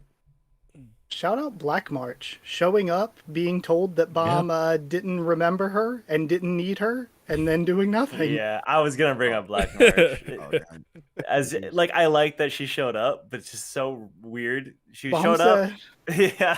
Yeah, Bomb said, "Oh, you're still here?" Then she gave him advice. He proceeded to not follow the advice, and that was it. I do like that when they enter. So like, regardless of how they enter the armor, once they enter the armor and they're like, oh shoot, okay, this is Dumas's thing. Let's just blow a hole in the side. And it's like, okay, fine. They blow a hole in the side. They do a shortcut, and then they're like, ooh, okay, we're gonna split up. And then the second they split up, Fish just gets gutted. Like it like, takes not even a second. Like it just no time at all. I think that I would agree that above anything, even if this fight doesn't accomplish anything else, I think it definitely serves Dumas as like a threat, as a because what I also like is that we're like, oh, this is the real Dumas, oh my god. And then when Bomb does leave, Bomb is like, oh wait, okay, the Dumas in there is not even close to as strong as the Dumas out here, which I thought it was a nice like final touch to the whole fight. So yes, it had a lot of problems, but it wasn't all bad. I think I'll end with, I'll just say this. I also didn't necessarily see the setup for their battle, so I didn't really like that they even fought in the first place. I just felt like, it kind of like, I'm like, why are you guys fighting kind of thing is what I'll say. But again, your point's well taken. The one thing this does establish is Dumas is a real threat. Like, not that I didn't believe that before, but when anyone goes up against Bam, I'm like, not gonna be good for you. Like, Bam will figure out a way, and he got out. But did he win? No. So. Nah, he didn't win. Nope. I feel like I felt that with Bomb with a lot of situations this arc, where Bomb would just randomly care about stuff a lot sometimes, and I'm like, what? Why is Bomb being written to care about this so much? No, I feel that. All right, I'm gonna hop out, you guys. All right, thank you, Ron. Thank you for coming. I appreciate it. You guys go follow Ron. Ron Can. Ron, thanks for having me. Of course. It'll be in the description. Go give him a follow, man. Appreciate it. Have a good one, you guys. Yeah. See ya. Okay. So with the red, I don't know. Remember, I read some of the other scans. I don't know what they call it: the red dump, heap, trash can, the red light district. The red garbage dump. I hate the red dump, so I'm just still gonna call it the red light district. Okay. We'll call it the red light district too. I really loved how they pulled up and started immediately going to work and bodying people. I think the harsh nature of whatever it is happening in there. Oh, by the way, forgot to talk about the fact that Gustang did start to dump away history, and things like that, unwanted history into the red heap, whatever. But how do you guys feel about them coming and then kind of like Mazzino came and like, oh, never mind, go? Because I have no problem, because I wasn't sure how to feel about the hard captain, like the boss, whatever. I'm like, okay, is he like super strong, whatever? Like, I don't think you should be able to step to Mazzino. And when Mazzino pulled up, they're like, oh, we gotta go. We finna die. That's fine. That made sense to me. The part that gets me, and this like it's kind of funny, is like I personally do not respect Belleria in any capacity. because I thought at the very least Number 7th ranked Belleria. Yeah, number 7 in Haku's poll. I couldn't believe it. I'm sick, but he said we have to leave it in Bellerier's hands, which means you have faith in this bum, and that's what made their stocks drop for me. I'm like, if you're putting faith in him, I can't respect it. Everything else, Ratnagra, the Electric Girl, all of it, super dope, super cool, great designs. Love how they came out and started to just, they want to smoke with everyone and cause chaos. Well, not cause chaos, use the disorder and the chaos to try to accomplish whatever it is they came to do there. But what do you guys like a personal opinion of them? Just out of curiosity, because it was contentious in my community. Some people loved it, some people hated it, some people were in the middle. Yeah, I like the designs. I hate the pacing. I think the pacing did not do them or their opponents any favors, because basically they pull up and then they're off-screened for 5 months, something like that. They are off-screened for many months while we focus on other things, and that I thought was terrible. Then when we finally see them, we speed run everything in like a chapter and a half to get through all of this stuff. And instead of speed running it, I don't think it did either them or their opponents any favors. We really should have gotten Dizzy versus Dewan as a full fight so that Dewan could have a proper death, fully developed and everything. Yeah. And the same thing goes with Astronaut Guy 13 with 13 versus Doom. I think it should have been a full fight to give Doom that sort of final development, give him a good death. And it doesn't need to be like a high diff fight, like they could mid-diff Doom and Dewan to hype them up some more. But the fact that it was basically a comedy scene of killing Dewan and off-screening for Doom was awful, when we spent the entirety of the cage building around Doom and the entirety of the walls building around Dewan. So I think the regardless of how you feel really about hurt it. Yeah. I want to kind of add to that. It was kind of like a funny parallel between, like, I guess they were like showing Doom and like with the Doom and especially Doom and Dewan's death. It was kind of like a I don't know if you guys remember in like not the Nest, was the first Arcane arc where Chang and Quad just get. Don't even get me started. It's like a parallel of that. Like I think SAE was to show, oh, this war is like serious. People can die in this war. Like he was trying to show the like lethality of the war. Like I can't remember the correct. Like I don't know I can't remember the correct word right now. But like he's literally show using the realities of war. Yeah, the reality. Like hopefully he'll pull a Noda like with Chang and just say, "Nah, they're alive." Yeah, it's just like like I get what you're saying. You know, obviously Chang is alive, but yes, I get what you're saying. I think my thing is like you can still show the realities of war, but not just have it like happen out of nowhere and just give it nothing. Like I don't know. Like you could argue, well, that's war, but for a character like Doan especially, like maybe you can do that to Doom, and maybe sure that there's that element, but to Doan, who had an entire arc all about her and about joining the squad and about just to get one shot is so disappointing. But it doesn't even have to be that long. But Neil Armstrong, though. Like half a chapter each, just like a fraction of a chapter each for like a fight. Because we got Yama fighting like 3 of them.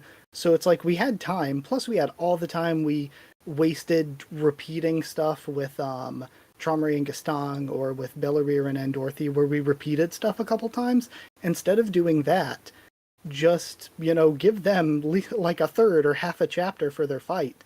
Like a lot of these really good fights in the Nest were only like a chapter long. Some of them weren't even a chapter long. Yep. Naya, with the red light battle, I just want consistency on what is fatal in the tower. If Doan and Doom are dead, it's quite underwhelming. I honestly always felt Doom was going to go earlier. So it was one of those things that I was okay with. I'm not sure thematically what role he would play here rather than just kind of support the Yama, because I always thought Paul was going to end up taking over the cage. But Doan being dead is good. We like that.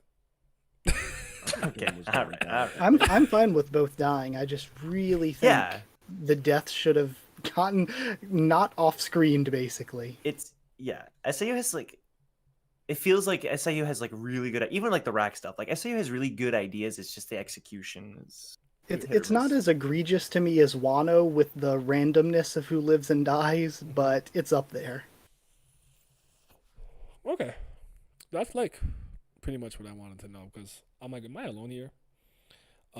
Yo, Naya, what's your favorite story arc? It actually is Hansung Yu's examination. I know it's like a really short part, but I feel like every series could have like really good moments, but I feel like every series has the hook, the part where you're like, oh, I'm strapping the seatbelt in and I'm staying on this ride. That was that moment for me. It was Hansung Yu's examination because I really liked that. Like I could have been literally Superman, like a Kal-El, a Kryptonian, came into the tower, strong as hell. I'm also probably an irregular, so I'm even more hacks. And if I didn't pick a door in 5 minutes, I would have failed.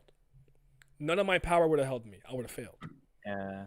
And the fact that Shibisu, who I didn't really think I thought he was funny, but I didn't really respect him at the time, was the only person who really figured it out, which showed me his cerebral horsepower. I'm like, dog, The GOAT. that's my goat for real. Like, I love him. The Deadly Arts, like, that's my man's. Like, tracksuit, like, that's my boy. So that's always been my favorite story arc. If you kind of want a longer one, I would say a lot of the stuff on the Hell Train.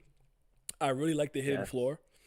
I don't really care for the zeros and ones like Batis and Rose and them, but like I really did like when Data Zahard came and Data Mashani's entire run that arc moves me. Like those would probably be my favorite two. Last Examination too is up there with Rachel with the push. That was really good. Yeah. But yeah. Okay.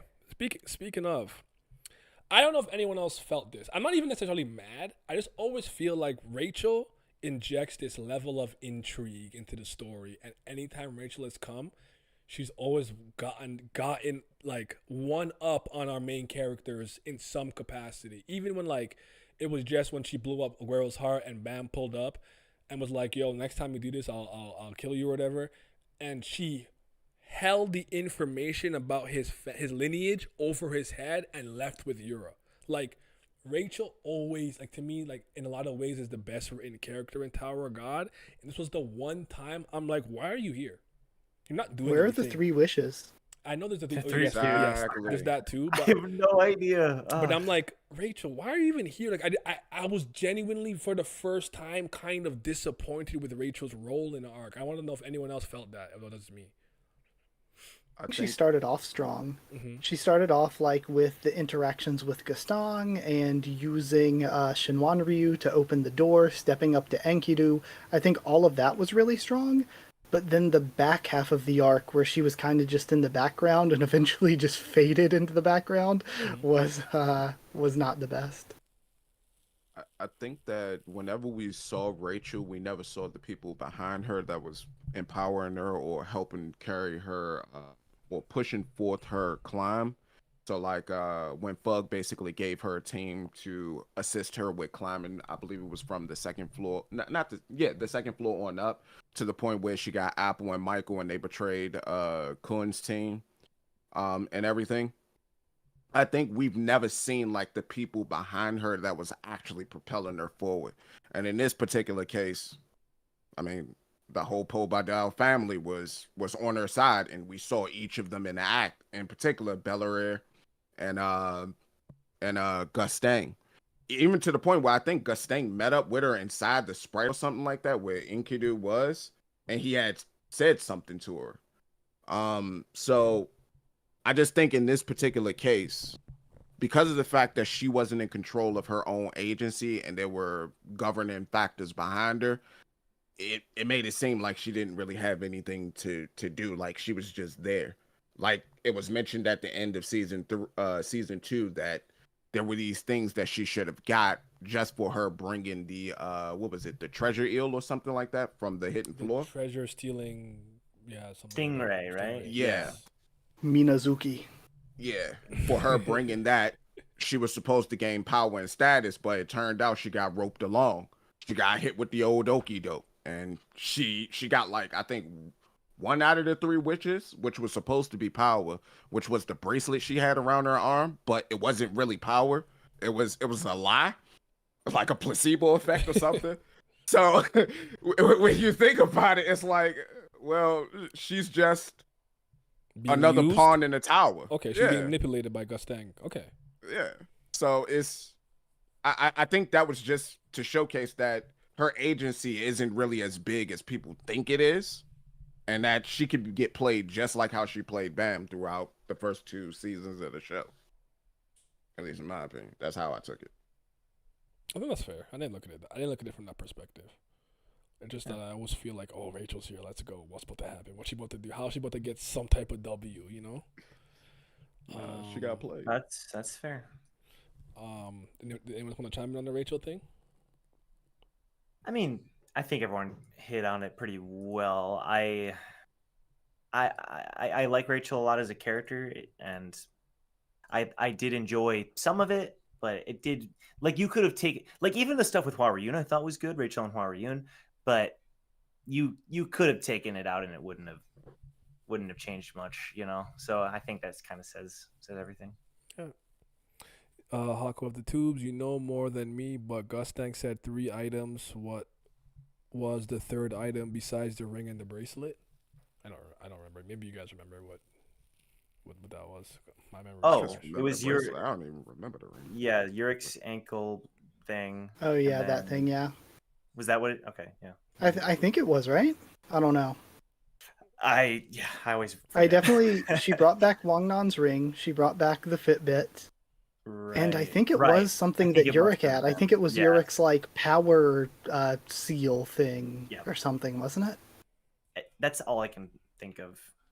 Mm-hmm. Did you guys like Bam's role in this arc? Specifically, kind of like the great chess match? I just felt like he actually took an even greater backseat in terms of agency and being proactive. Because the part where it was like, I think, was it Enkidu or Bellary or Kidu who stole the like piece, and he was like, well, make a decision, and man was just like frozen. And I think V was like, I think maybe V said something. I just felt like he just took a greater back. I don't mind that he's more reactive. Mm-hmm. This is how he is. He's not like going to force his opinion or force his will on anybody. That's part of his personality. So it's not like a criticism. I was wondering if you guys like felt like he was even more passive than usual in some ways in this arc. Cause I even felt like with the his fight with the Ren and stuff, Ren was like looking at him. He just woke up and stared at him like, "You're not hiding your killing intent. Like, I know you're there." Like, you know what I mean? Yeah. I'm pretty torn on season 3 Bomb because I think season 3 Bomb, with the way he talks to other characters, has the most personality to me. Like, he's always like shit talking other characters, where season 1 and season 2 Bomb just did not do that. But then with how he was presented this arc, I don't think it's that Bomb was presented badly. I just think there was too much Bomb for me. 7 out of 10, too much Bomb for me. Like, it felt like we had, again, like I said earlier, 2 great families, FUG, while Hike Song, all this other stuff, and we just spent so much focus on Bomb. It felt like Bomb was injected into almost every subplot that was going on, like the Enkidu subplot he was thrown in, the chess pieces with Andorthi and Bellary he was thrown in, the fight between the family heads he was thrown in. And I know he's the main character, but I just felt like Bomb was thrown into every single subplot and usually didn't make the subplots better by being thrown into them. I know you're the screen time guru, so did Bomb have more screen time in season 2 or 3? Oh God, I actually have no idea. Okay, I know I'm just throwing that at you. Like off the top of my head. Yeah.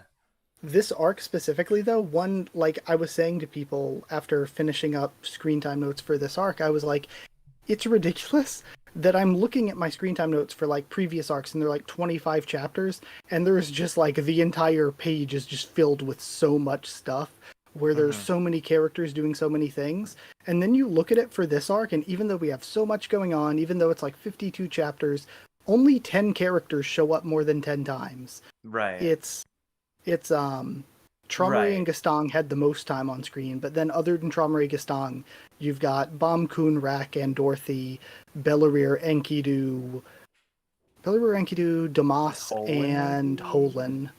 Was the only 10 that showed up 10 times or more.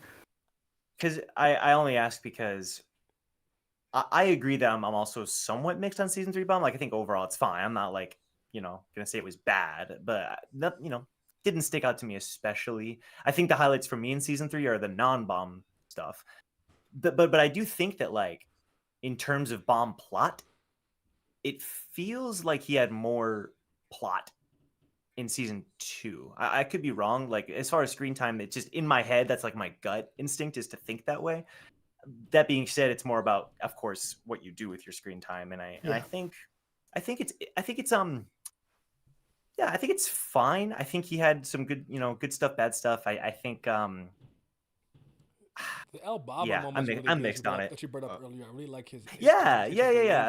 That's a good one to bring up. I feel like for what you're Oh, saying that's what I with was like gonna say. screen time, Yeah. it's like I feel like the screen time was more spread out before this Mhm. arc. Like before this arc, there were so many side characters getting a lot Okay. of time and a lot of attention, and I think that was really, really good.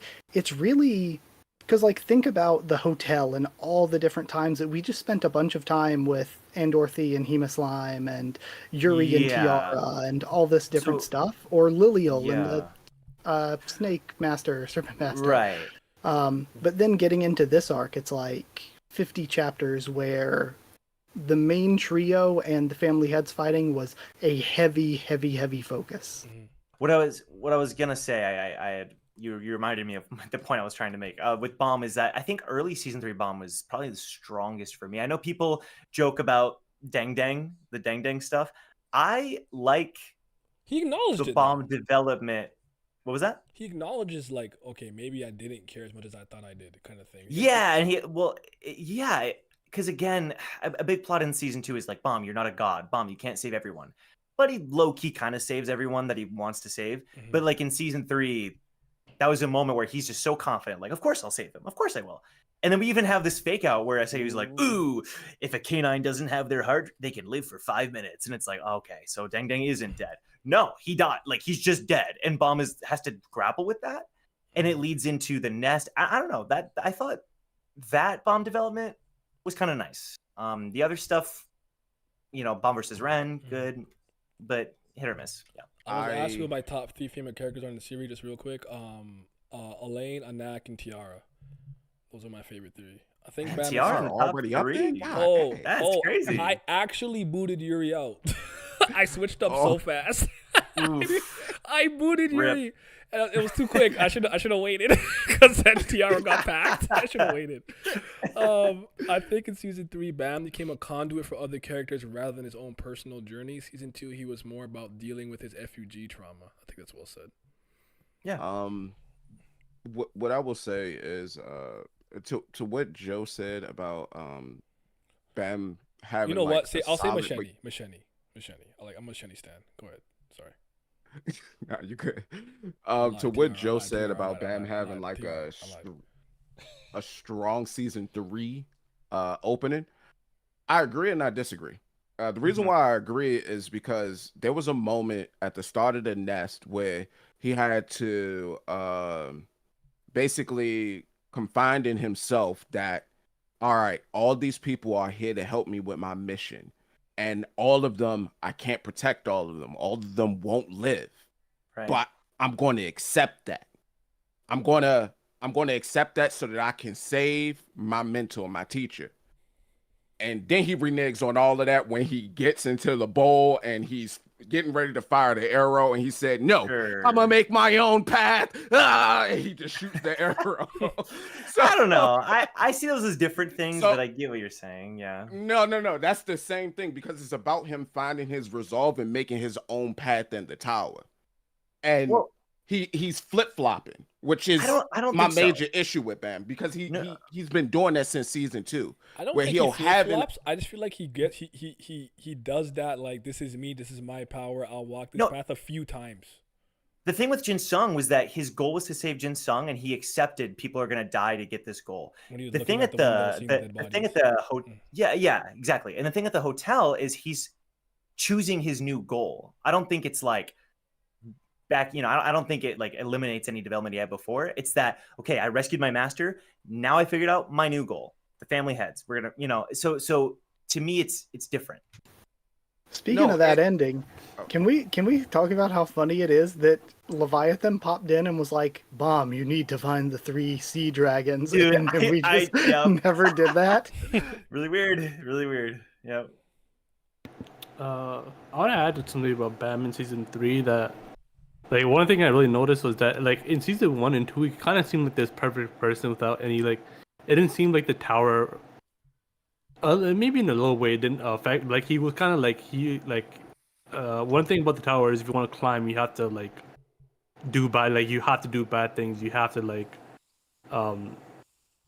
you have to sacrifice things. You have to honestly certain people you have to let go, or like you have to do like things you might not want to do. Season 1 and 2, Bam kind of got away with not having to do much. Like, even in the dollar show, he was able to save he was trying to save everybody there. This season 3, he just comes out, he just kills those hostages like it's Yeah, nothing. he starts out just killing the furries. Oh yeah, the furry death. And then the nest where he kills That's why the hostages. Van Kel As well, training. Sam has killed plenty of people though in season 2. I mean, Legitimate people. Like, he was even planning on killing Arc Raptor, Prince, Horiang, Misang, and Gosang, like, in that room. And then what happened after that? Like, the test that they went on, he was killing people.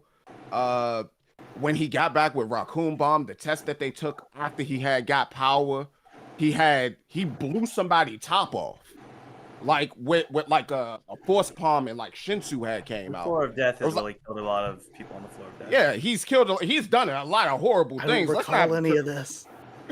Let's not pretend that he's like some sort of sanctified individual. No, he kills. In He season kills a 2, lot. I would agree. Season 1. Yeah. Season 1, all he killed was the bull. Did. Season 1, all he did was kill the bull. But season 2, he kills a lot. Season 3, he's just more upfront about it. He's just like, all right, well, it's like that more so. I'm about my people. If you're not with my people, get out the way. You know, you could Our die characters too. are kind of messed up. Isn't it Ron who is just like walking through killing these train cars Yes. full of people, and he's like Yes. just leisurely doing it? Yes, and Beta's It's like, oh, that's damn. one Beta's of our like, good whoa. guys, and he's just slaughtering train cars full of people. And that's because Yeah. killing is second nature in the tower. If he doesn't kill, he's going to get killed. So it's, I don't know. We kind of spoke about the Amizu situation a little bit. I don't know if you wanted to add anything about the whole Enkidu or Enkidu as a character, what you guys thought. For me, it's very simple with Enkidu. Like, I don't have to overcomplicate it. I don't like him. I think he's weird.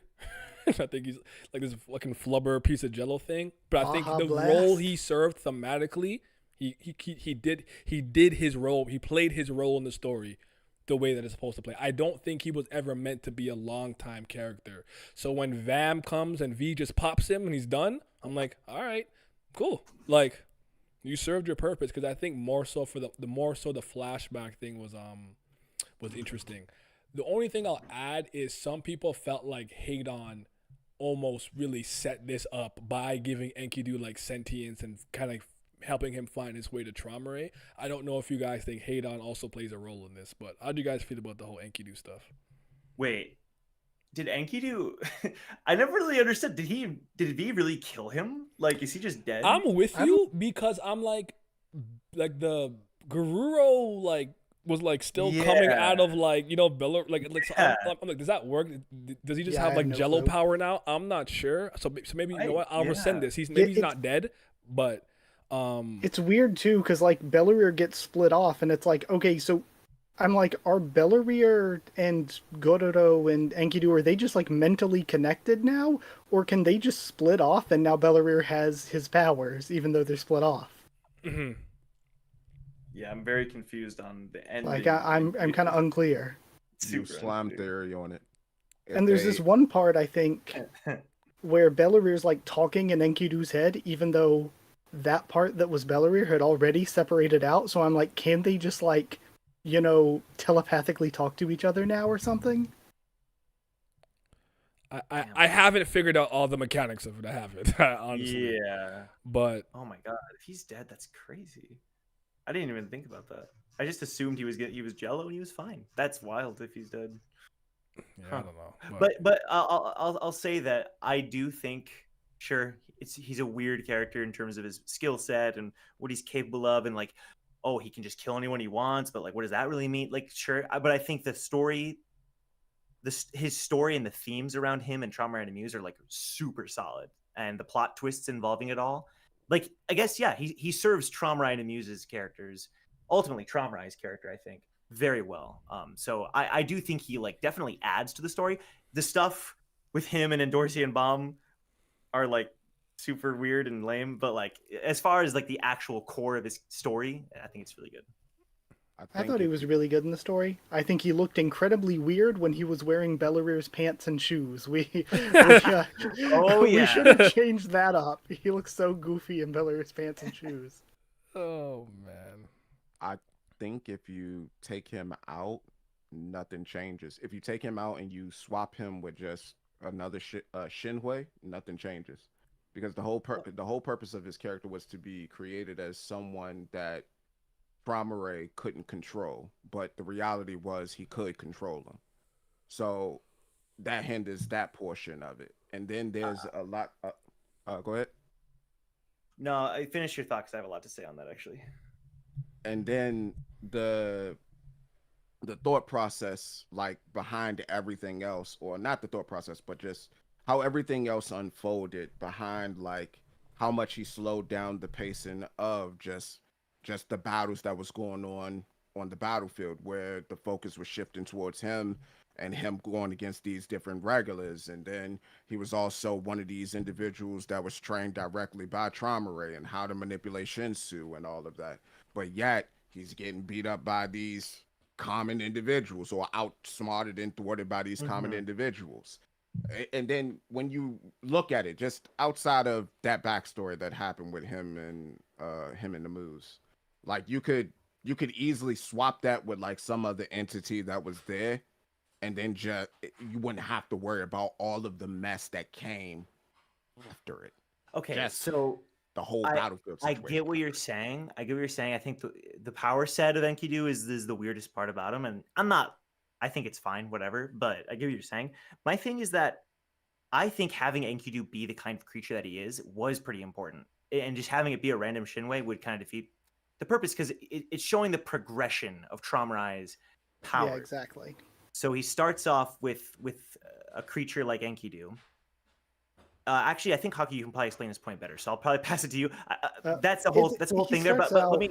Yeah. Go ahead. Yeah. Okay. One of his big issues with Amazu and everything that he starts running into when he talks to Gaston at the beginning of the flashback, when they're still building his house and stuff, is he's like, man, I just wish I could control her, because he's an insane control freak. And one of the rules of the tower that we got back in the nest was that you can't control humans.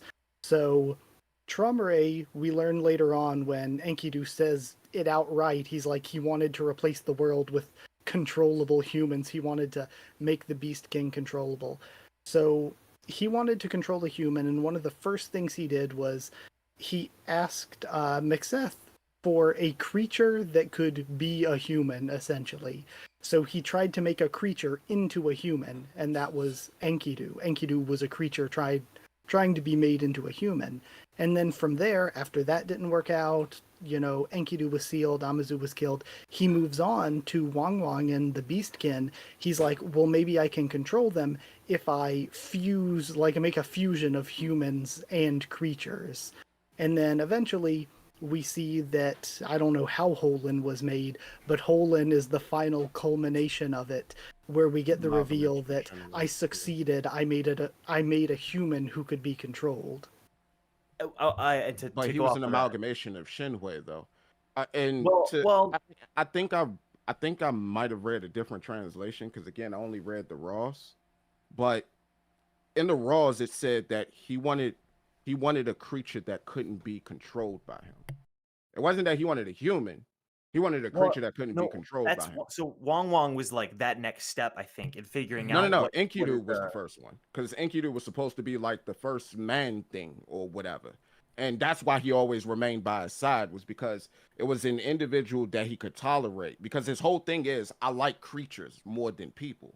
So Enkidu was this thing that was beside him that he couldn't control. And that was supposed No, to be the he central could premise control behind it. Enkidu from the beginning. Yeah, he That did was control Enkidu to kill a muse. No.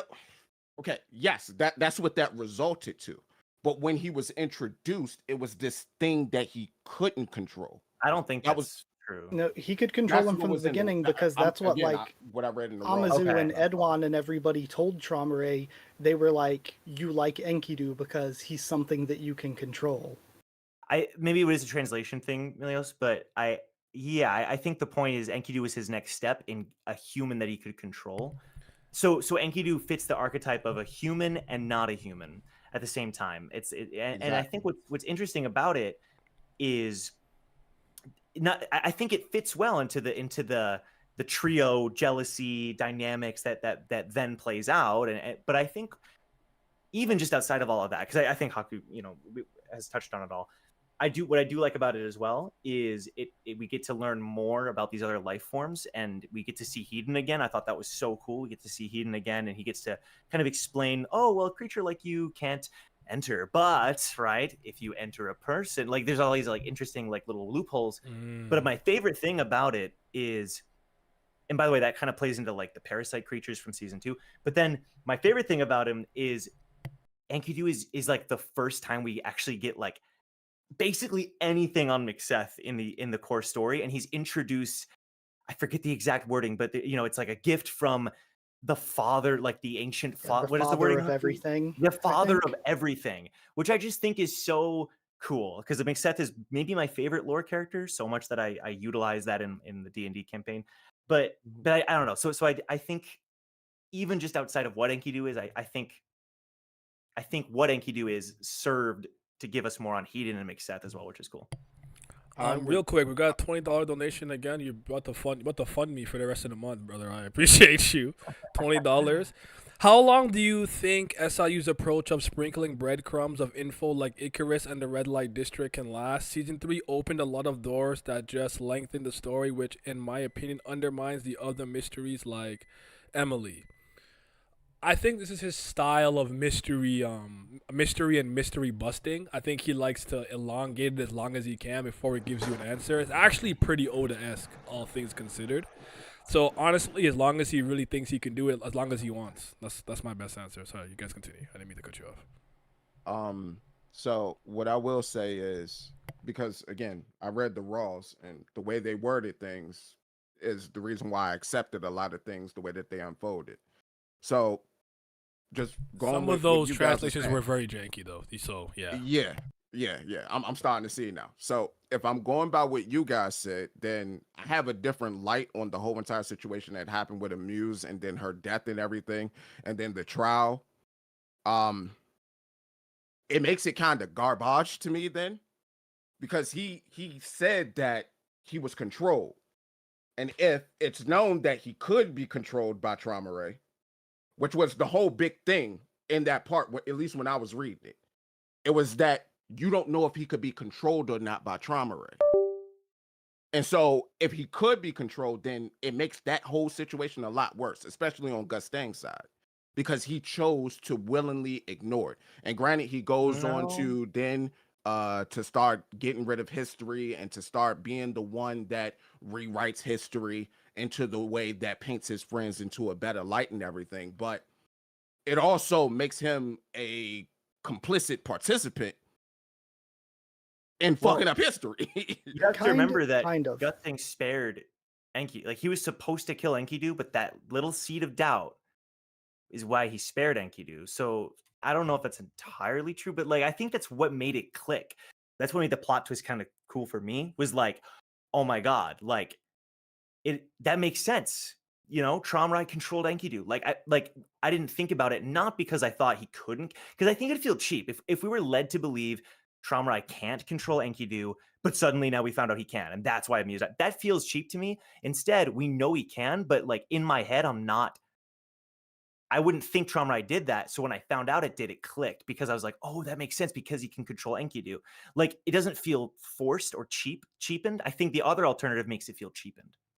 Yeah, it works because the entire time we were hinting by showing Enkidu's internal thoughts like it seemed like he wanted to kill Hamazu the entire time. Like we were constantly hinting, oh, he's gonna snap and do it, oh, he's gonna snap and do it. And then we think that he finally does snap and do it. We get the full confession and everything, even though some parts are kind of weird and don't make sense at the time. But then you learn at the very end when he confides to Gaston alone that, oh, he might be lying to cover himself because he just killed Amazu because he was pissed. But if he's telling the truth and Traumerei did control him, then that means that Traumerei set all of this up.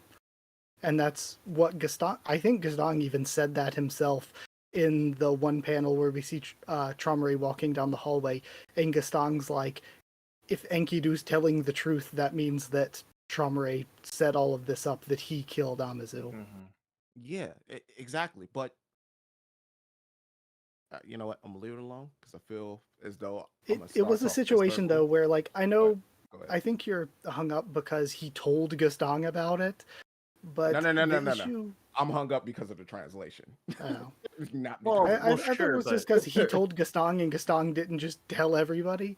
But I think it's because my interpretation of that was always that Gaston is Traumerei's friend, and he wanted to believe in Traumerei over Enkidu. Like, he couldn't go through with killing Enkidu just because he wanted to, like, you know, he was like, there's a chance. I'm going to leave open that chance. But he wanted to trust his friend. And we see that a lot with Gaston, where it's like, he thought he was doing right with that. It's like, I think it was Zanusia in chat was cooking earlier when they said season 3 is the season of, like, the road to hell is paved with good intentions. Yama wanted to protect his people, ended up messing things up. We see, like, Yasracha just wanted to be with Wang Wang or whatever, messed everything up. Same with Wang Wang and Nen Nen. They also kind of had their own things they wanted to do that ended up messing things up. Traumerei himself messed things up. And then we have Gaston is probably the biggest example, with him wanting to make history go a certain way, and it ended up messing things up with his daughter and ruining his marriage, and his best friend murdered his girlfriend, and everything goes wrong for Gaston. That's a great. Yeah, that's great. but I think I just fundamentally disagree because of just the sheer fact that if you have a friend that you know is capable of controlling other individuals, and let's just go with the officials, you guys are saying that it's claims that he could control them. Okay, so if he could control them, your judge, jury, and executioner over your friends, you then go to judge one of your friends, you find out more information. Granted, you leave the witness alive, or let's just say the assailant alive, so that you can then, you know, possibly go back and re-question them if need be, right? So then you decide, all right, well, I don't know if I should believe them, but I also don't want to remember this thing, so I'm going to get rid of history so that my friends don't, anything that my friends do, I'll sweep it under the rug. I'll just continue to sweep it under the rug until the point where something bad happens to me, and then I'm like, bump it. I need my memories back. I'm going to talk to the assailant. I'm going to kill the assailant. Die, motherfucker. And then I'm going to go from assailant, and then I'm going to go to him, and then I'm like, all right, time for you to get judged. Bash, bash. Oh, my head is gone. I'm back. Bash. Oh, you killed yourself. But to me, it's just poor execution in that sequencing of things. No, I disagree, because Gusting, that's his flaw. Like, he couldn't punish his wife. He couldn't punish, like, he tries to do the right thing, like Haku said. I think what's interesting is he always tries to do the right thing, but it always ends up backfiring heavily. And that's why during his fight with Traumerei, he's like, I'm finally just done trying to be good, you know, I'm just gonna, like, and so in that situation, he wanted to believe his friend, but he still, you know, something didn't feel right, and so he did keep Enkidu around. And then with his wife, when his wife murdered an entire floor or whatever happened, we don't know exactly, he chose to spare her, but that ended up resulting in more tragedy as well. So, you know, and people backfiring. And I think that's an interesting flaw on his part, where he was not a perfect judge. I think that's what we disagree, because I don't think he was ever trying to do the right thing. It's like if a judge knows that somebody just committed triple homicide, but they decide to say, oh, but he's a good kid, let him go. But he didn't know. No, he had proof throughout history that his friends did malicious things. and he just kept getting rid of those things. He kept tossing them aside. I don't think he thought he would be capable of killing Amuse. I think That's that because- even No. Gusting You're thought it was not. a You're bit not too listening to far. me completely. This is beyond the Amuse situation. He knew his friends did bad things, and he rewrote history to paint them as these over sanctified heroes. Right, because he Yeah. thought that was doing the right. Gaston's all thing. the family heads are messed up. That was a Right. bad thing. Gaston like falsified history. He was like But that's, Yeah. he but that's wasn't not trying doing to the right protect the thing. good people of the tower. No, of He was course it's trying not to doing the right protect thing. his friends and himself. Yeah. no, but I'm that's not- what I'm not getting tripped claiming up he on right was- now. Is because he's I'm not saying doing the right thing. I think he thought for a lot of his decisions that he was. He even has the whole line. He's like crumpling up the page, throwing it away, crumpling up the page, throwing it away, because he cannot. It's so difficult for him to make that decision. Like that's his whole ordeal. So I don't think he's just doing it maliciously. And even then, in the end, the decision he made was to go to Zahard and to throw everything away in the red dump. Right. So even then, he still made bad decisions to try to protect the family heads. And it was only finally when something happened to Eurasia N that it kind of snapped him out of it. And he's like, okay, screw it. The family heads are awful. I'm killing all of us, including myself. Yep. I do like that CU kind of showed that it wasn't just. It was like it wasn't like just Zahar like controlling the family heads or like doing it like they made a conscious decision to do this and help him out. Yeah, Gaston's not a good guy. He's a bad guy No, who for is sure. just now finally saying, I'm going to turn against the other bad guys. I have a video Yeah. where I call him a bit of a coward because of how he kind of went about things, but I understand the conflict that he went through, which I think was interesting. So, yeah. Okay. Excuse me. Sorry, I was eating spaghetti. How do you feel about the V situation? V being in Bam's body, is it good for the story? And did you guys see this coming? Because this seemed to actually be a theory. Not really. A lot of people in my audience kind of felt, and I only started to believe it when I think maybe he said you're a child of vengeance and stuff like that. I'm like, is he really in there? Like the whole line in the concrete, the little divot, supposed to be like The a part of his V-hole. power. The V-hole, the V-hole. Oh God. Yeah, I will say for me, I'm cautiously optimistic. I think it injected so much intrigue into the story and gave Bam another way to understand his lineage more. So I'm here for that. This is one of those things I have to see how it plays out. But what I do think this did for me is it gave Hodge and Sung, in my opinion, a reason to be around. Because I think he might kind of be his biggest cheerleader in FUG. Because what's that girl's name with the purple hair and the black? I can't remember her name right now. Demone. Ademone, Yeah. something like that. Ademone, or whatever her name is, right? Fuck, She's already yeah. like, look at this guy, blah blah, whatever. Okay, whatever. I don't Reno- get that. What? She's like, oh, the rumors said he said, what rumors? He's done nothing but beat rankers Yeah. and do all this crazy stuff. What are you talking about? She's just jealous. Yeah. I don't know. So I feel like Hodge and Sung is gonna have to really look out for him in the organization now, and maybe find out that V is there. And I think That's I don't cool. think he like cares that. about V. I think he really does care about Viola. So yeah, but Yeah. what do you guys think though? What do you guys think? Okay. I think it could be good. I'll just, briefly. I think it could be good. I think it again. I like the idea that Bomb's parents are not saints, and if this really is V, who knows if it's a part of V or whatever. But if it really is V, and if Arlen really did set up Bomb, Bomb, you're gonna your entire existence is for our revenge. It gives those vibes on Flora. But even a lot of people back then were like, Arlen seems. Because she lost her mind afterward. There's a lot of really weird, suspicious things regarding those two, and I think this could play into that while also playing into the Bomb identity storyline, which Haku brought up for season 2. I think this will continue along that path. If Bomb finds out that he's at his core just like a puppet for his father, that's that could lead to some really, really interesting development. So I'm cautiously optimistic, but I definitely didn't see it coming. I think there is the way that it can go that I think will be really good and cool to see. And then there's my kind of cursed hot take prediction of how it will go. So what I think would be good is if this turns into something where Bomb has to prove himself. Bomb has to overcome the V within himself. And we kind of get this fracture within FUG. Like, I feel like Jinsung would side with Bomb. Yama would definitely side with Bomb.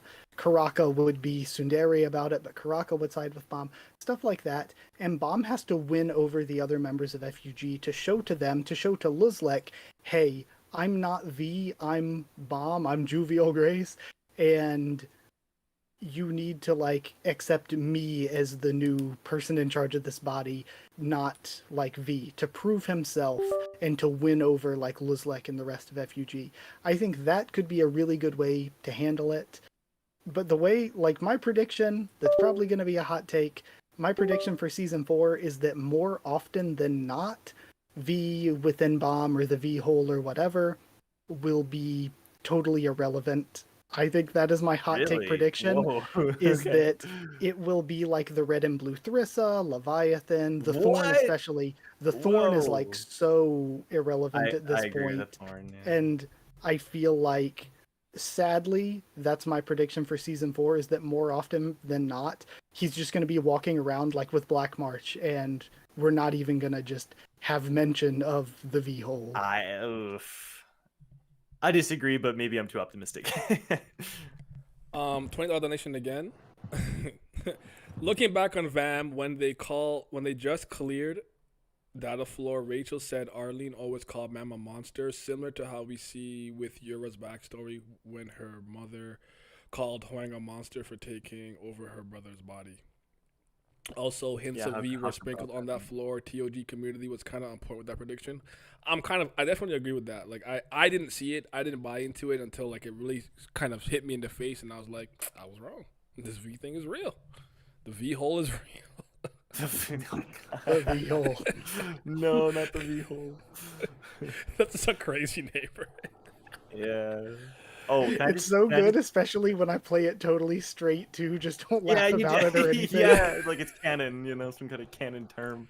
I'll just add one last thing. Haku, I didn't think about that, but Haku made me think, like, if it is about Fug, gaining Fug's allegiance, it could be a cool callback to Karaka. Like, Karaka was like a part of the anti-Bomb Fug faction or whatever, but maybe Karaka will come around now and, like, be pro-Bomb. Like, there could be some interesting Death Lady said, was it Death Lady that said, like, you seem to, like, really, like, believe in the Slayer candidate or whatever. So he's come around. Yes, it could be cool to tie that back. Mm-hmm. I think V, like, I hope he's more antagonistic. I don't know if he, like, there's parts where he seems like he doesn't care about Bam, but there's parts where he's like, you have to learn how to control it. I wonder if he, like, thinks of Bam as a person, or he just thinks of him, like, the body is Bam, because obviously the body is the son of, like, Bam isn't, he's technically not V's and Arlene's son. He's, like, he's using their corpse of their son to do something else. We don't know, but yeah. I mean, yeah, it's kind of like, I feel like that's like the most thought of theory. Like, he's not thing. So if that's true, it's kind of like, is it like he just doesn't, like, he's not gonna, like, respect, like, he's just gonna use, like, he thinks the best person to use his son's body will be himself if his son is already dead. And like, I think there's a line where he refers to the body, like, he says, like, the body, or, like, he doesn't call him my son vessel. or Bomb, the vessel. Yeah, he, like, it's such a, like, informal, like, or, like, casual. To your point, like, yeah, exactly. He refers to, and that was jarring to me. Of, like, that does not feel like the way a father would talk about their son. Yeah. I always wonder if that line, I call him, like, the other god of guardians, like Thor 2 or whatever, was like, you know, if you do this, like, the malice in the I can't remember exactly I can't remember the quote verbatim, but something about evil becoming more prominent and whatnot. And I wonder if, for the time he was briefly gone, and in the cycle of Shinsu, he got corrupted before his resurrection or being re-implanted into the corpse of, you know, his son. And I don't know. It's one of those things. I have to wait and see. I have to see it play out, and then I'll have an opinion. I don't have a strong opinion right now, but I do think it's intriguing. Yeah, again, I think this is all part of why I'm not, like, 100% convinced that this is like fully just V, like the actual V. Like it could be just a corrupted spirit of him, or it could just be like a small piece of him that he left behind as like a spirit of vengeance. So I don't know if it's just like fully him. Could play into the Jihad splitting himself thing if that's true. Horcruxes. What I will say is, there was something that I noticed that was interesting about the entire situation, and I think I didn't come around into like V actually inhabiting the body or being inside the body until like I saw what V actually looked like. Which was in one of the flashback where he walked out of the pot with the God of Guardians.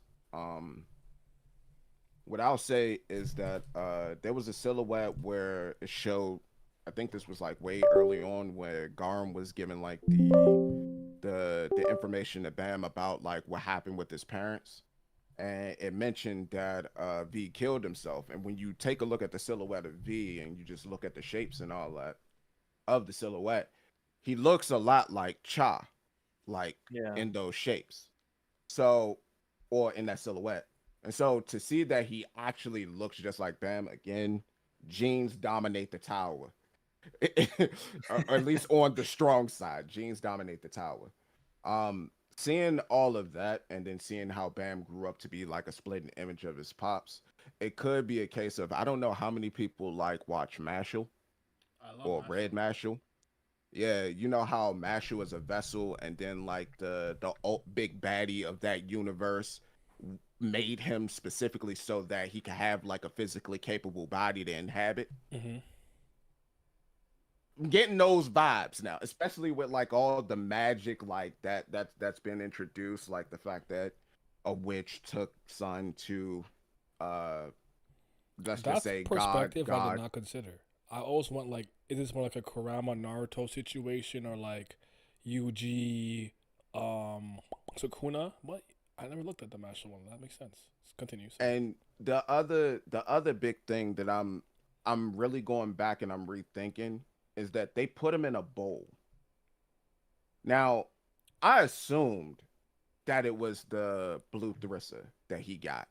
Like, because, you know, you need to figure out a reason as to how he got power.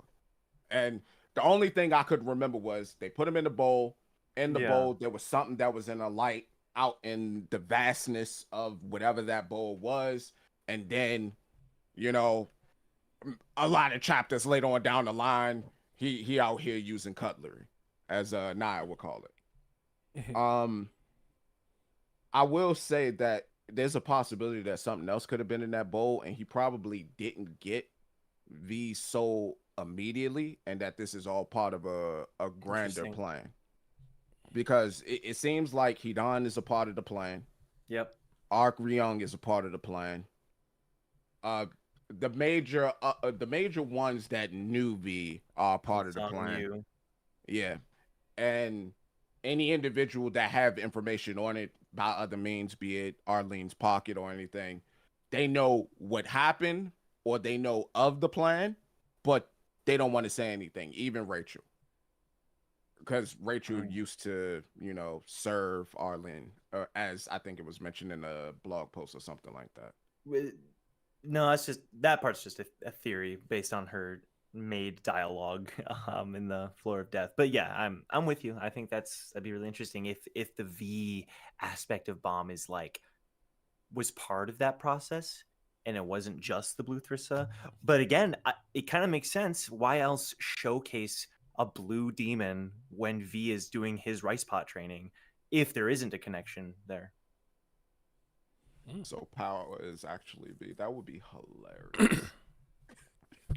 I genuinely feel like we've covered the next 3 topics throughout the course of this conversation. Okay. If there's anything you want to chime in on the Traumerei, because we talked about Gustang's morality and stuff. We talked about Traumerei and him and Amizu and with Enkidu already. So I actually feel like we've already covered this. But if there's anything here you want to chime in on, now's the time. I just want to say, in general, for like the Traumerei and well, this is more like in general for the whole fight. One of the things that really did, like, one of my least favorite things about it, one of the reasons I kind of hated, like I didn't really like this like whole Sprout thing, was just it felt so isolated from the rest of the tower. Like I feel like this is a match between, like, this is a war between two family heads. This is like probably the biggest event that's happened in the last like what 1,000 years. Like maybe Yurik and them put like a Yurik coming in, but like besides like the regular stuff, like this is something that like this is like life changing. Like this is like tower changing stuff, and it felt like it was so isolated. I would love to see like people in other forwards react to this, or like it be spread out and people see the like how they react to people seeing this, like people in the other parts of the tower, or like react to two family heads fighting, and like two great families going to war with each other. I feel like I think we'll get that in the first season. Like, I mean, yeah, but other like family heads reacting, and then like, does it create some type of weird power vacuum now that it's 9, not 10?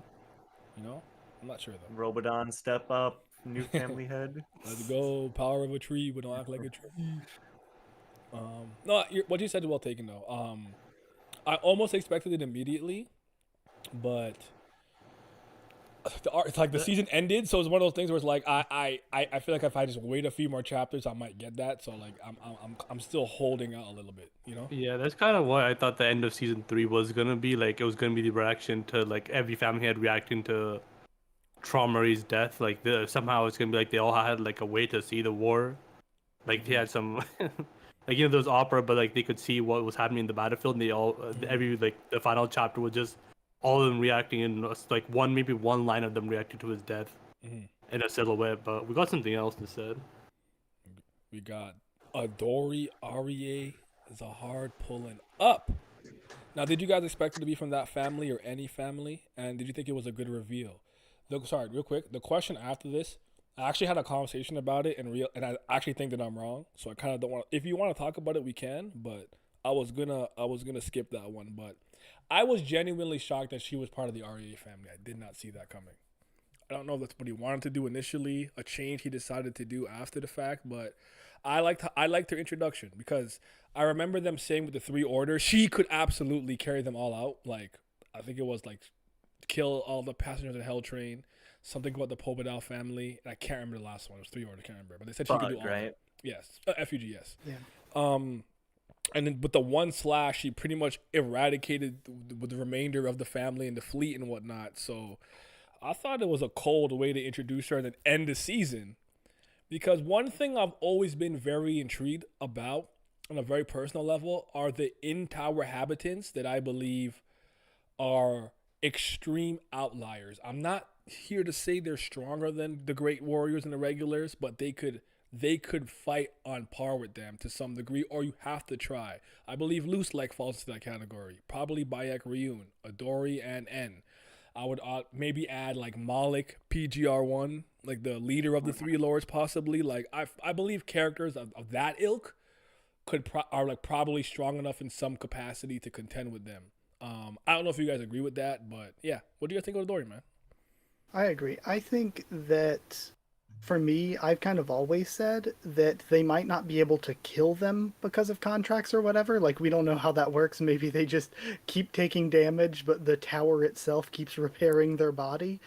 But even if they can't necessarily kill them, and maybe they can because they have rule-breaking powers, I think that those people at the top, like Luzlek, Adori and N, Bekrian, and Malik 1 PGR, I think those like top characters can fight on the level of the family heads and great warriors, even though they're irregulars. I think they can fight at their level. It's sort of the same way where we saw Bomb earlier, where Elaine was fighting at Bomb's level, or Joaquin was fighting at Bomb's level. Like, it's not that they're an irregular means that they're going to be stronger than anybody, but they have these immortality contracts that are going to get in the way as family heads. But when it comes to, I will get myself out of the way, my negativity out of the way, probably be the only one. Extremely hot take, I think, with Adori. I don't know, it wasn't that hot of a take with my comments and community. I, at first, was like, I'll have to wait and see where things go.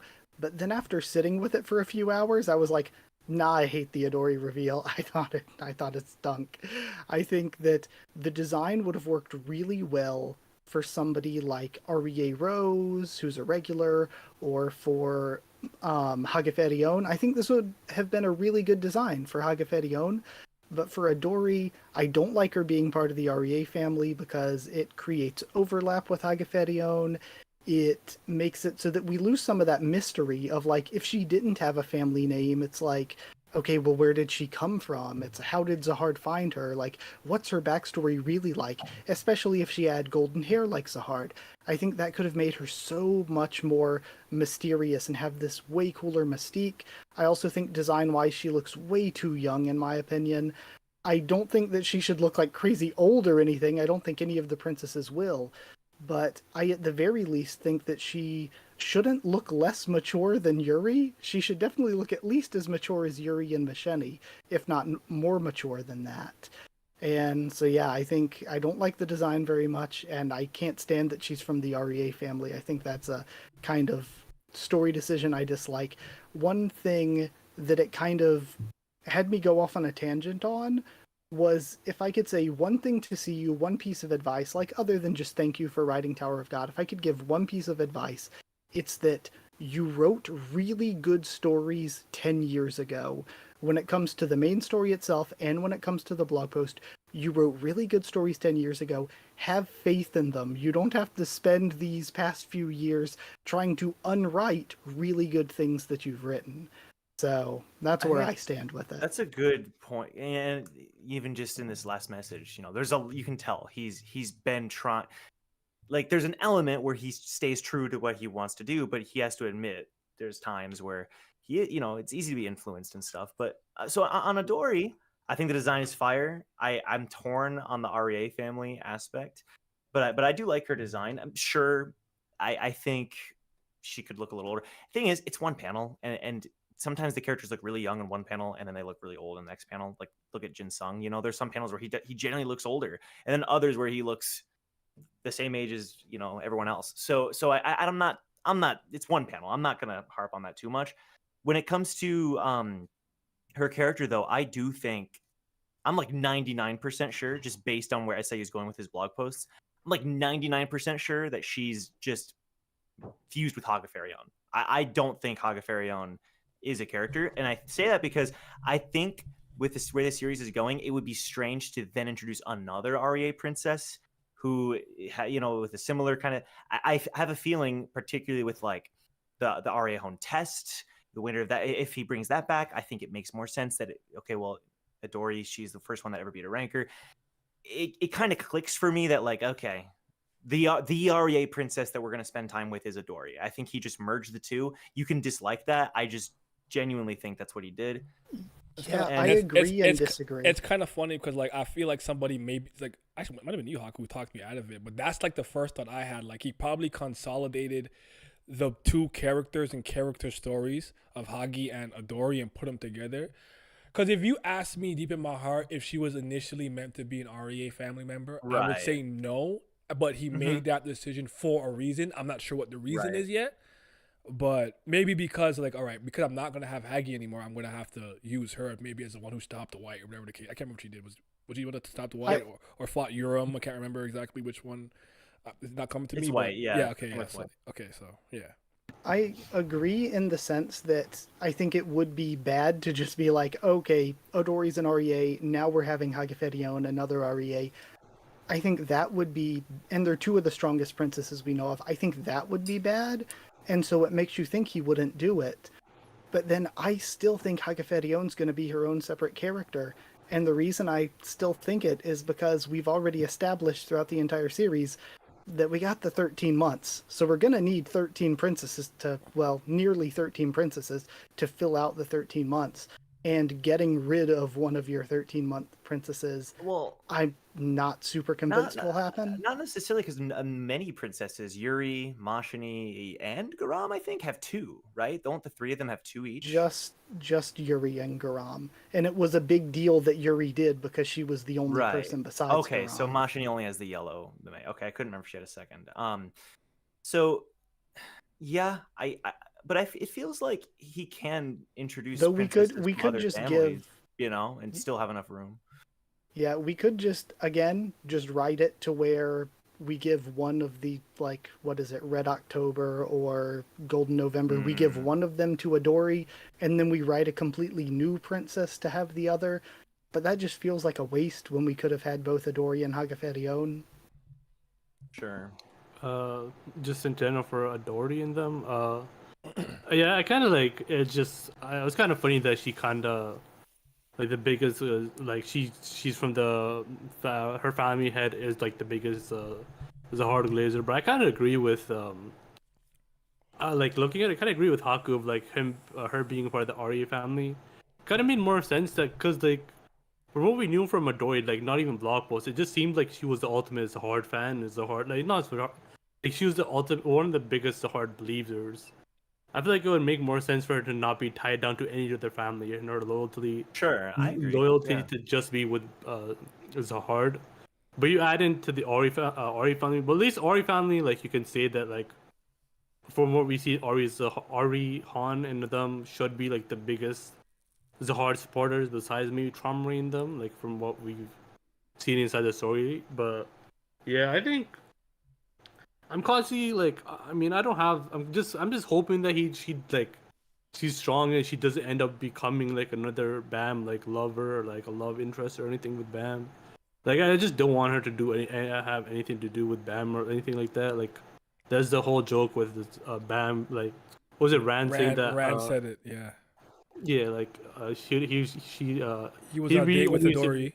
With Dorothy, sorry, and then he's like, I'd be more impressed if it was. First, I said Midori, but then the translations caught up, and then it was Adori later. People ran with that. Oh my god, they ran with that.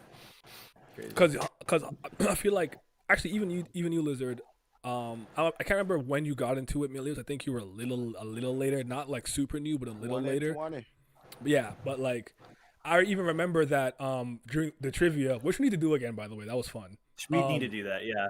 Remember when was it? I can't remember if it changed from Mexethi to Mexes, but remember you got it. You were right, but you got it wrong because like I was like, no, they changed it. Like I remember because even Kun was spelled K-O-O-N originally too and stuff like that. So like a lot of the terms changed. Yeah. You can go back and watch the dub they used to do, and it still says Mexes like in our video. So I was so confused. Yeah. Mm-hmm.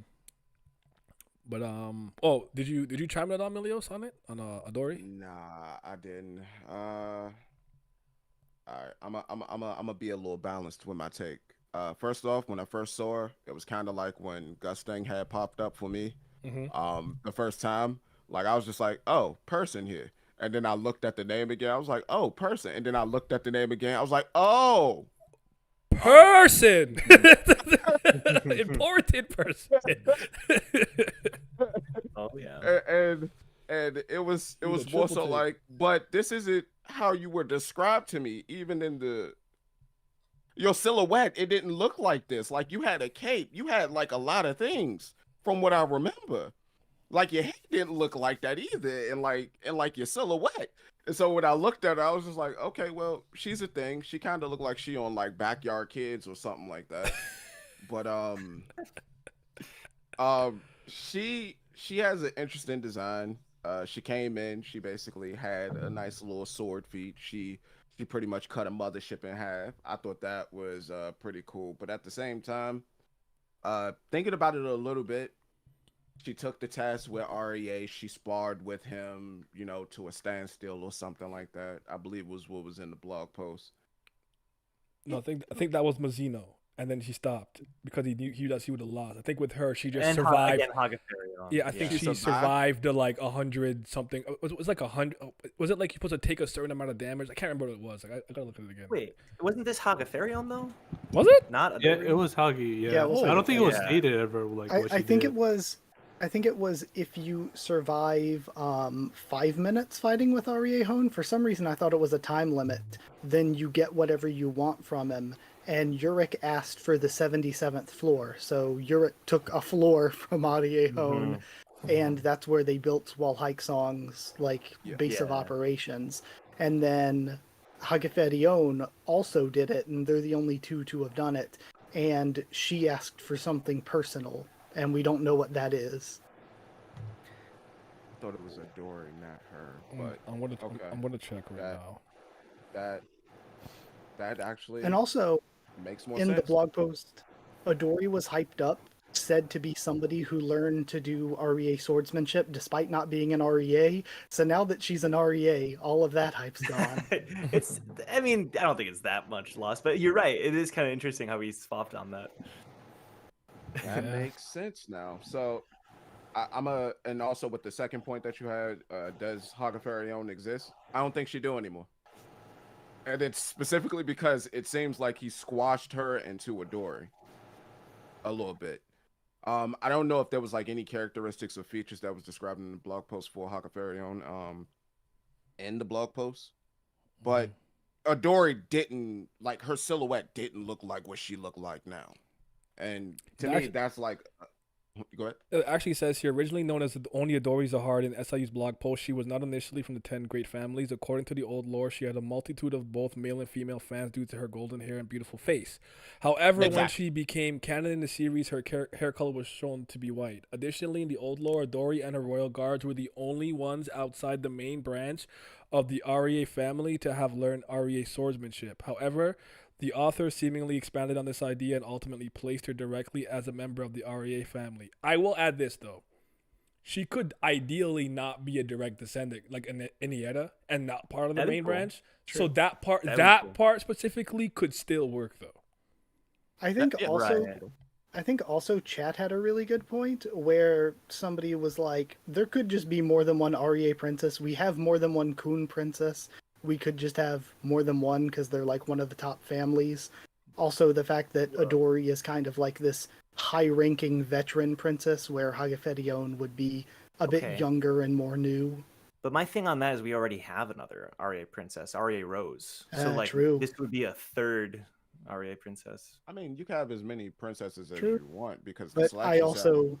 I guess it's just not impossible. It does feel very weird to me if we have Adori be an REA and then still have Hageferion. Right. But though it still feels weird, just because they were established with 2 different 13-month series, and there could just be more than one from the top family, I think it's still possible. It's definitely still possible. Maybe my 99% was a bit high. I would maybe give it like 80% after talking to you guys about it. But like, I was going to make... Yeah.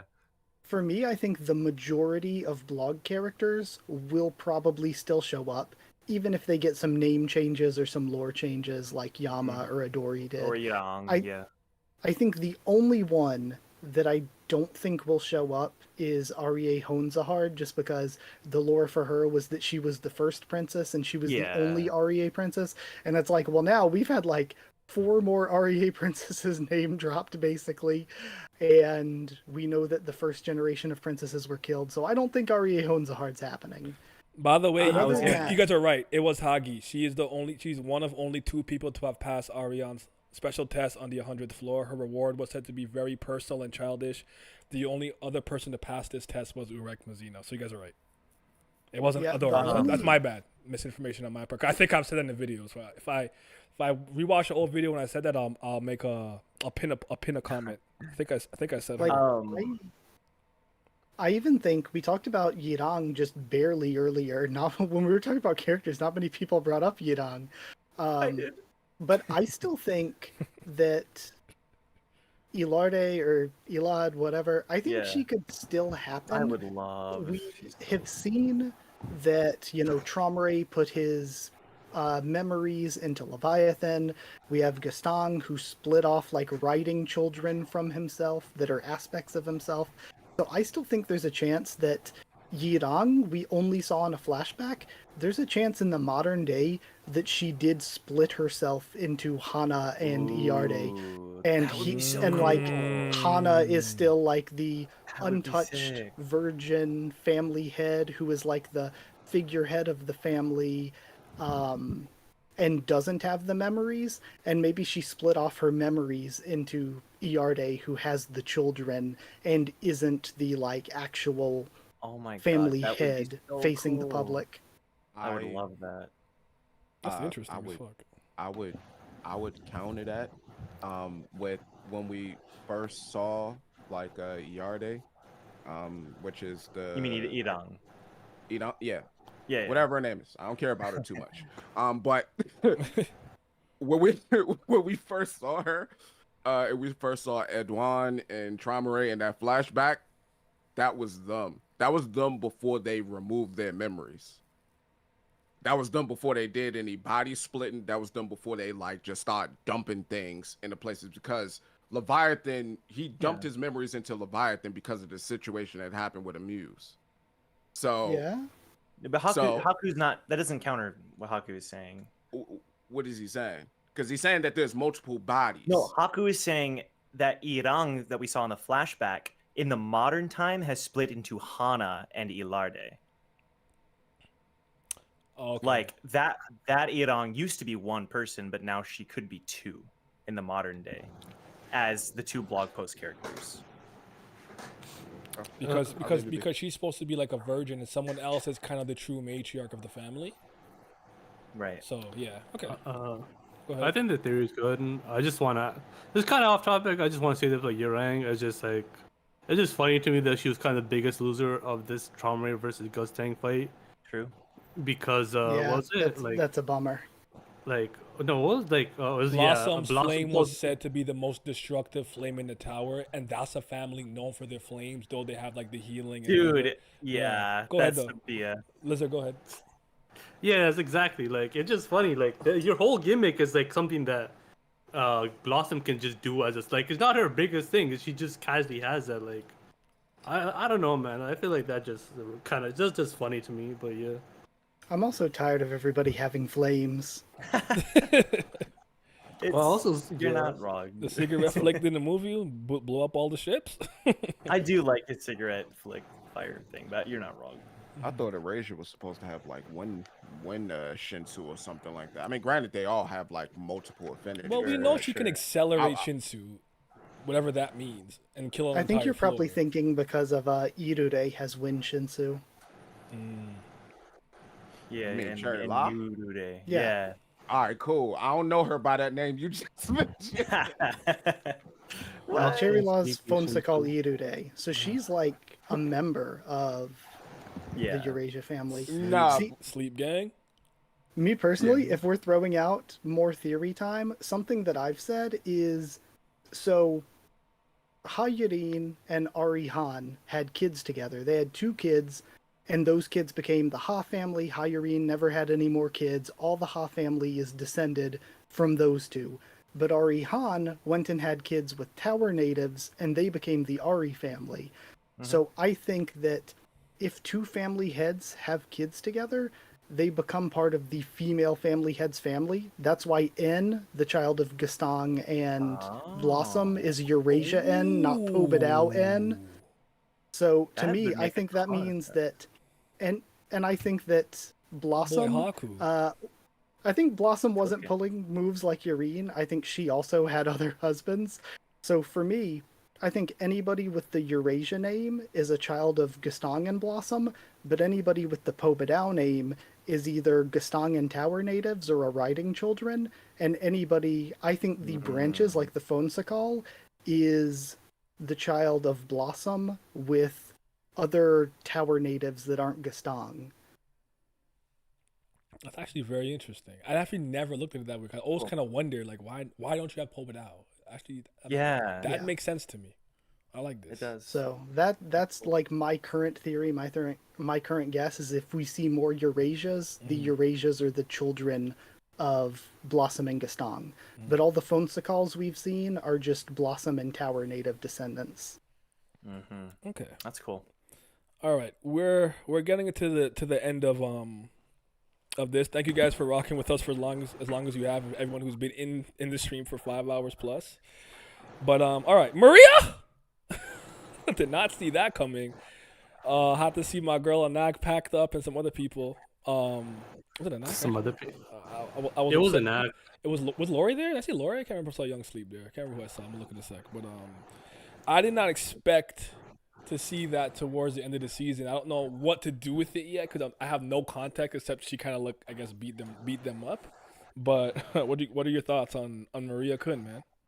Finally get into the Maria Kun backstory arc and exactly what happened with Aguero and seeing more of it. I hope that her and Adori showing up at the end means we get into more princess stuff. Mm-hmm.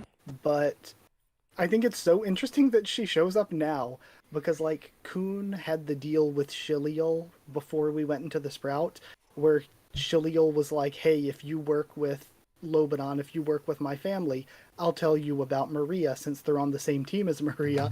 But now that we're finally getting to that where Kun could learn about Maria, Bomb just went missing, so Kun's like, I'm a little busy right now.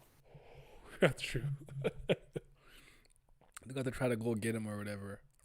I don't have any like crazy thoughts on the Maria situation. I'm just like, okay, like she's here now. Like, what does this mean? So yeah. All right. Yeah, it is cool. It's really cool. I don't have much to say though. It's exciting. The one thing I want to say is, I know Haku's been told this. I don't know. I don't think he's convinced, but there's that one like random regular that's just like floating on a piece of wood next to Lare. Yeah. And some people were like, "Is that Verdi? Like a just much older Verdi? Because we haven't seen Verdi in like years or whatever." Mm-hmm. I don't know. That I'm here to say I'm aligned. I think it is, and that's kind of weird if it is, but the hair color is extremely similar. So you know what I would love? Just make it Blarus. Turns out Blarus grew their hair out really long. Season 1 characters are back. Let's go. I need my season 1 goals to come back. But now, camera on me. I need to talk about my MVP. And Tiara would have got it if Enki didn't use his stupid hacks and take my girl out. But my most valuable person has got to be Grace Murchia Loose Leg. That was my boy right now, man. He put FUG on his back. He carrying all the stocks. That's the one Slayer I'm going to invest in because I think people forget this. He's the leader, but he's still the number 1 seeded Slayer. Like, he's still a Slayer, technically. Mm-hmm. I think people forget that. But I forgot that too. You're not wrong. I thought his introduction was amazing. I liked how he came in. I liked the interactions he had with Garnak, Kelhelm, and Hajin Sung. His ship is dope. I said that already, my bad. His fight with Mazina was incredible. I thought the way he was talking shit to him was great. Like, you're not even the head of Wolhike Sung. I should probably be talking to Bayak Ryun. Why are you even here? Like, I'm like, bro, who do you think you are? Like, yo, calm down. He stepped to Arie Han, and ultimately, I would argue what he came to accomplish, he's the opposite of Mazino. I'm sure he would have loved to see Gustang and Traumaray die, but a family head did die. And that's something that he wants accomplished. Yep. The return of his master, V, he was able to protect him because the joke that I make for anybody who's in basketball, LeBron has this one move where he's at the top of the left, I think the 3-point line towards the left of the key. And he'll like look at the ball and do a step back. And I'm like, how does that work on everybody? It's so telegraphed. And he got Mazino not once, not twice, but 3 times in that white space, bro. The dimensional space he does when like kind of his hands like this, like the dark twist thing. I'm like, bro, how many times is he going to get you with this, bro? Like, he came, he delivered, he conquered. My stocks are invested. I believe that's my boy. That's my MVP at ARC. I'm not going to say season necessarily. Nah, fuck it, season. Hey, man, speak your truth. I praise. I'm blazing. Yeah. I'm blazing. Deserved. I think deserved. Yeah. And his design is cold. I know a lot of people thought that maybe he implanted part of V into his face because he had like the Vankel burn and part of his face is kind of discolored. I'm not sure what that is yet. I don't know if you have any theories on it, but I think he just got hurt. Just healed weird. That's my opinion. Same thing. Okay, yeah. I mean, okay. Honestly. Could be. It kind of has like that Phantom of the Opera like type deal where like half the mask, not Phantom of the Opera, I can't remember what it's called though, but it's like half of a mask on the face to like symbolize like not what is it, like rebellion. I want to say V for that's what it kind of reminds me. Isn't it? No, yeah, that's the whole mask. That's the anonymous mask. Yeah, anonymous. Yes. That's exactly what I'm gonna start calling V from now on too. V for Vendetta. Whenever I see him. No, but Luce like But, very much. I very much enjoyed him. I like his design, and everything too.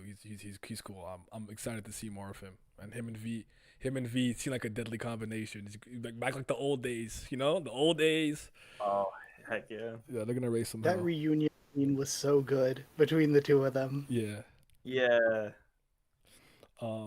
Just so you guys chat knows, I literally wrote here in the show notes the part where I glaze loose leg for like 2 minutes. It's that's true. that's the topic. Can confirm. All right, and then for the end, I want any predictions you have for season 4 or what you would like to hope to see for season 4. And I guess we could also talk. Actually, before I get to that, just a spin-off. Like, what do you guys think the spin-off is going to be about? Some people think it's going to be about the other characters, the regulars, like Team Sweet and Sour Pork, maybe, or like I don't know what to expect. I thought maybe it could be like more of a comedic, just like slice of life, what they were doing in between tests and something like that. But do you have any idea like what you think the spin-off could be about? Wang and Yeah, same, probably. Okay. Just because, like, the very beginning of season 3, like, 2 of our big hooks were the capture of Yuan Danhua, and then that, like, it didn't really go anywhere, but at the same time, it was mentioned a lot throughout the season. It tied into the Revolution stuff, tied into Yul and Kel, so it was still present in some way. But another of the big hooks at the beginning of the season was Wang Nan making it back to Horyang, and Horyang was finally awake again. And then we just spent the entire season not following up on that. So it definitely feels like that's the biggest loose thread for us to go to. Either that or the group after the nest that went to the snow fairy forest, Sol Wang Yon. I always forget the name of it. Either that group or Wang Nan's team, but most likely Wang Nan's team. I think it's gonna be probably Wang Nin, but I also just don't trust SAU. Like until I see the spinoff, I don't trust it'll happen. I still remember between season 2 and 3 when he said he was gonna do that spinoff for Wang Nin that was like for like 1 chapter and nothing happened afterwards. Like I gotta see for a few chapters before I believe there's an actual spinoff. That's fair.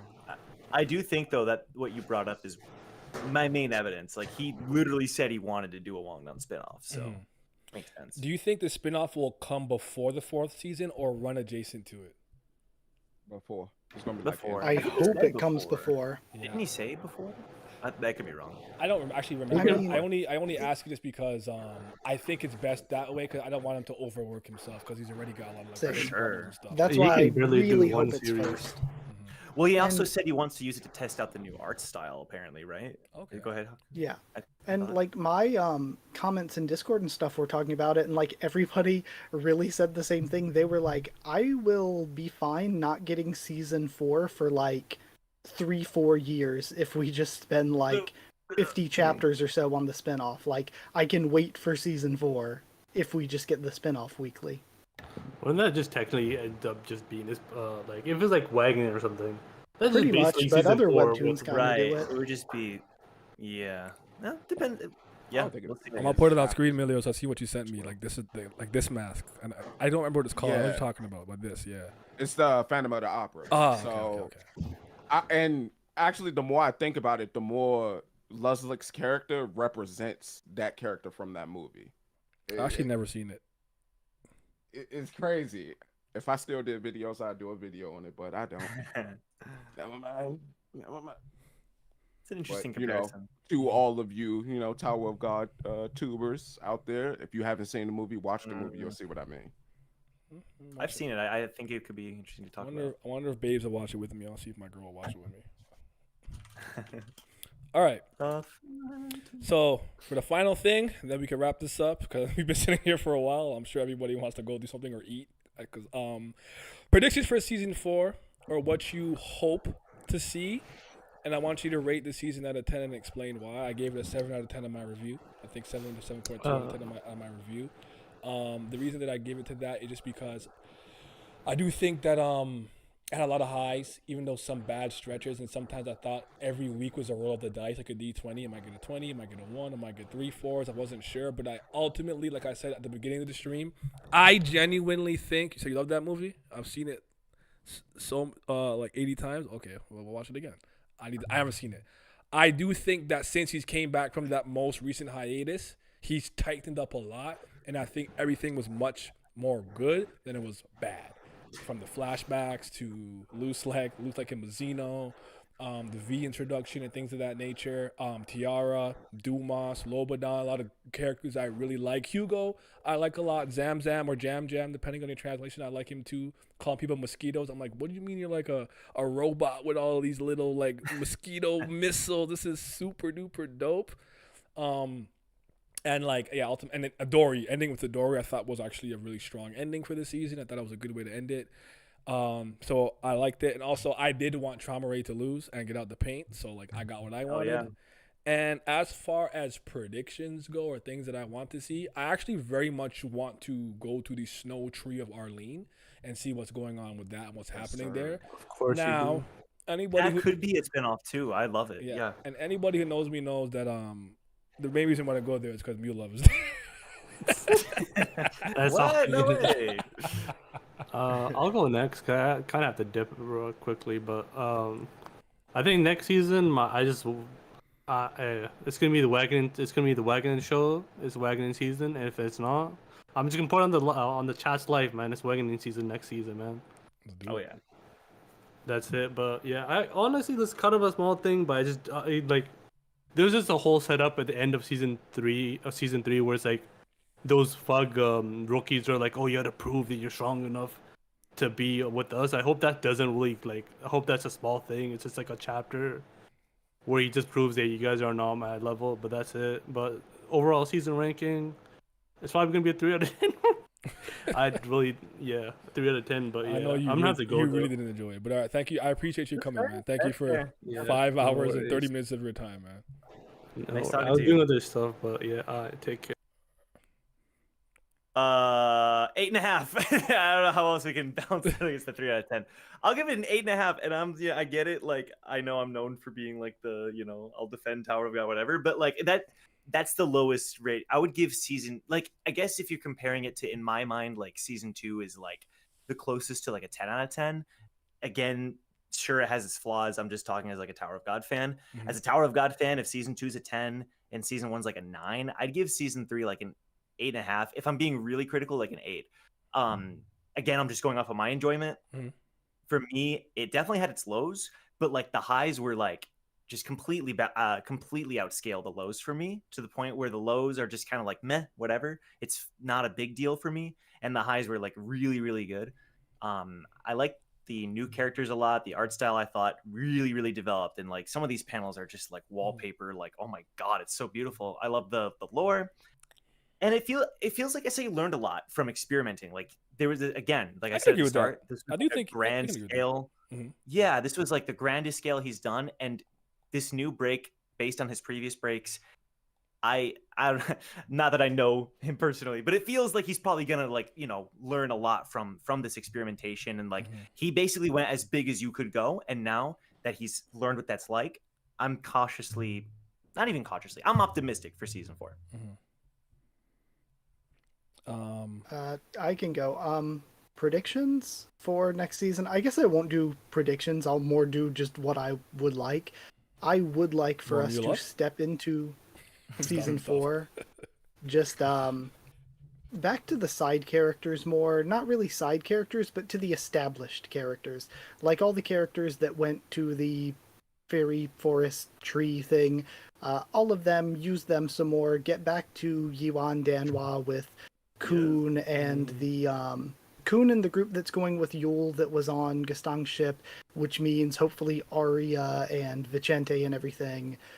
Take them, go to Yuan Danhua, go with them some more, go with Wang Nan's team some more, bring back Team Novik, just bring back our established characters and do things with them. Anak would be nice, Shibisu's team.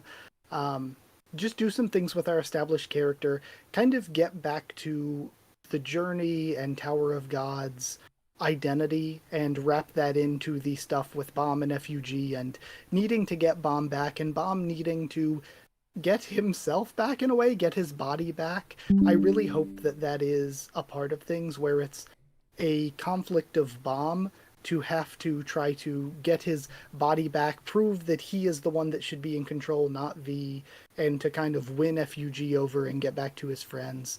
Much like he had to do when he was Jovial Grace. So I hope we get that kind of stuff. And for how I felt about Season 3 as a whole, I would give, like, as an overall score, I guess kind of like Joe was saying, for me, Season 1 and Season 2, I would say is like a 9 or 10 out of 10 each. But it might be a little unfair for me to just give them 10 out of 10s. Yeah. Just because, I agree, yeah. like for Season 2, it's I okay. I don't think the last station's perfect, but that's my I love pretty only much everything else. big criticism with the second season. Yeah.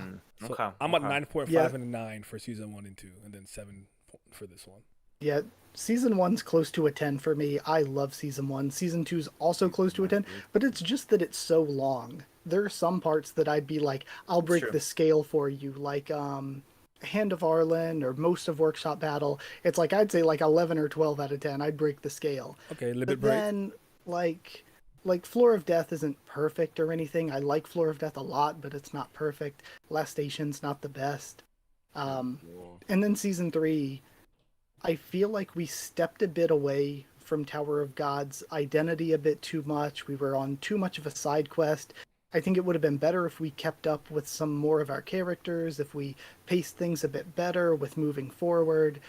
But even so, I'd give it like a 6 or 7 out of 10, like maybe a 7 out of 10, just because there were a lot of good parts, a lot of not great parts, but most of it was just somewhere in between. Most of it was just good. It was just all right. I think looking arc to arc, the one dragging the score down a bit is the Sprout. Like I said at the beginning when we first started talking, the Sprout to me is like a 3 out of 10 arc, 2 out of 10 without the Amazu flashback. That brings it up an entire point. I think it's a really bad arc. But other than the Sprout to me is a Wano situation where I consider the Sprout to be the worst arc in Tower of God, and it's not even close.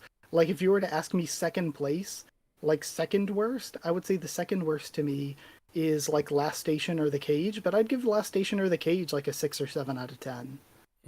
So it's like, to me, it's just one really, really bad arc, and the rest is fine to me. Fine to good. Like, I love the hotel, I love the walls.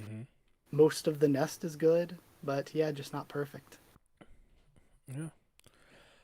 Milios, take us home. God dang, y'all them scores are high, brother. So I had to go and take a look like at the chapter arcs that exist within, season 3, just to kind of refresh my brain as to all the stuff that had passed. Cage to the so there's wall, 48 to the second defensive wall. Yeah, go ahead, sorry. There's 48 story arcs, like for different chapters. So each thing defined in each subsection of an arc. So with that being said, and looking at a lot of these and Xing out some of them as I go along, I'm a little bit down on season 3 a little bit more than I thought I was. I just remember the highs are just so high that I remember them a lot more than the lows. But with that being said, before I get into the score, predictions for season 4, or what you I'm wanna at see. least what I want to see. I would like to see V being explored a lot more. If Bam is even going to still be there, but I got a feeling that's not going to be explored because there's going to be pushback with the Korean audience, and they're going to be like, "We don't want to see that. Give us Bam." So my cousin with is that texting me. He said we need Enryu. By the way, with that being said, we see that. I'd like to see Ho Hike-san's main base at floor 77. We Yes. delve into them a little bit more. I think we could let Bam separate himself from the pack a little bit. Let them go off, do their thing, have their own adventure, and you just split the story 3 ways. Ho Hike-san, Fug over there with Bam being with them, and then Raccoon and Co with like another team as they do whatever they need to do to go find Bam to get him back from Fug, which it seems like that is what it's shaping up to be, with a lot of sub arcs in the middle, where like the Princess War arc, which could potentially happen. Don't really think it's gonna happen. Think it's gonna be some reneging, but yeah, things like that. Those are just things I would like to see. As for my score, thinking about it, I got it at a 5. It's average. There's more bad than I thought. It's just I forgot it. But as for the good is really high to offset a lot of that bad. There was the situation where Dang like, I'm not your dad. like I completely forgot about that situation, but when I saw like the list, it came back to me, and then like the whole entire fight with, I think his name was Kane, the one who had like who could transform his legs, and then the Bam cut. You mean Godot, deepest, darkest, blackest, ebony, onyx foot? It all started to flow back to me, and like how much of a drag that was. Then Kun dying, and then reviving, then dying, then like all of that. It's all coming back to me now, and yeah, it's a 5. It's a 5. The highs are really high. Caliban, he went up on my list in characters. Like, he became great, like especially after that situation that happened with him and Laboric, and then him and the other Lapobia, where like he hit him in the gut and he was like, "Is that a punch? You call that a jab?" Let me show you how to throw a real punch. Exactly. Real fist merchant. The different tactics that was employed in certain fights. I realized that there were a lot of fights I didn't like because they turned into a beam fest. But when they actually were throwing hands, like Dumas versus Bam, even though that fight it still don't make sense to me. But when I think about like how it took place, like they were actually throwing hands. It wasn't just spear attack, beam. It didn't look like I was watching Street Fighter. Like, look, he took that man's head and twisted it with all his might. Okay, exactly. Don't get any crazier than that. I never thought I'd see Bam get turned into a Beyblade, bro. It's so funny. I think back to like the White versus Bam fight where Bam pretty much got killed, and then he resurrected into the Black Phoenix, and he started to let the Black Rain pour.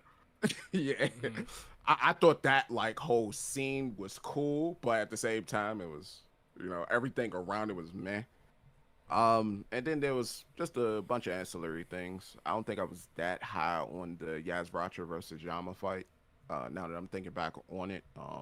And then there was just a lot of other elements that had brilliant concepts, terrible execution. So it's a 5. It's a 5 for me. It's average. Okay. I think that's really, really fair.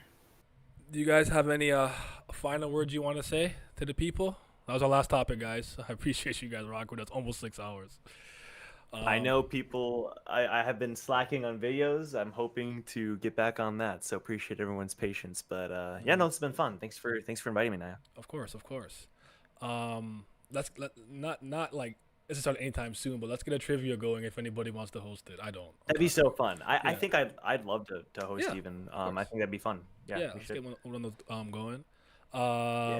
My final question for you is: which character that you haven't seen are you the most excited to see? Said that we haven't seen. Yeah. Oh wow, that's a really good question. No, I haven't thought of that. I'm asking that to Joe specifically. Then I want to ask, so you have time to think. If you want, I can go. For me, it's Hendo. I want to see Hendo. I think we will. I think we will learn what really happened with the contract situation, the immortality, once that moment comes through. So that's the thing I want to see the most. Okay. Second is N, my princess. Free her. Okay. Free her. I think I think Mixeth is like my favorite lore character, just in terms of like the potential. I think Mixeth for sure, but if I had to pick another one, it'd be Bakryun, just because we've heard a lot about Bakryun, so it'd be fun to actually see who the leader of Wellhake Song is. But definitely Mixeth. Okay. Haku, Anything? Last final words for the people and the character you want to see the most. I guess I don't really have any last words. Thank you, everybody, for watching and being here and everything. Thank you, Naya, for having me and everything. But, okay, top 3 that I'd like to see and everything. I'm going to diverge from you a little bit and say Hendo Lock Glad Marry Zahard. Okay. Just because This man is I want to get more into the princess stuff. And What's up, kind Ron? of ease into the Hendolock stuff. Like, show us a hint of what the Hendolock family's like before we get to see Blood Matter himself. Like, build up to Blood That's Matter totally more. fair. And second place, I would say any of the 3 lords. Like, I want them to exist in the main story. What is it again? And I just Juchon, think Flux, that, and Malik? yeah, Okay. Juchon, Flux, Malik 1. Because Flux is like a child of Mixeth, and I think that'd be sick to see. Juchun is the child of Ari Han, who like cast away his Ari family name in order to like be one of Zahard's 3 lords. He's a friend of Yurik Mazano, so that's a sick story. Malik 1 PGR is a tower native that fought against Zahard evenly, I think. So again, that's a sick backstory. So any of those 3 I think are sick. And then third place, I'll say Hageferion, just to see if she exists or not. Are you real? Yeah, exactly. Do you exist? Are you still here? Were you Thanos snapped or do you exist? Okay. Milios. Alright, so of course Hendo Lock Blood Matter. I need to know what's going on. Like, why you out here siren so much? Like, how be made are you for the administrator to look at you and say, nah, you want that immortality? Go make some kids, buddy. Good luck. I always say he has to fuck for his lifespan. Pretty much. Which is crazy. Outside of that, if I really were to think about it, I had a person in mind. I was gonna say Beck Ryun, but there was another person that came to mind that just came right back. Seto. I want to see him. Ooh. I need to see him. Immortus, out of the Slayers, Immortus is what I want to see the most. Just to throw that out there. I just need to see him. Like what was his name? Madarako came in and said, our God, Seto, like he got to be rich. He got to be rich. I need to see him. Ron sent the $5 donation and said, I want to see Seto wake up. So you're going to co-sign. Hell yeah. All right. With that being said, just real quick before I wrap up, my one shameless plug, because they tell me I don't promote myself enough. This is my second channel, Young Paperwork, where I do video essays. The last one I did was Naruto, the Worst of the Big Three, which did really well. I appreciate all the support. So if anybody wants to subscribe to that channel for my long and shorter form video essays about all my interests, video games, comics, cartoons, movies, everything alike. I think this Avatar one started to pick up again with the new Avatar 7 Havens discussion coming out and the discourse against Korra. The bullying of Korra has recommenced, so a lot of people have been watching that one again. Yeah, go ahead and subscribe to that. I'm very proud of the work that I've done there. But I want to say thank you to everybody who came through, for you guys who sat here with me for about 6 hours.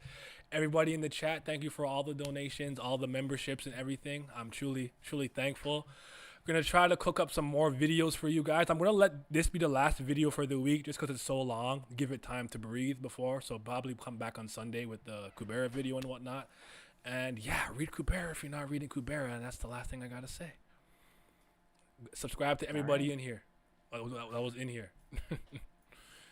And yeah, Awesome. man. You guys be safe. Have yourself a mighty fine day. And again, thank you. Goodbye. Absolutely. Yep. Thank you.